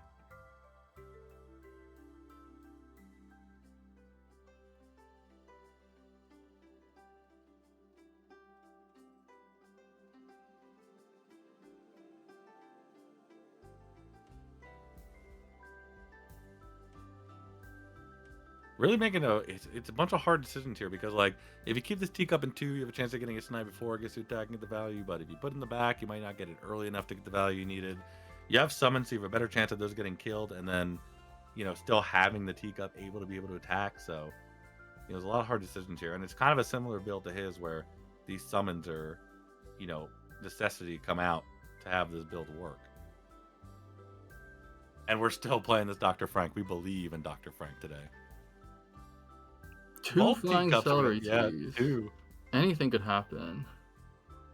So we're definitely gonna. It looks like this is gonna heavily disrupt the opponent, but I wonder if we have enough stats to finish off their front row at the end of it.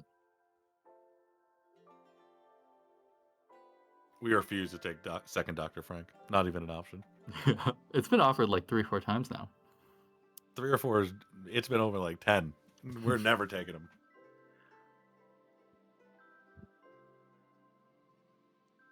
Oh, these are gonna be Upgraded great pirate. celery Yeah. teas. What a hit. Yeah, Oh, and it didn't yes. kill it because we killed the Cat Queen first. What a hit. So then we get the pirate too. Yeah, the elemental swords, or I guess yeah. We're going to be archetype using ones are Zill's allowed. extra life here, it looks like. Everyone else needs us to not get knocked out so we can take out Zill. Otherwise, Zill's board is just as crazy as ours without the proper disruption. Yeah, summons are hurting each other. I guess the fireballs would be pretty strong against the Alpha Rules board as well. Okay. Yeah. The fact that it's doubled up is the big part. Okay, Ooh, Quawar looks like a one. favorite at this point to take it down with a baby Rude. mimic, Merlin's lessons. If they hit a golden mimic from here, they'll get the fire Merlin's mania achievement. But In a top 8. Insane. I did it live on stream and I'm like proud of myself. it's really good early, but like by the end of the game, that damage seems to fall off a bit. But getting the free spell cast is definitely relevant for some builds. I feel like I have to take this pirate here too. Yeah, But so maybe the chair will help us to survive against the massive fireballs. We need But it 2 might be chairs. too little too late. Like you said, he is really looking like the favorite here. Yeah. Good for the viewers. We'll get another game if Quawar takes it down. And Okay, does that let me make him check live this. too or no? I can find out. So Quawar currently has 8 points. So we'll be 1 point short of live Oh, if they take it man. the first. That's so rough. But I mean, you could just win another. Yeah, true. And then you lock everyone out for another, and then you just got to win another.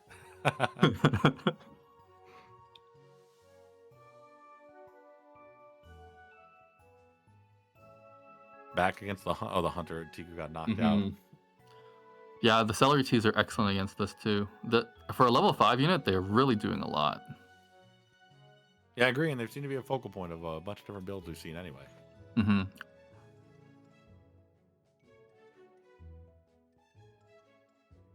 I wonder if the box, Pandora's box, fits better at 5. Yeah, we haven't taken it. We've seen him a bunch.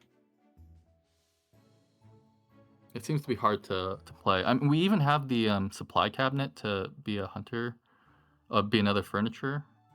Wow, these are massive. I don't know if we can take Yeah. down. And there's still that if we hit that Van Helsing early, it's gonna clip a bunch of our stuff. Hmm.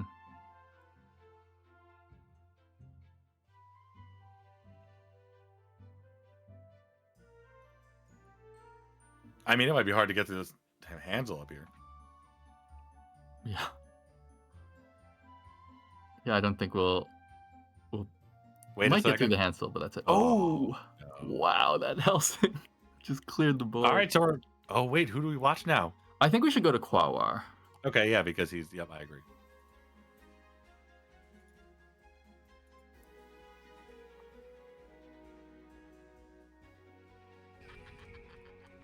It's a big mage hit right there. Oh my, Quawar's playing on 1.6 times fight speed and also casts 14 fireballs to start the fight. Oh, is this it? Yeah, okay, we got here just in time to see Yeah, it. this is it by a long shot. Good game. Taking it down Yeah, with you're not kidding. mages. That's Excellent. actually insane. I'm actually kind of wish we saw a little bit more of this round or this game because I always like playing mages and let's see how it went. I see that you had that little bit of moonlight over there on Hakate, so you're getting your extra spell. You have your basic library card for the first turn on that. But we've seen a bunch of different builds take it down. As we were just talking about not seeing mages, mages comes back and wins the lobby, and I'd say by a mile there. You are far ahead. I don't even know how you tech to take that out at that point. You need a lot of tailors and scam to even come back from how big everything was on that side. So awesome showing, but we have a few people live, and I think it's time that we are going to take a break. And when we get back, we'll go over who's live, what the points are looking like, and all that. But when we take this break, guys, don't forget you can get yourself some crystals in chat with the exclamation point crystals, and you better get that soon because it's only available now. We have a bunch of people live. And don't forget to join the Discord, guys. Exclamation point Discord if you're enjoying today. If you enjoy talking about the game, hanging out as a community, come join us on Discord. But we will catch you after this break.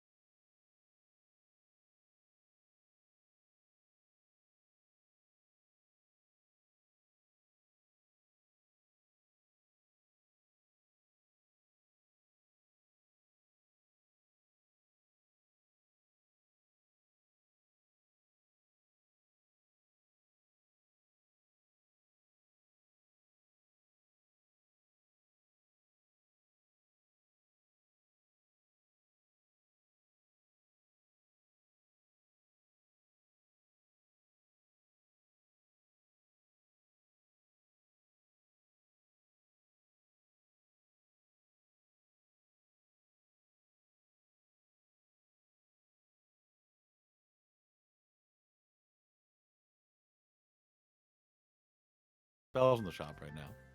Yeah.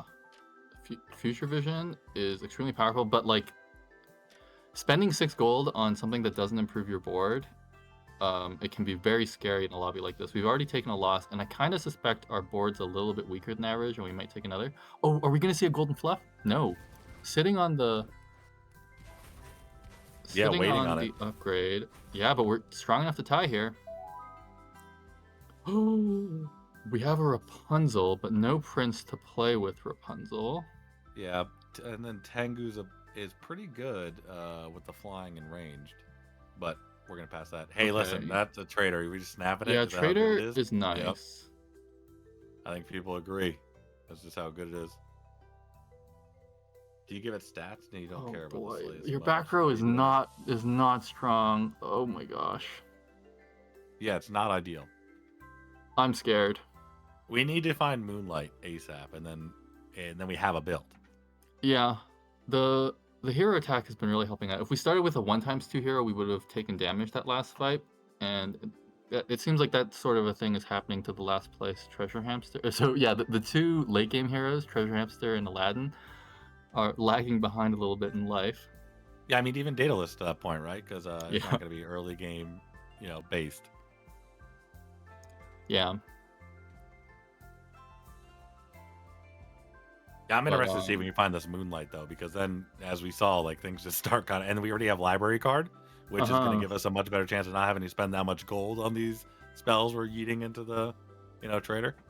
Yeah, a Moonlight would definitely help. Like if we found the item or the Well, I rank was one. thinking if we finish the Beast quest, we can find Pebble.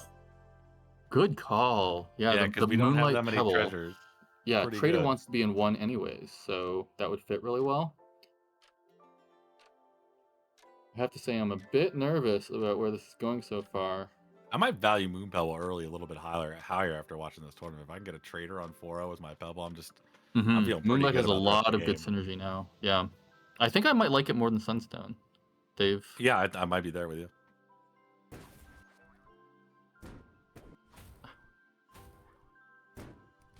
Welcome back, everyone. Sorry, we had a bit of a technical problem that we were muted for a bit. But yeah, as you see, we're watching Quawar try to piece it together with the units they found. There was a very strong fluff board on the other side there. Okay, so just to give an update on the point situation, just the same as last round, Tikuwabu, Alpharol, and Synesthesia are all live to win right now. Actually, they're still the only ones, with Quawar at 18 points. They'll only need a 7th or better to be live. And Never Based and Mimple are also just a medium placement away from being live. But once again this round, if Tikuwabu, Alpharol, or Synesthesia win, that will be the end of the tournament. That was interesting. I might have sold the dog there to buy the frog in the previous shop just to pop the beast. Exactly, yeah, because it only really costs 1 Pebble gold. there, the next turn that trader's turned on, and we're off to the races on that. I like that line. Stargirl is gonna get pretty big here. With 2 stars, it'll have 8 power, so that's respectable. But yeah, these Romeos are a bit awkward. Definitely the Beast and the Elaine are a bit awkward. Feels like the best thing Romeo and Beast can give us right now is more spellcasting treasures, or like something to go towards that route. Like I'll take a hat from a Romeo or something like that right now to go with my library card. I feel pretty happy about that. There was an extremely promising fluff board around, but other than that, I'm not quite seeing what the Tata lobby is doing. Quawar scouts a little bit less than some of the other players, it seems. Honestly, a player after my own heart. Yeah, ready up. I'm playing my own game. Whatever you guys are doing is fine. I'll meet you guys in the middle. Definitely relatable. Yeah, I hope we get lucky on this beast, though. It'd be nice to pick up a Moon Pebble here. Oh my gosh! All for roll, playing the quest build. Yeah, that Stargirl did work, dealing 16 damage to the other team. It seems like we haven't gotten too many slays on this trader. It seems like the shop is +2/+2. Yeah. which is nice, but There was two nothing 4 drops special. there. There's the Moonlight. Yeah, we have Moonlight. We have. Is it a Royal? No, okay. I'm worried it's a bit late for it, but I mean, let's see Maybe how it not. goes. Yeah, maybe Yeah, because the what else are we the doing? Stargirl is That's going the to be thing. holding it down for us. Yeah, true. It's true. I'm not More sure what else we Moonlight. can find. The Moth, maybe. Nope, we want a pair. Oh, wait. We certainly should be playing the Bluebell. You're right, to Agreed. keep Yeah. increasing the Stargirl. And I wonder if there was a way that we could have fit in a royal. Cinderella is not a royal. She's a farmer. Oh, rip. Wow. We're valuing this moth here.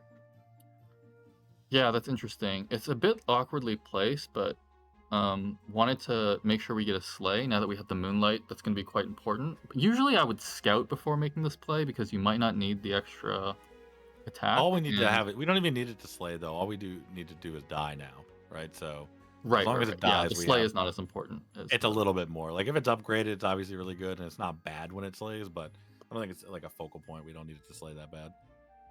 Mm-hmm. But maybe just not worth it with the other star person in front of the moth. Going to level 5, there are still some really nice finds. I think a Nocturne here would be nice. Certainly Galahad makes the board a lot bigger. 2 more And I kind traders. of feel. Oh, we sold the beast before getting that quest off. I think I would have liked selling this little short sword before selling that beast. Yeah, that's actually a good point because we Because- are right there at another treasure.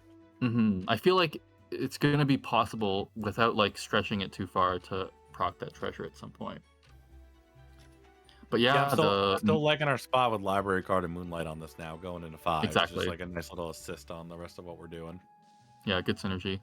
Let's see what Yoshitsune got. Any treasures over there? Wow, 3 treasures. Oh, and that's a scary board. Look at that corgi. This is a future vision board. You'll love to see it. That's quite scary. Yeah, you're not kidding. Okay. Is this what we wanted? So probably cast the spell on the. Yeah, I agree. Cast a spell on that first. Interesting. You can make it evil again, right? Okay, it looks like Qualwar's remembered. Or, yeah, Qualwar knows, but it doesn't look like. We have a Juliet, but one of the Romeos is gone. In fact, maybe. Yeah, it's too late. It's 5. I just don't see myself. Yeah, ever maybe you buying needed that to yet. sell the other Romeo to clear up your shop a little bit. Wow. Is this all to buff the Juliet? No, right? Okay. Very interesting. Another Hey, that's pretty Stargirl. good. There's a Moth and Starchild combo as well. The potato's about to go cold. I think you could sell the potato and the short sword to. No, you can't Play a triple unit because you don't down. have mana. Yeah, you But, play. Oh, but I true. think that I would've messed the that up. Stargirl is worth picking up here. Oh, over the- to keep scaling. True. Yeah, and you don't need the Romeo anymore. True.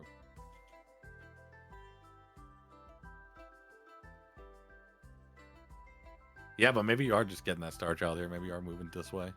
You can get a couple more stat. Oh, you can only get the fish. Yeah, tail, it feels but the kind of stats bad on to be it- playing this Bluebell, but then the fact that it's growing your Stargirls is nice. But yeah, the Starchild just fills that role and doesn't feel bad. Like it's a big body and it builds into some powerful level 6 units later. Yeah, I the could most see awkward part is selling- Romeo for sure. Yeah, I could see selling 4, like the potato, the sword, and the Bluebell for the Starchild now. That would I kind of like that. And then yeah, you don't need to take the Stargirl in that case. And I think I want to give Moonlight to the Moth because 5 power seems a little bit weak. Although Yeah, that would and make the your Stargirl attack Stargirls very keep late. getting stronger. And like, don't you want to have the Moth boost the Bluebell? I don't know. I'm a little bit unsure about some of this. Yeah, I guess they're thinking a little different way where maybe the sleigh is just super important to them right now. Wow. The range A into getting some value. Big dwarf board. I think we're taking damage. Hey, stars did well there. Nope. Yeah, we're not taking damage here. damage. Nice. And we can pick up a treasure here. Oh, the potato didn't go cold, of course. Okay. Ooh, Witch Hunter's Talisman. This is gonna help you survive later in the game. What about Star Child? Yeah, and then selling the Romeo so you can fishing line your trader. But I would have done that before Yeah, you the probably Star should have done Child. it first if you were gonna take that line. Maybe just rolling then.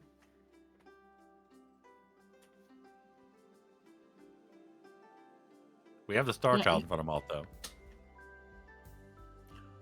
I don't think Star Child is moonbathing, No, but but it passes over 2 because it's upgrade, so you still get it in the Tailor. yeah, and it does give a bit of attack boost.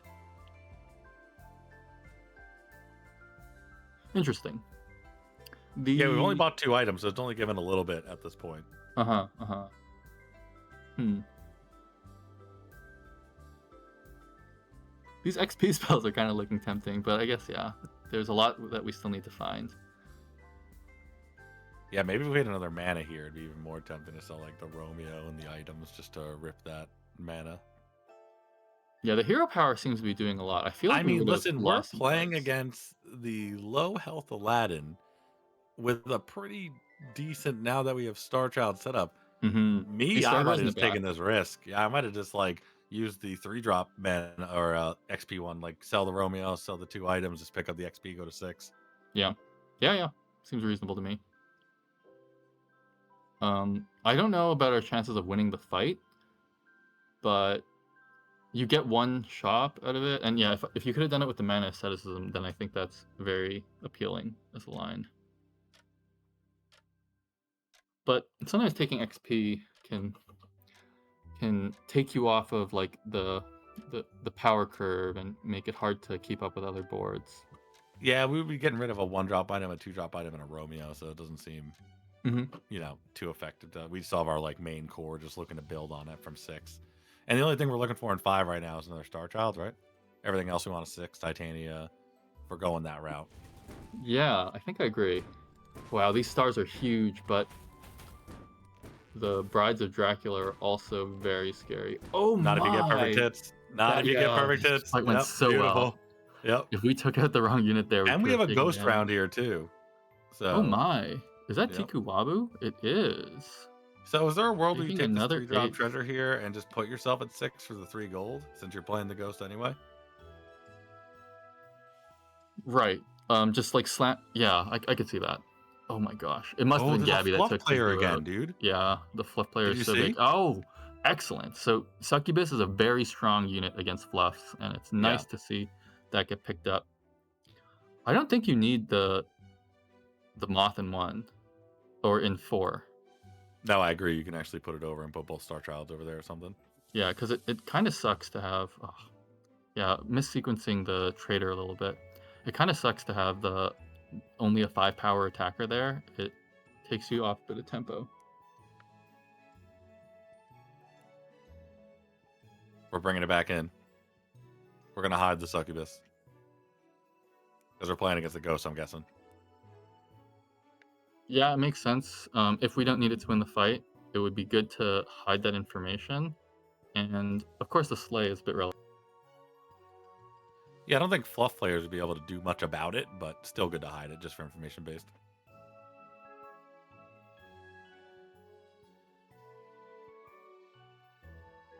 I'm sad we didn't get to see any of the transformation builds because I'm gonna start messing with them this week. They look pretty fun. I've been trying very hard to force this transformation into the pumpkin carriage, but I don't know. I certainly don't know how to play it very well. You need the treasure that extends the transformation for sure. You need Fairy Godmother to guarantee them in your shop. And if you get 2 to get 2 per shop, you can like rotate 2 at a time. So 4 things can be randomly upgraded at like minimum every other turn because you can just have the extra turn. So that's like my theory so far of how to get there. Yeah, I think it could look pretty good. Yeah, then you just got to get giant pumpkins at the end and put them all over the place.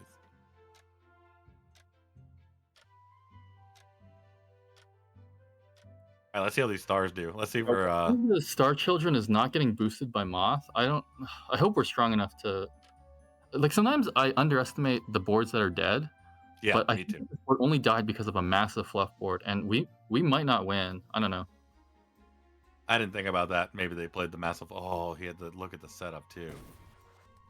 He had Sea Witch. He was doing pretty good over here. He's having a good time. Yeah. Oh, the Oh, yeah, if we same thing popped happened. the fairy first, we would have lost. That was very Exactly. good. Fairy must have died last in the fight that board lost. That was Yeah, pretty scary. there's nowhere to put it in the front though, so that was rough either way. I guess nothing we're really looking for here. But honestly, I don't know But the exactly spell what is we. good, no? Like, don't you want to? Isn't that worth 1 gold? Yeah, I guess so. We only have 2 mana though. What do we? Oh, for the trader because it died. Yeah, maybe. Yeah, exactly. There's an Oberon if you want to do that.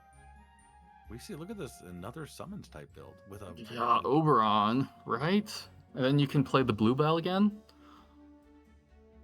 yeah, it's relevant.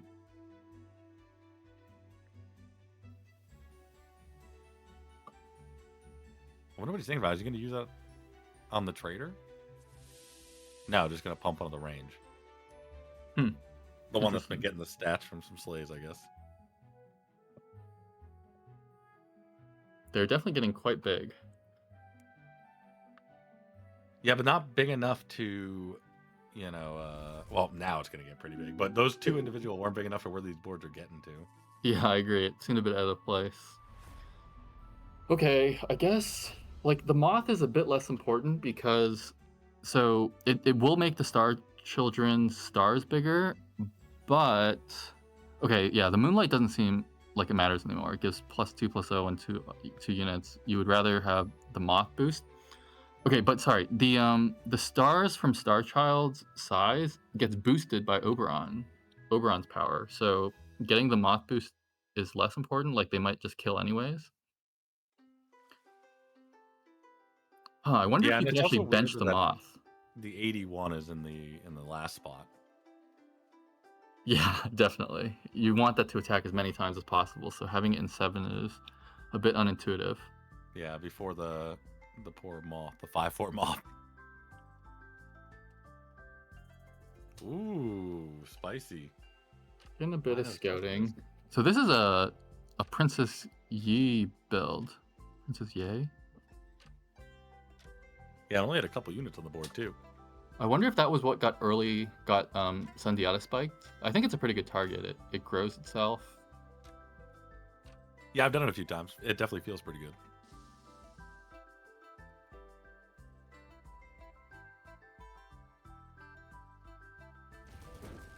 Wow, that's a very scary Sinbad. Let's see what That was comes a hell out. of a hit though. Oh my god, that's so scary. Giant egg. Man, we're getting lucky not hitting these Yeah. fairies in 7 the second time. The raiding fairies have been helping out a lot. Ooh, do we take 2 of these? I don't think you can triple them. Like Yeah, we're when at you have one in 14 your also. shop. Oh, I just yeah, I just want to get those things done. But yeah, you definitely right. can't triple them. Try to quest it. I just got excited. Right. So Also, we have I'm usually Oberon plus Nocturne. It's a pretty a solid range combo. I'm with you on this. I stand with you. What are you hoping to switch into? Anything that's not this. I have my range in 1. It's not really the direction we went with getting something giant in there. Not Dionysus, I'll tell you that. Not here. None of these, to be fair. Yeah.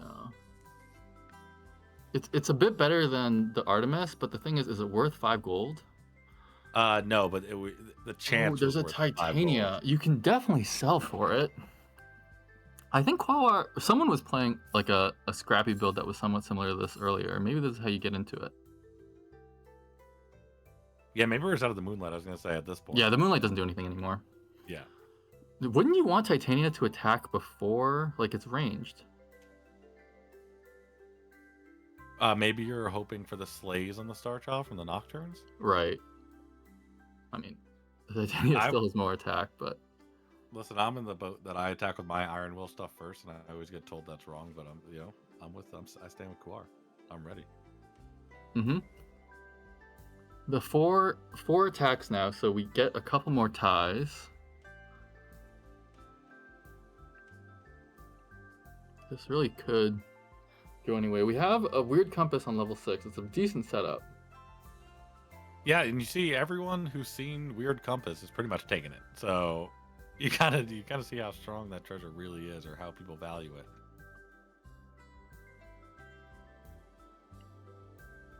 I think it's getting later and later every game we go for Tikuwabu. Maybe the tiredness is starting to set in. Yeah, if it's like the middle of the night. And yeah, like if you go 8th and you're just like waiting for a while, it's hard to stay in the zone. I'd probably take a nap in between. Mm-hmm. The big fluff player, let's see how it goes. This is definitely the board to beat in this lobby.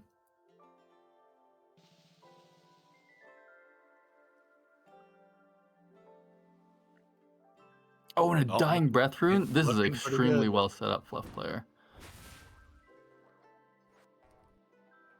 And we give him the sleigh still. Yeah, but these big Oberon stars might do enough. No, doesn't look like it. Oh, was that the first thing we killed and the scissors killed our giant range? That's rough. Wow, yeah. Scissors taking out the Star Girl. Yeah, of all things. So where do we go from here where we're able to beat that board eventually, or even just stay Scissors on alive? fluffs, yeah. Yeah, I don't know. I don't know how to tech into it. I mean, like another succubus and some scam. It doesn't feel like you have a consistent way of doing it. Yeah, not through the stars route. I mean, 6-drop treasure is a good way to start.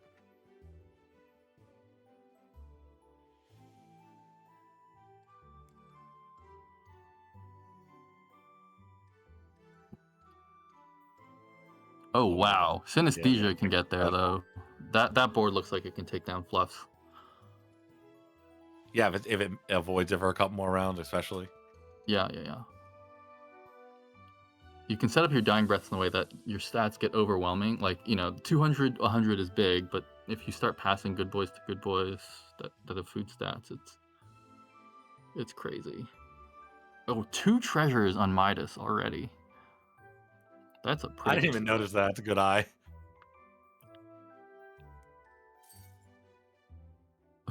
Here's your help. exit. Yeah.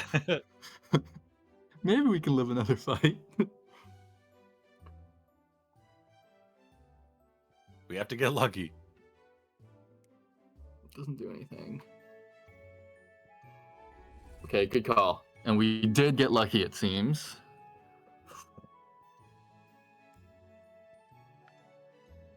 I mean, is it ever worth it to put the Star Childs in one with that? Interesting idea. The Titania there would be nice. Yeah, this is inherently. Okay, just but this is really coping. large. Your Oberon isn't gonna live if you do it this way. You have to believe. I don't know. We're out Yeah, here okay, believing. fair enough. Titania would do just fine up there. But yeah, fine. A lot of ways to play it. Also, maybe you're at the point where it's like, I think I might die here. This might be the only out. Where Yeah. Oberon is like, Right. Yeah, if Yeah. the fight RNG has to go extremely well, and maybe I can get away with it. Yeah, good point. Oh my God, Golden King farmers. This is overwhelming. and I we think get sniped Synesthesia is immediately. looking good to take this one down. Yeah, we got sniped immediately. Our plan went right out the window. All right, so we're popping over to Synesthesia to follow, right? Yeah, sounds good.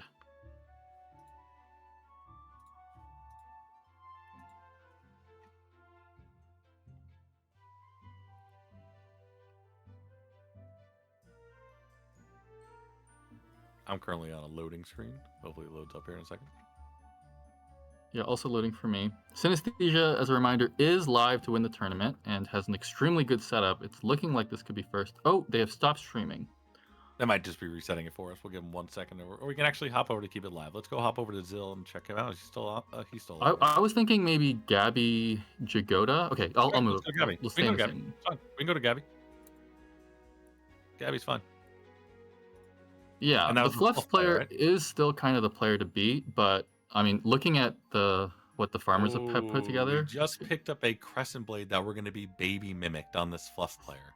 double slays. And, Yeah. Oh my gosh, that's scary. So it might, that good boy comp might not be enough to get through what we're cooking over here. Yeah, but this one is kind of linearly scaling, whereas like the good boys are passing stats to each other, so it's more exponential.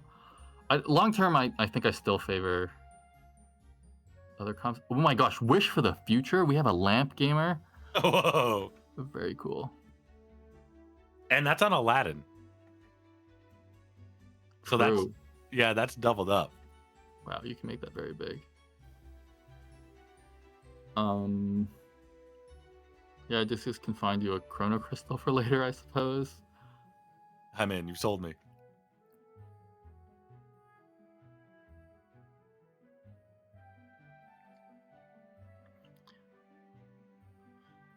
We do have a good setup. I guess you could always find like a double aura item, a double boost item. But then beyond Yeah, that, we're looking for blue fluffs. blue fluff's good. I am a bit partial to Blackbeard and Duelists, but it's a long-term investment to get there for sure. And this is crazy. That's not the first fluff player we've seen today. You know, like it's been a bunch. Right. A lot of people are believers. Yeah, and if Gabby wins, gets this first, the tournament is still alive. Okay. We're too big for the Fire Mage to take out. It only does half damage to the back row.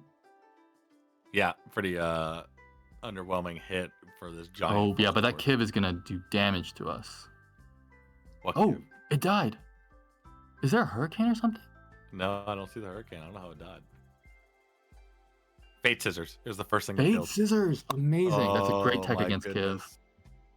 Good call. But still big enough to get this tie with the Fluffs board. Yeah, Looking and Fluffs pretty is happy to keep it going usually. Yeah, there's a 3-drop Fluff.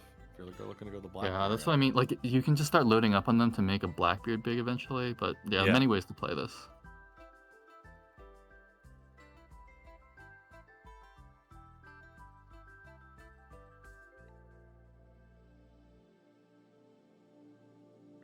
Don't Oh, forget but this is everything the that person's scary- buying too is going to be plus 160, plus 100 from the doubled up Wish for the Future. Yeah, those are going to be massive. Yeah, Yeah, so giving them anything- time is anything also a new. problem. It's just gigantic. But Synesthesia on farmers is also growing a lot. Like every turn, they keep adding food. They're going to have a bunch of preserve. This is going to be a tough one. I mean, yeah, he's in a good spot being at 26. Usually a few extra turns to really get that scaling enough. But like you said, exponential growth can be real on these foods. Yeah, and golden damage from the Golden King is scary. Midas has 3 treasures, by the way. That's pretty awesome. You don't often see Golden King on Midas, but it definitely helps if it's gonna give you more preserve via upgrading a porridge pot. Oh, and yeah, Golden and Big it's Boy. also true. It's a funny take on this character.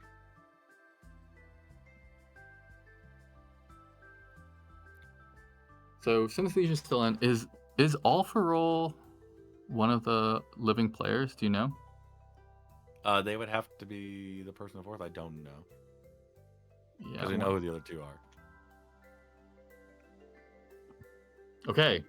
So hearing that All for Roll is dead, so there's only one live player of these in Synesthesia, but Synesthesia has an extremely strong board. I think they're going to be tough to beat. Mimple has a good board too. Yeah, that I'm saying that Wish for the Future is no joke. Doubled up. And If you get the something else, Fire you Mage can is good switch it against. out. Yeah, Fire Mage is good against Good Boy, so could happen. Wait, what happened? Why didn't the Nero walk? I don't know. There was no other spot to put it. I don't know the answer there. Well, it looks like this board is not going to do it then.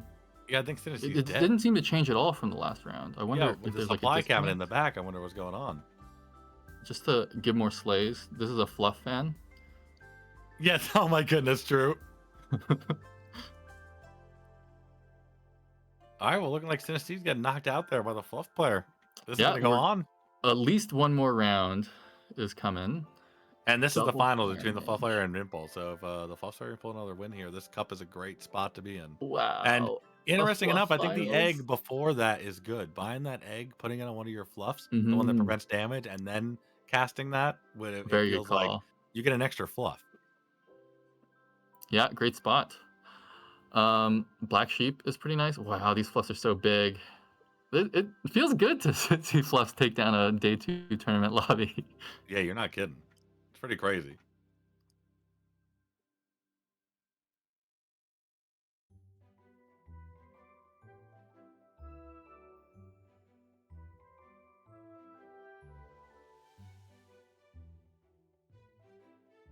Readied up. Not much else to do when you're fluffs, right? You're just good to go.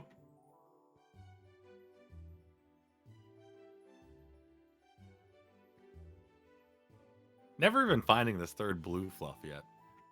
But this doubled up Crescent Blade was definitely a hit. Oh, it looks like Synesthesia crashed out of the game. Oh, that's really sad. Yeah. But they got 3rd place, so a pretty decent result. Yeah, I'll take that. Given that. Ooh, okay, so let's see. I'm gonna check to see who's gonna be live based on these 2 placements. I think both Mimple and Gabby will be live after this game. Oh my god, that means it's pretty Oh, much no, anyone's game. Sorry, Gabby will not be live. Dang. Right, and yeah, so, but regardless of whether Mimple wins or gets second, Mimple will be live. Wow, Gabby crushed this round. I guess, yeah, finding early fluffs. Didn't really take any damage. Yeah, at all. Quite impressive. Let's see if they can finish the... What hero are they playing originally? I remember we got in there, they switched to Odysseus. Oh, it had to be, what's his name? Sandiata? Daedalus. Daedalus. Yes. Good call with the 4 treasures. Wow, but this Arthur is massive. I might not be able to get through it. So Kiv is going to probably trade with 2, and Rapunzel's Prince is probably going to trade with 2. No, we got above the Rapunzel's Prince.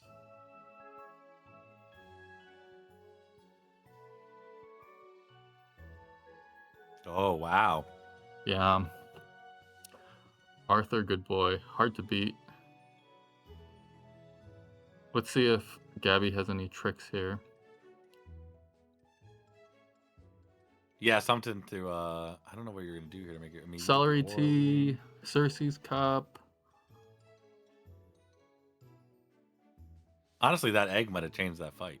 True. Second One more fluff. egg, yeah. Oh, I'm switching characters here for sure. 100%. I'm ripping this spell every time. Doesn't even matter. I don't even think about it. You're 1 away, though, from getting your treasure. That's the only thing. Interesting. Taking the brave little tailor, and then this item means the tailor is guaranteed to slay, or guaranteed to kill. But where do you put it? I guess you don't need to have a fluff leader in the back. At this point, winning the fight is more important than long-term growth.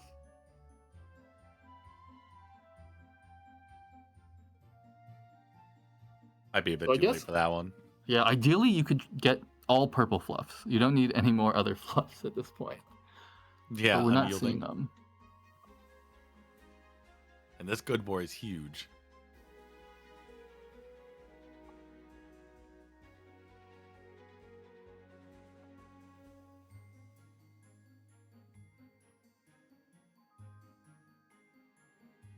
I mean, this Fate Scissors has been pretty dang good, too, throughout all of this. Taking out some of these key threats in the previous 2 boards of the Ghost boards. But if the good boys kill something, not ideal immediately. He only has 3 other, or I guess he has the King Arthur too, so he has 4 with the Star Child. So Star Child's the miss. Yeah, if we could get the Fate Scissors to snip the Kiv, it looks better for win. Oh my god, we readied up and it worked. Exciting. It's nice to have Fate Scissors on fluffs or dwarves because you're so big. It seems like the only time that scissors will trigger is on a relevant threat. Like the good boys aren't big enough to get through. Yeah, but 2 good boys into 2 King Arthurs. If they find a Divine Messenger, I don't think there's a way back. Okay, scissors triggered on something that already died.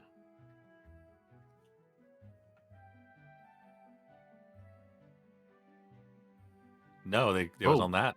oh, I see. Oh, okay. Yeah, the graphic had confused me. Oh, we have enough stats. Oh my gosh! GG. Fluffs takes it down! Let's Yeah, we got a first go! place fluff victory. Wow, Gabby really called it out, was saying, I just need 3 firsts in a row and I'll win. And 1 down, 2 more firsts to go. Yeah, that's impressive. Honestly, I like I said, we've seen a lot of different builds, and now we move into Fluffs taking down the first place in the lobby, and that's really a change of pace. But when we get back, MW is going to go over who's live. I know there's a good amount of people live now, so we could be coming up on our last match, or yeah, we could take down another one with Fluffs, and we keep it rolling. So I guess we'll see you after this break, y'all. If you guys want to do some stuff while you're waiting, don't forget to get your crystals, a little exclamation point crystals in the chat. Give you a code to go over there and pop some out while we're in stream right now. And also, don't forget to join the Discord, guys. So, exclamation point Discord, come hang out with the community, talk to everyone. You can learn strats, any questions you have, stuff like that. But besides that, we'll see you in a few minutes. Catch you.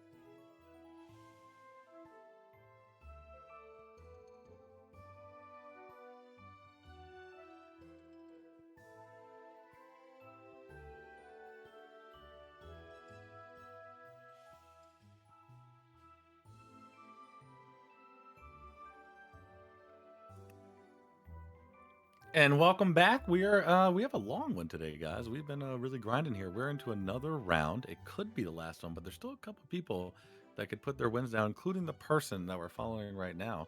Our friend Gabby, we're going to be following on this game, could win it again and push this tournament into another round. But I think MW is going to go over a little bit more in depth about these points and who's alive right now. Yeah, we're on the 6th round, which is, I think, the longest tournament I can remember having. So there are 6 players live. So I'll just say who isn't live. So Yoshitsune the cat needs a first or a second to be live, and Gabby Jagoda just needs a 6th or better to be live.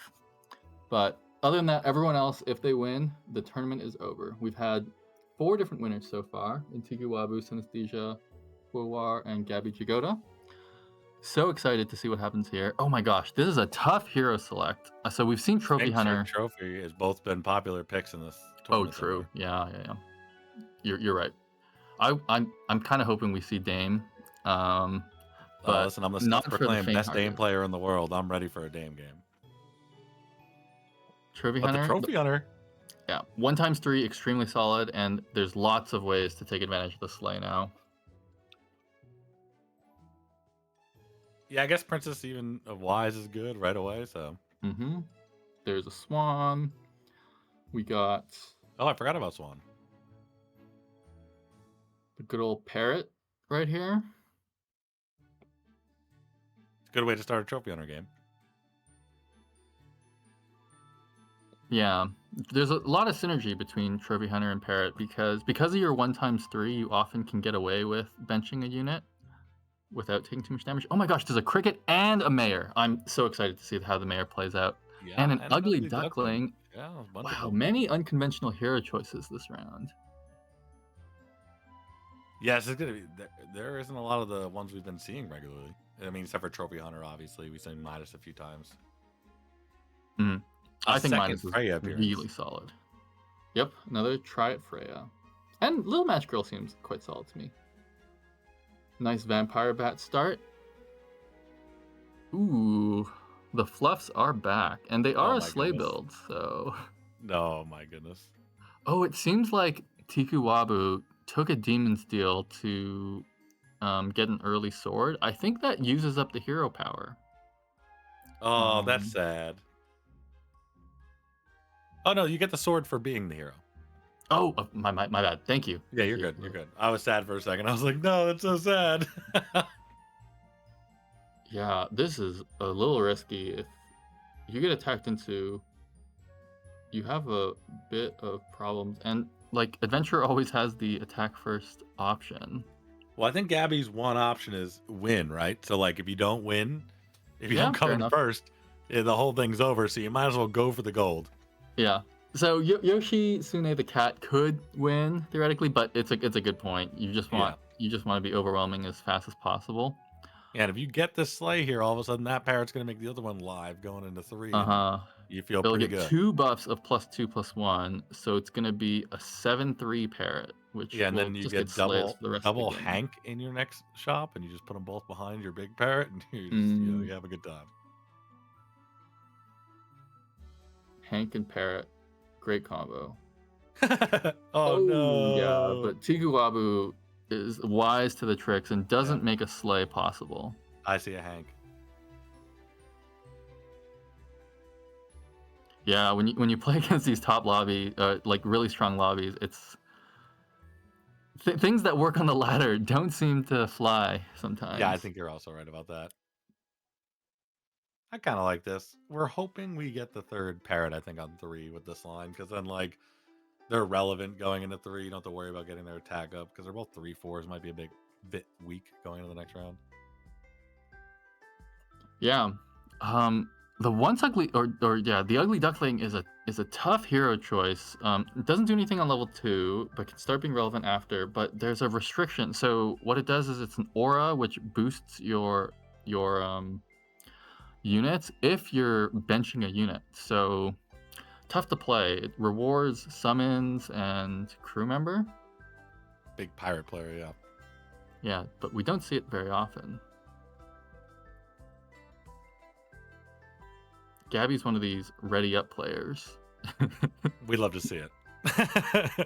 I mean, yeah, going into round 6, Yeah, true we're champion. we're ready to to call it soon. But Yeah, I'm ready to eat lunch after this. yeah, a little hungry myself. Ooh, old dog, new tricks. I still don't have this achievement. I think it Okay, was yeah, maybe the this first was. one I got out of all of them. Mm, Ooh, that lined up perfectly. We have a big sheep. yeah, that's 4 sleighs onto the sheep. Yeah, now it's just a 12-9 12, hanging out. 9. And Amazing. we also pulled the agent here. Yeah, Asian looks really good, and I Yeah, and then a guess. demon's deal to pick something else up. Maybe to Ooh, scale. I like that. Maybe on like let a cabbage merchant get buffed for a turn. If you add some attack on that, that's going to be a threat for a long time. Oh, I Didn't see mean that the one coming. parrots are weak, right? So I guess that's where we're going with that line. 2 rolls. Really did not see this coming. I'm ready for this chameleon spell. Oh my god, a player after It's going to my slay with 2 power. no 3 after we 3, right? Give it the orange. Don't be a fool. It's not gonna slay with 2, of course, but with 3, we're locked in. You gotta lock in. Yeah, there's a sleeping Misa over there. Yeah, listen, that's a scout of the century. Ready? I'm ready for this slay. Okay, 3 so rolls this I turn. guess the best Oh, is it live slays. chameleonaire opportunity right now. No, no, no, no. There's All we not have to do enough is sell the mana. 2 parrots. And, oh, true, we have no mana. Uh, I got excited. But the broken magnifying glass is a bit promising. If we slay into a tomorrow's trader, that would be that would Broken? just be a Yeah, really good start. Tanuki. Tanuki too, Yeah, yeah. any of those slay units. Tengu. It's all slayable. The whole line was slayable.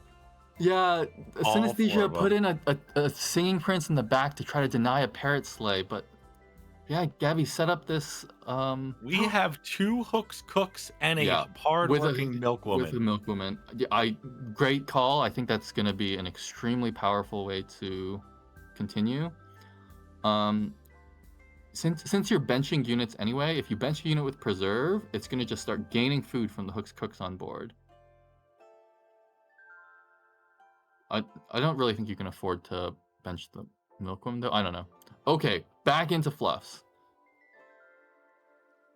It's a bit late. No, it's just 3.2. It's not that late. I'm surprised with that getting that milk woman there. Maybe you're looking to kiss it now and get something else, but Hmm. the hooks cooks just feels like pretty good synergy here from here on out. Yeah, it is tough to play with just hooks cook and milkwoman, but I agree. I Sure. think I would have tried for it, but not everyone's comfortable with the farmer play style. Yeah. It does take some very careful navigating. But we have black sheep plus young fluff synergy.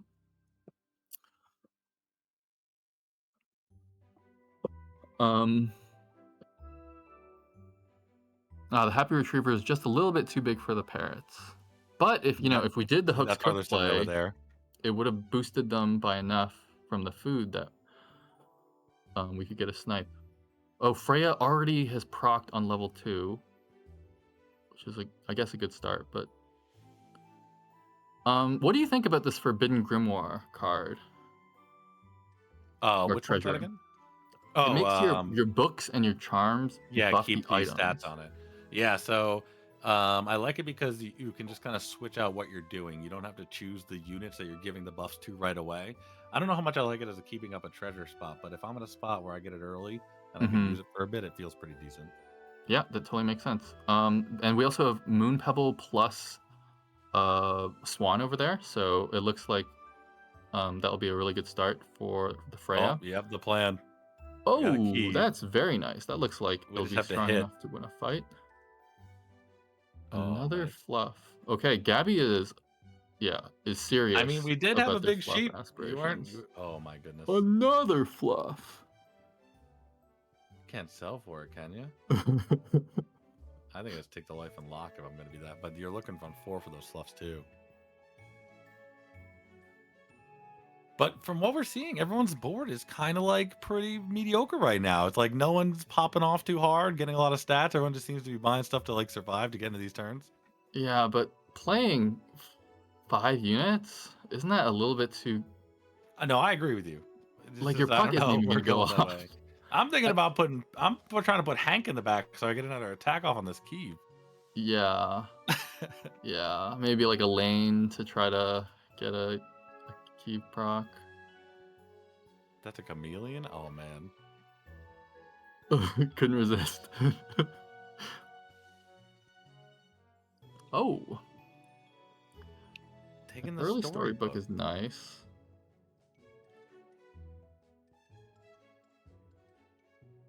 That's kind of crazy. 5 I'm units. ready. Is Puck gonna go off? I guess yeah. Q is gonna help.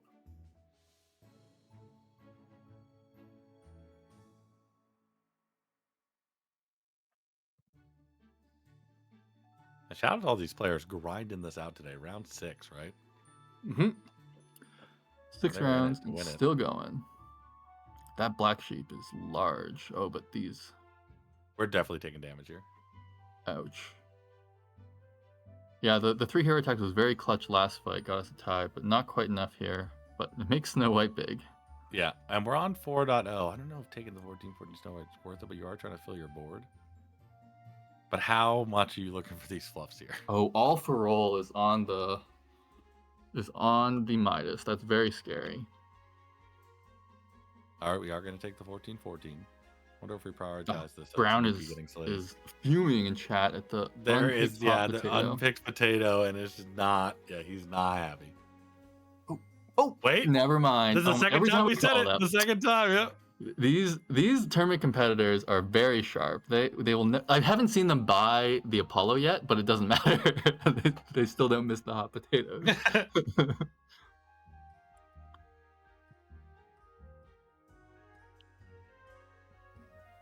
All right, we're still on 0 gold now, but this, I mean, I don't know. Maybe I'm just not the biggest storybook fan, but Hat always seems just pretty good overall. Mm-hmm. They both have like different value. Yeah, I think I would say it saves a couple of gold throughout the course of a game. Storybook, if I can get it on 3.0, it feels pretty powerful. Yeah. Yeah, I see a bit of value in each. It's nice to have like this Tanuki having a little more attack can be the difference between it like taking off and not. Actually doing something and doing nothing. Mm-hmm. And I guess it works with the fluffs better. Like fluffs aren't going to be casting spells. Oh, and right, we're Trophy Hunter Tanuki. We just need some monsters to play with it. Maybe if Or we could find a Moonlight. mermaid or something. We just need some moonlight, and then we'll figure out the monsters. Golden Gingerbread Witch plus Golden Catbox is going to be very tough to get through. Yeah, that's a lot of big cats. We have one sheep holding it down for us. Oh, I wish Not we would quite be able enough. to last for one more, so the upgraded unit attacked in. That's a monster in the Radiant Fairy there. Yeah, good call. The Radiant Fairy definitely loves to get that boost. Yeah, we're on 4-1. It looks like Gabby is thinking about absorbing the Milk Woman to me. Really? I mean, feels a little bit better.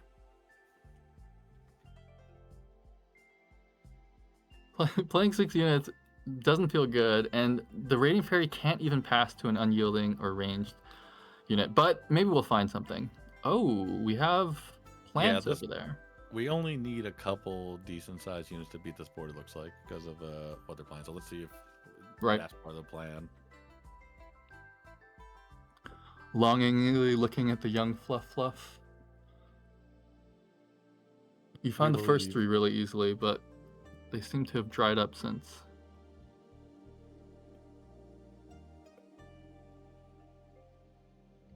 Honestly, this is a decent Tanuki start. This could, we've taken a bit more damage than is comfortable, but the board's not looking too bad.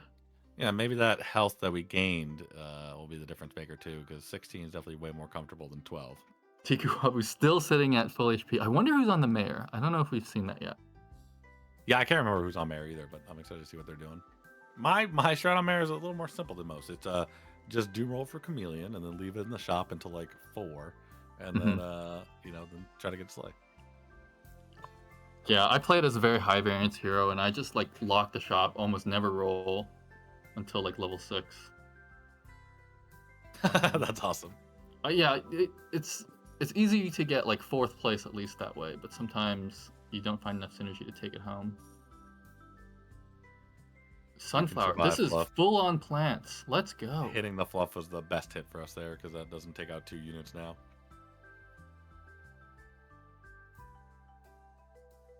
Thank you, Hank. You carried. Wow, the Hank picking up the Radiant Fairy buff and holding it down. There's a trader, but it's probably too late.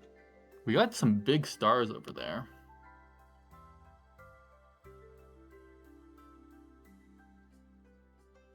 Yeah, and a star. Nope. Still it's never wants too to late. trader. Yep, Oh, and a never too second late for a trader. second one.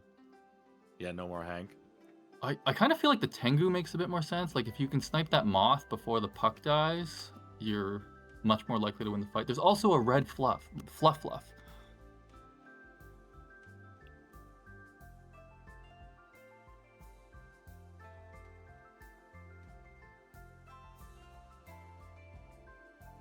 Yeah, I still just thinking about buying the second one, right? Or the fluff. It's time. Why wouldn't it be the fluff? We got 3 fluffs on deck. I'm ready for him to sell 2 more things somehow. Yeah, just buy the trader 2. We're getting both. Usually you want to play the red fluff in front of the green fluff.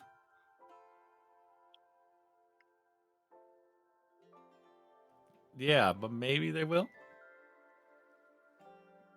This is an awkward board in that no iron will, no ranged. But the numbers are decently sized. I just worry that the pucks are gonna do a lot against us.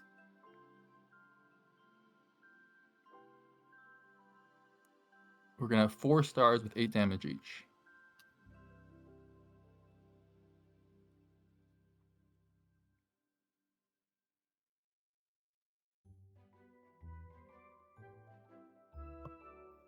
And we get to see what the adventurers, really cooking. I wonder if they took any damage yet. Is there a little counter on it?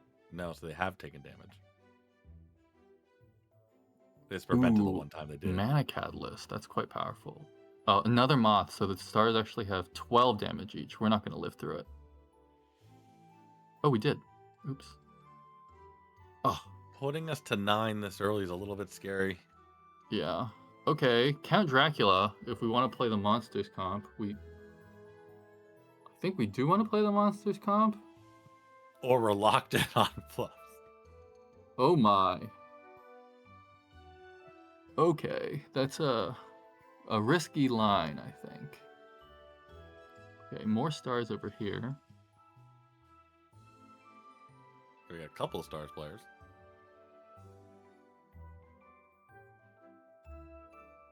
The storybook makes the Brave Little Tailor a lot better.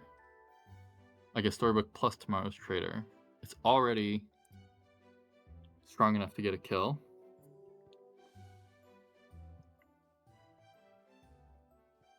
Yeah, although stream is lagging a little bit, I think we're going to stick over here because we want to see if Gabby can pull himself back here from the clutches.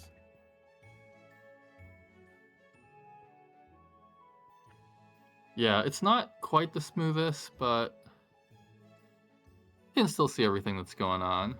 Ah, and we did get the Brave there. Mm-hmm. Symbol of Unity and Crescent Blade, I think, are both pretty good. Actually, what does Symbol of Unity do? Allows you to take a Frank here and keep playing. Right. Yeah, or it allows you to take Dracula, and then all of your stuff is insane. Gives you plenty of stats to get into your late game where you can actually build something.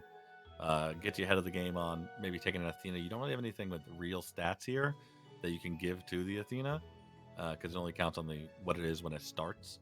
So we kind of need something that would be a little bit bigger. Maybe you could talk about I'm worried about not surviving to Athena. The Pocket Egg helps us win a fight, but it doesn't really seem like a item that helps us get to first place.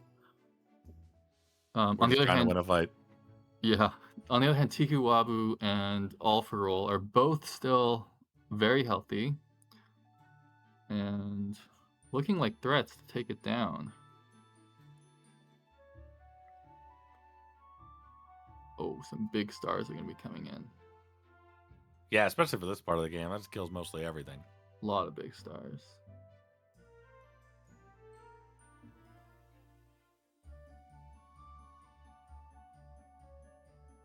The Ouch. stars killed it through the fairy and the fairy buff. Ooh, and who knocked out Yoshitsune over the there? cat is the one that So, took. so we're took popping out. over to Otsu, right? Mm-hmm. All right. Some more stars action. Yeah, this is a pretty good setup.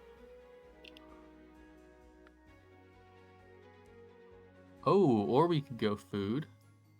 I mean, it's pretty open. 5-2, second pot there. Yeah, it's hard not to take. So many things in the hand. Didn't see this. Really questing Oh, on the side. and I think that Yoshitsune the cat is up in XP. Usually on turn 11 it would be 5.1. So it's a promising start at high life. It seems like this ugly duckling is working out very well. Yeah, you're not kidding. And looking like they might sacrifice the buff and the summon here for the extra food over time. No, I was thinking sell 3 items, buy the duelist, and then summon a bunch of pirates. I'm always in on that. Listen, you've convinced me. Like if you summon the porridge pot later, I think it's okay. It's not quite as good, but I don't mind it.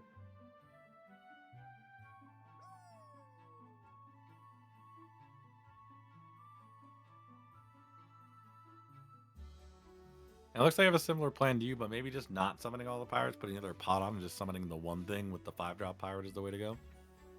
Ah, interesting. Yeah, because I just saved those 3-drop pirates till later if you don't need them right now. That still looks fine.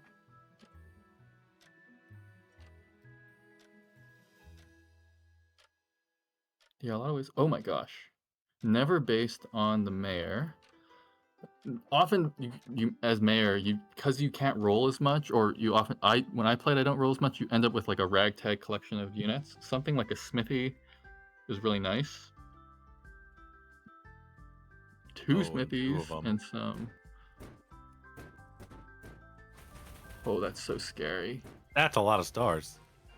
Otsu's fight speed is a little bit high, but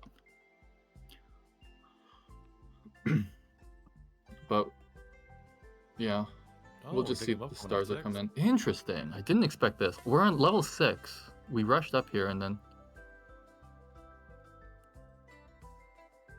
took a milk woman. Oh, I see. Oh, right. Of course, we have the other food synergies. Good boy looks extremely juicy Good? to me. Yeah, like a good boy.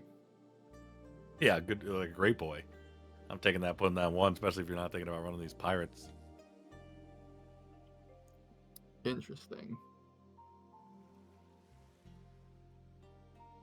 But if you are going to run Milkwoman, it just seems right to run the pirate chain in front of it, right? Mm-hmm. Summoning in front of your booster is a good synergy usually. Passing on this good boy. Yeah, we have a lot of triples and we would love to consolidate them because like our board is looking a bit cramped. And there's also a Snow White about to proc.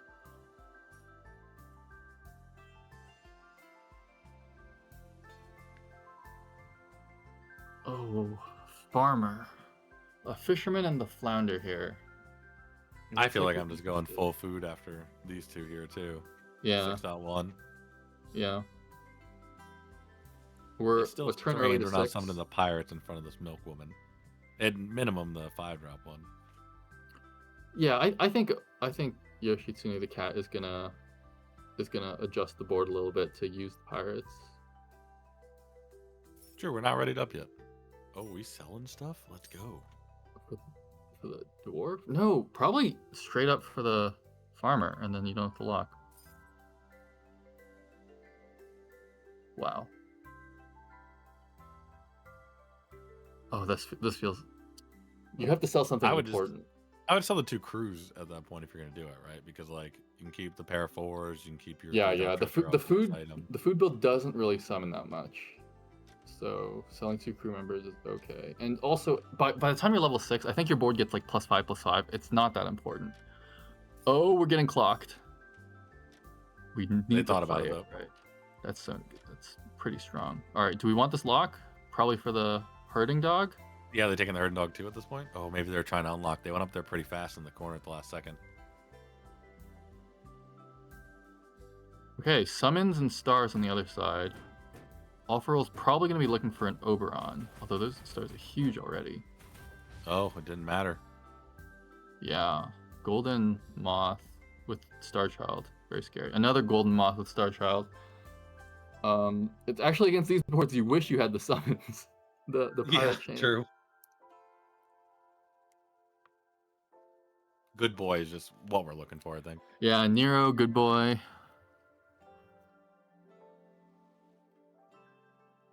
Another farmer.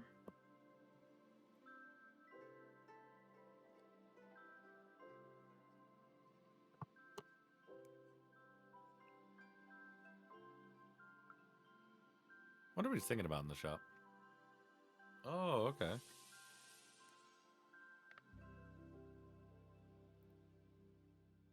Oh my.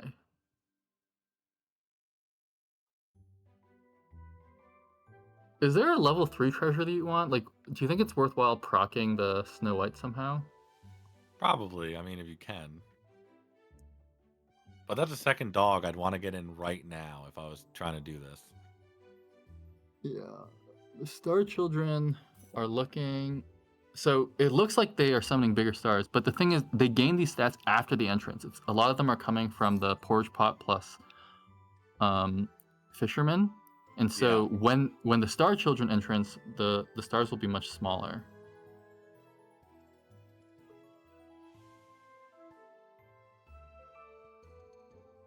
I would think about putting the second dog in now too. I know the Star Child. I suspect that will happen.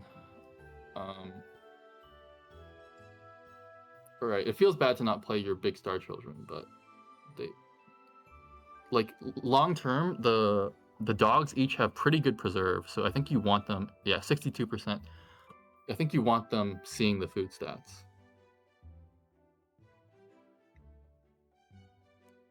No, interesting. Leaving them out for a turn. All right. Maybe just hoping to get that third one. Skip this all, getting stats on the other ones. Tikuwabu is playing this large Star Child comp.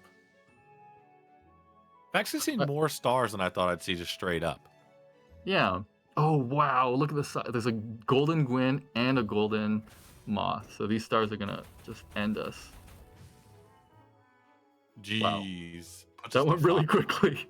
Yeah. Yeah, this was common in when Star Child was it was a bit stronger before, and it felt like the only way to not die to Star Child was to play Star Child of your own. And right when their stars come and wipe your board, you have some stars that sometimes can wipe their board. Yeah, I remember that. Or you're just playing like a aggressive amount of summons, right? Yeah. It looked like we went for that.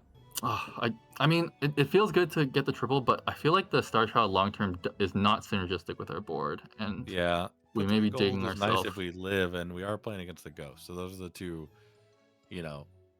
benefits of maybe doing that. Okay, here's a pair of 5s. Which are we looking for a 5-drop treasure though? Yeah, not sure. Okay, we want that. I'd probably sell the moths and the Snow White for that, and just get the other dog in now too. Nice, good call. That will feel good to have both dogs on board. Yeah. Well. Ooh. Yep. You got to take Hero Mask. At low health, Hero Mask. Sundiata nice. double. We're getting 2 upgrades right now. 2 upgrades. I think I would put one on a good boy. Yeah, I think I agree with that. Especially you could do that now. Increases your we get a good boy, and we're pretty happy about it. Right. Yeah, just try to greed it a little bit and hold one, hoping to win this fight. or Yeah, I can not see. die the If it spike. wasn't against the ghost, maybe I think differently about it. But Yeah. since we're against the ghost, I've died in tournament like that. We're trying to save the last one against not a ghost. did you? Oh I'm no! not willing to make that play. Oh my god, there's 5 people and they readied up soon. I guess the tournament, the gamers are also getting tired. Yeah, they're definitely getting tired. They're ready up. You're exactly right. I mean, it is a grind. This is a grind today. This is a there's potential here for sure with steadfast statue and like a big dwarf board, but it doesn't seem like they found their key dwarf pieces. We have some extra gold to doom roll for this good boy. Yeah, you want to spike something here.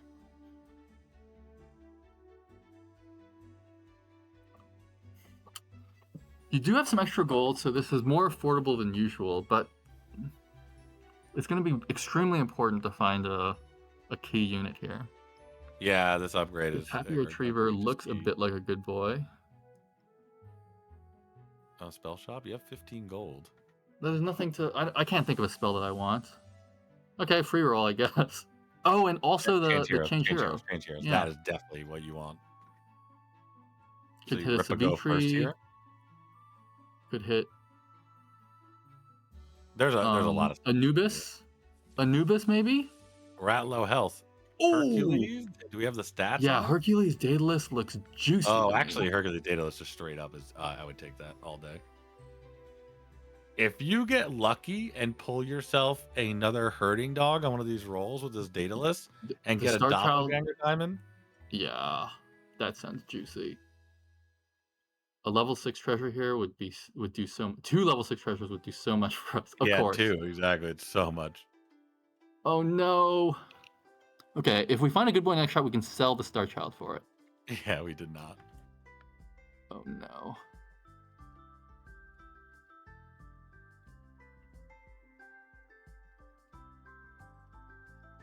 Quowar's got a pretty scary board over there.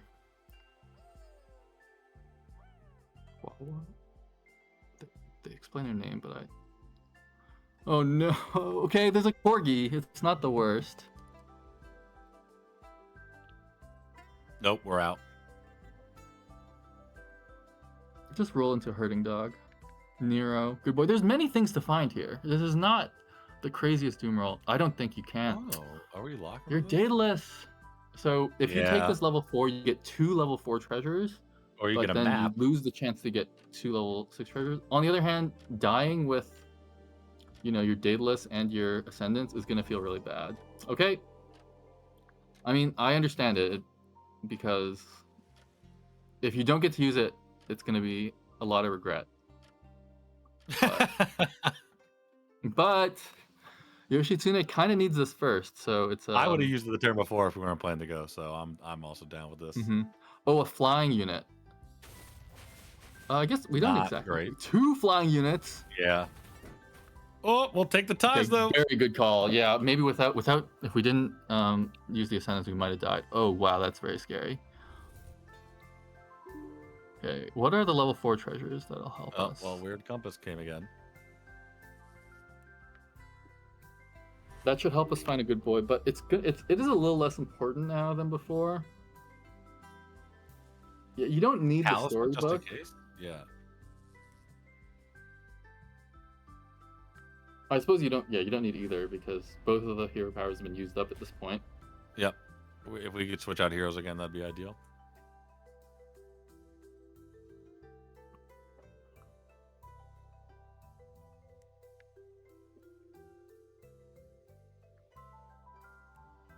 Come on, good boy.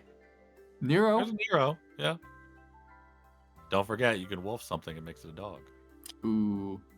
Thinking of putting the Nero in 7, which gives more stats for the herding dog to pass, but it means the golden fisherman is not doubling, or it's like 1.6 times multiplying the food stats from Nero. But I guess yeah, if you don't have good boy, actually I think this play is defensible because it's the food that matters, not the regular stats. Another fisherman. But are you looking for that more than you're looking for good boy There's here? 2 fishermen. It's true. It's hard to Oh yeah, Without the jeez. good boy, it's really hard to bring this together. But like, I think if you grab these two, we're gonna have 90 plus preserve on the herding dogs, which means we kind of have inevitability. We just have to survive to get there. Yeah, 88 Top four already. here So too, yeah, and playing against the Fisher here. yeah. I think this fisher used to be an adventurer, is my guess. Often it's nice to change heroes into Fisher King, immediately get your level 5 treasure.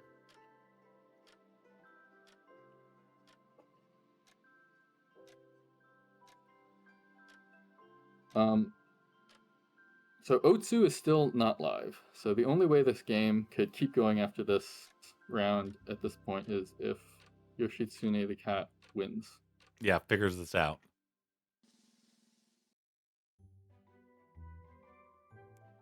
Divine Messenger. Oh my gosh. I don't think. Okay, Tiguabu has the board. This is a beautiful board. What a shot! Wow. Is it enough? The 3 stars? Oh, it's enough. Without that spell, it may not have happened. So extremely heads up play here. More stars. Look at More this ending. stars. The Star Child has been like doing If you so can much for hit us. this good boy in the next 2 to 3 rolls, you're pretty hyped also. Yeah, a good boy would make this board go crazy.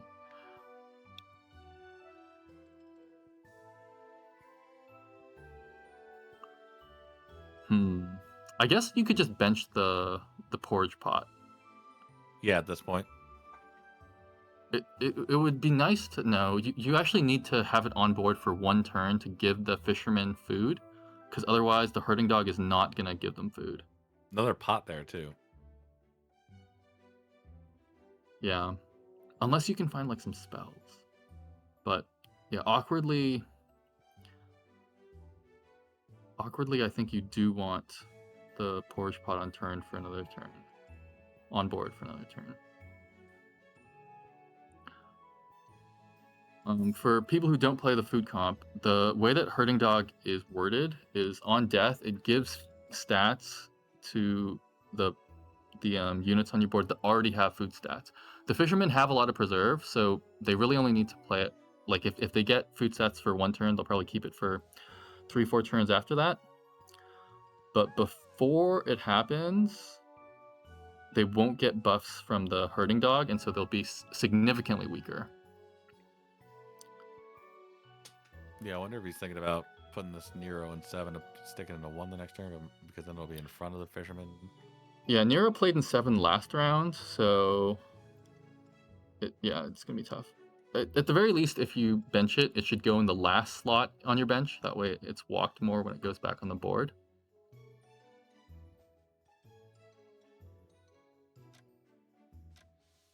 What's going on with Star Child? We've relied heavily on it so far, but I think it's holding us back a little bit at this point.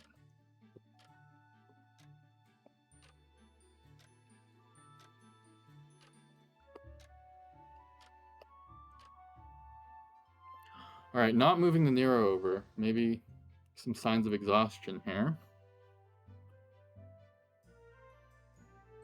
Yeah, I mean, I would be showing on me at this point too. Yeah, the stars are actually so important. Yeah, without the Star Child, I think we might have... No, never mind. We would have taken him out. Anyways. Yep, very nice. Stars in the finals. Zill heads up versus Yoshu. If one of them win, we're playing another round.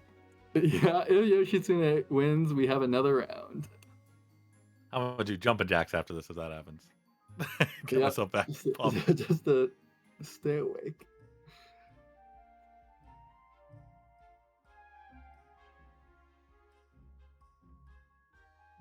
Thinking about the egg, egg is fun.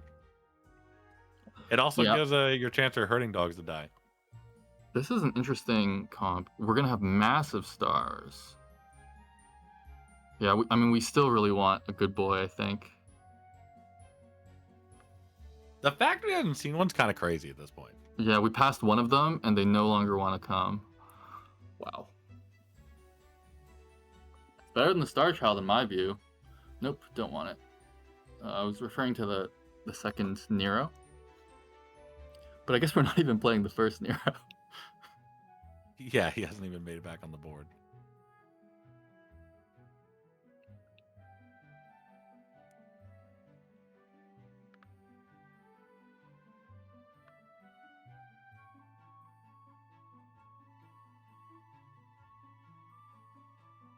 Is that the entrance rune? Which one is that? Yes, exactly. That one is the Yeah, double something to think about. entrance.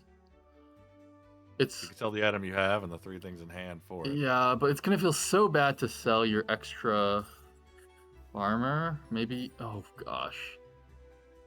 It's got to be the good. No, you can't sell Fisherman. You have to sell the Star Child, Star right? Child. You could sell your second Herding Dog. I can't believe Nero got sold. This is kind of blowing my Or mind. Nero. Actually, the farmer wants to be behind the porridge pot. It matters a little bit. Yeah.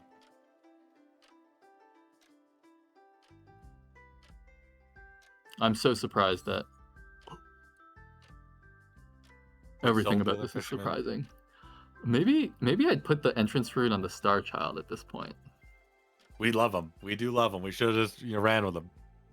Yeah, like these aren't food stats that are being doubled here. It's just regular stats, and I don't think that's what's going to matter. On the other hand, getting more stars means you won't take the loss. Look at the size of those stars. Look at the stars.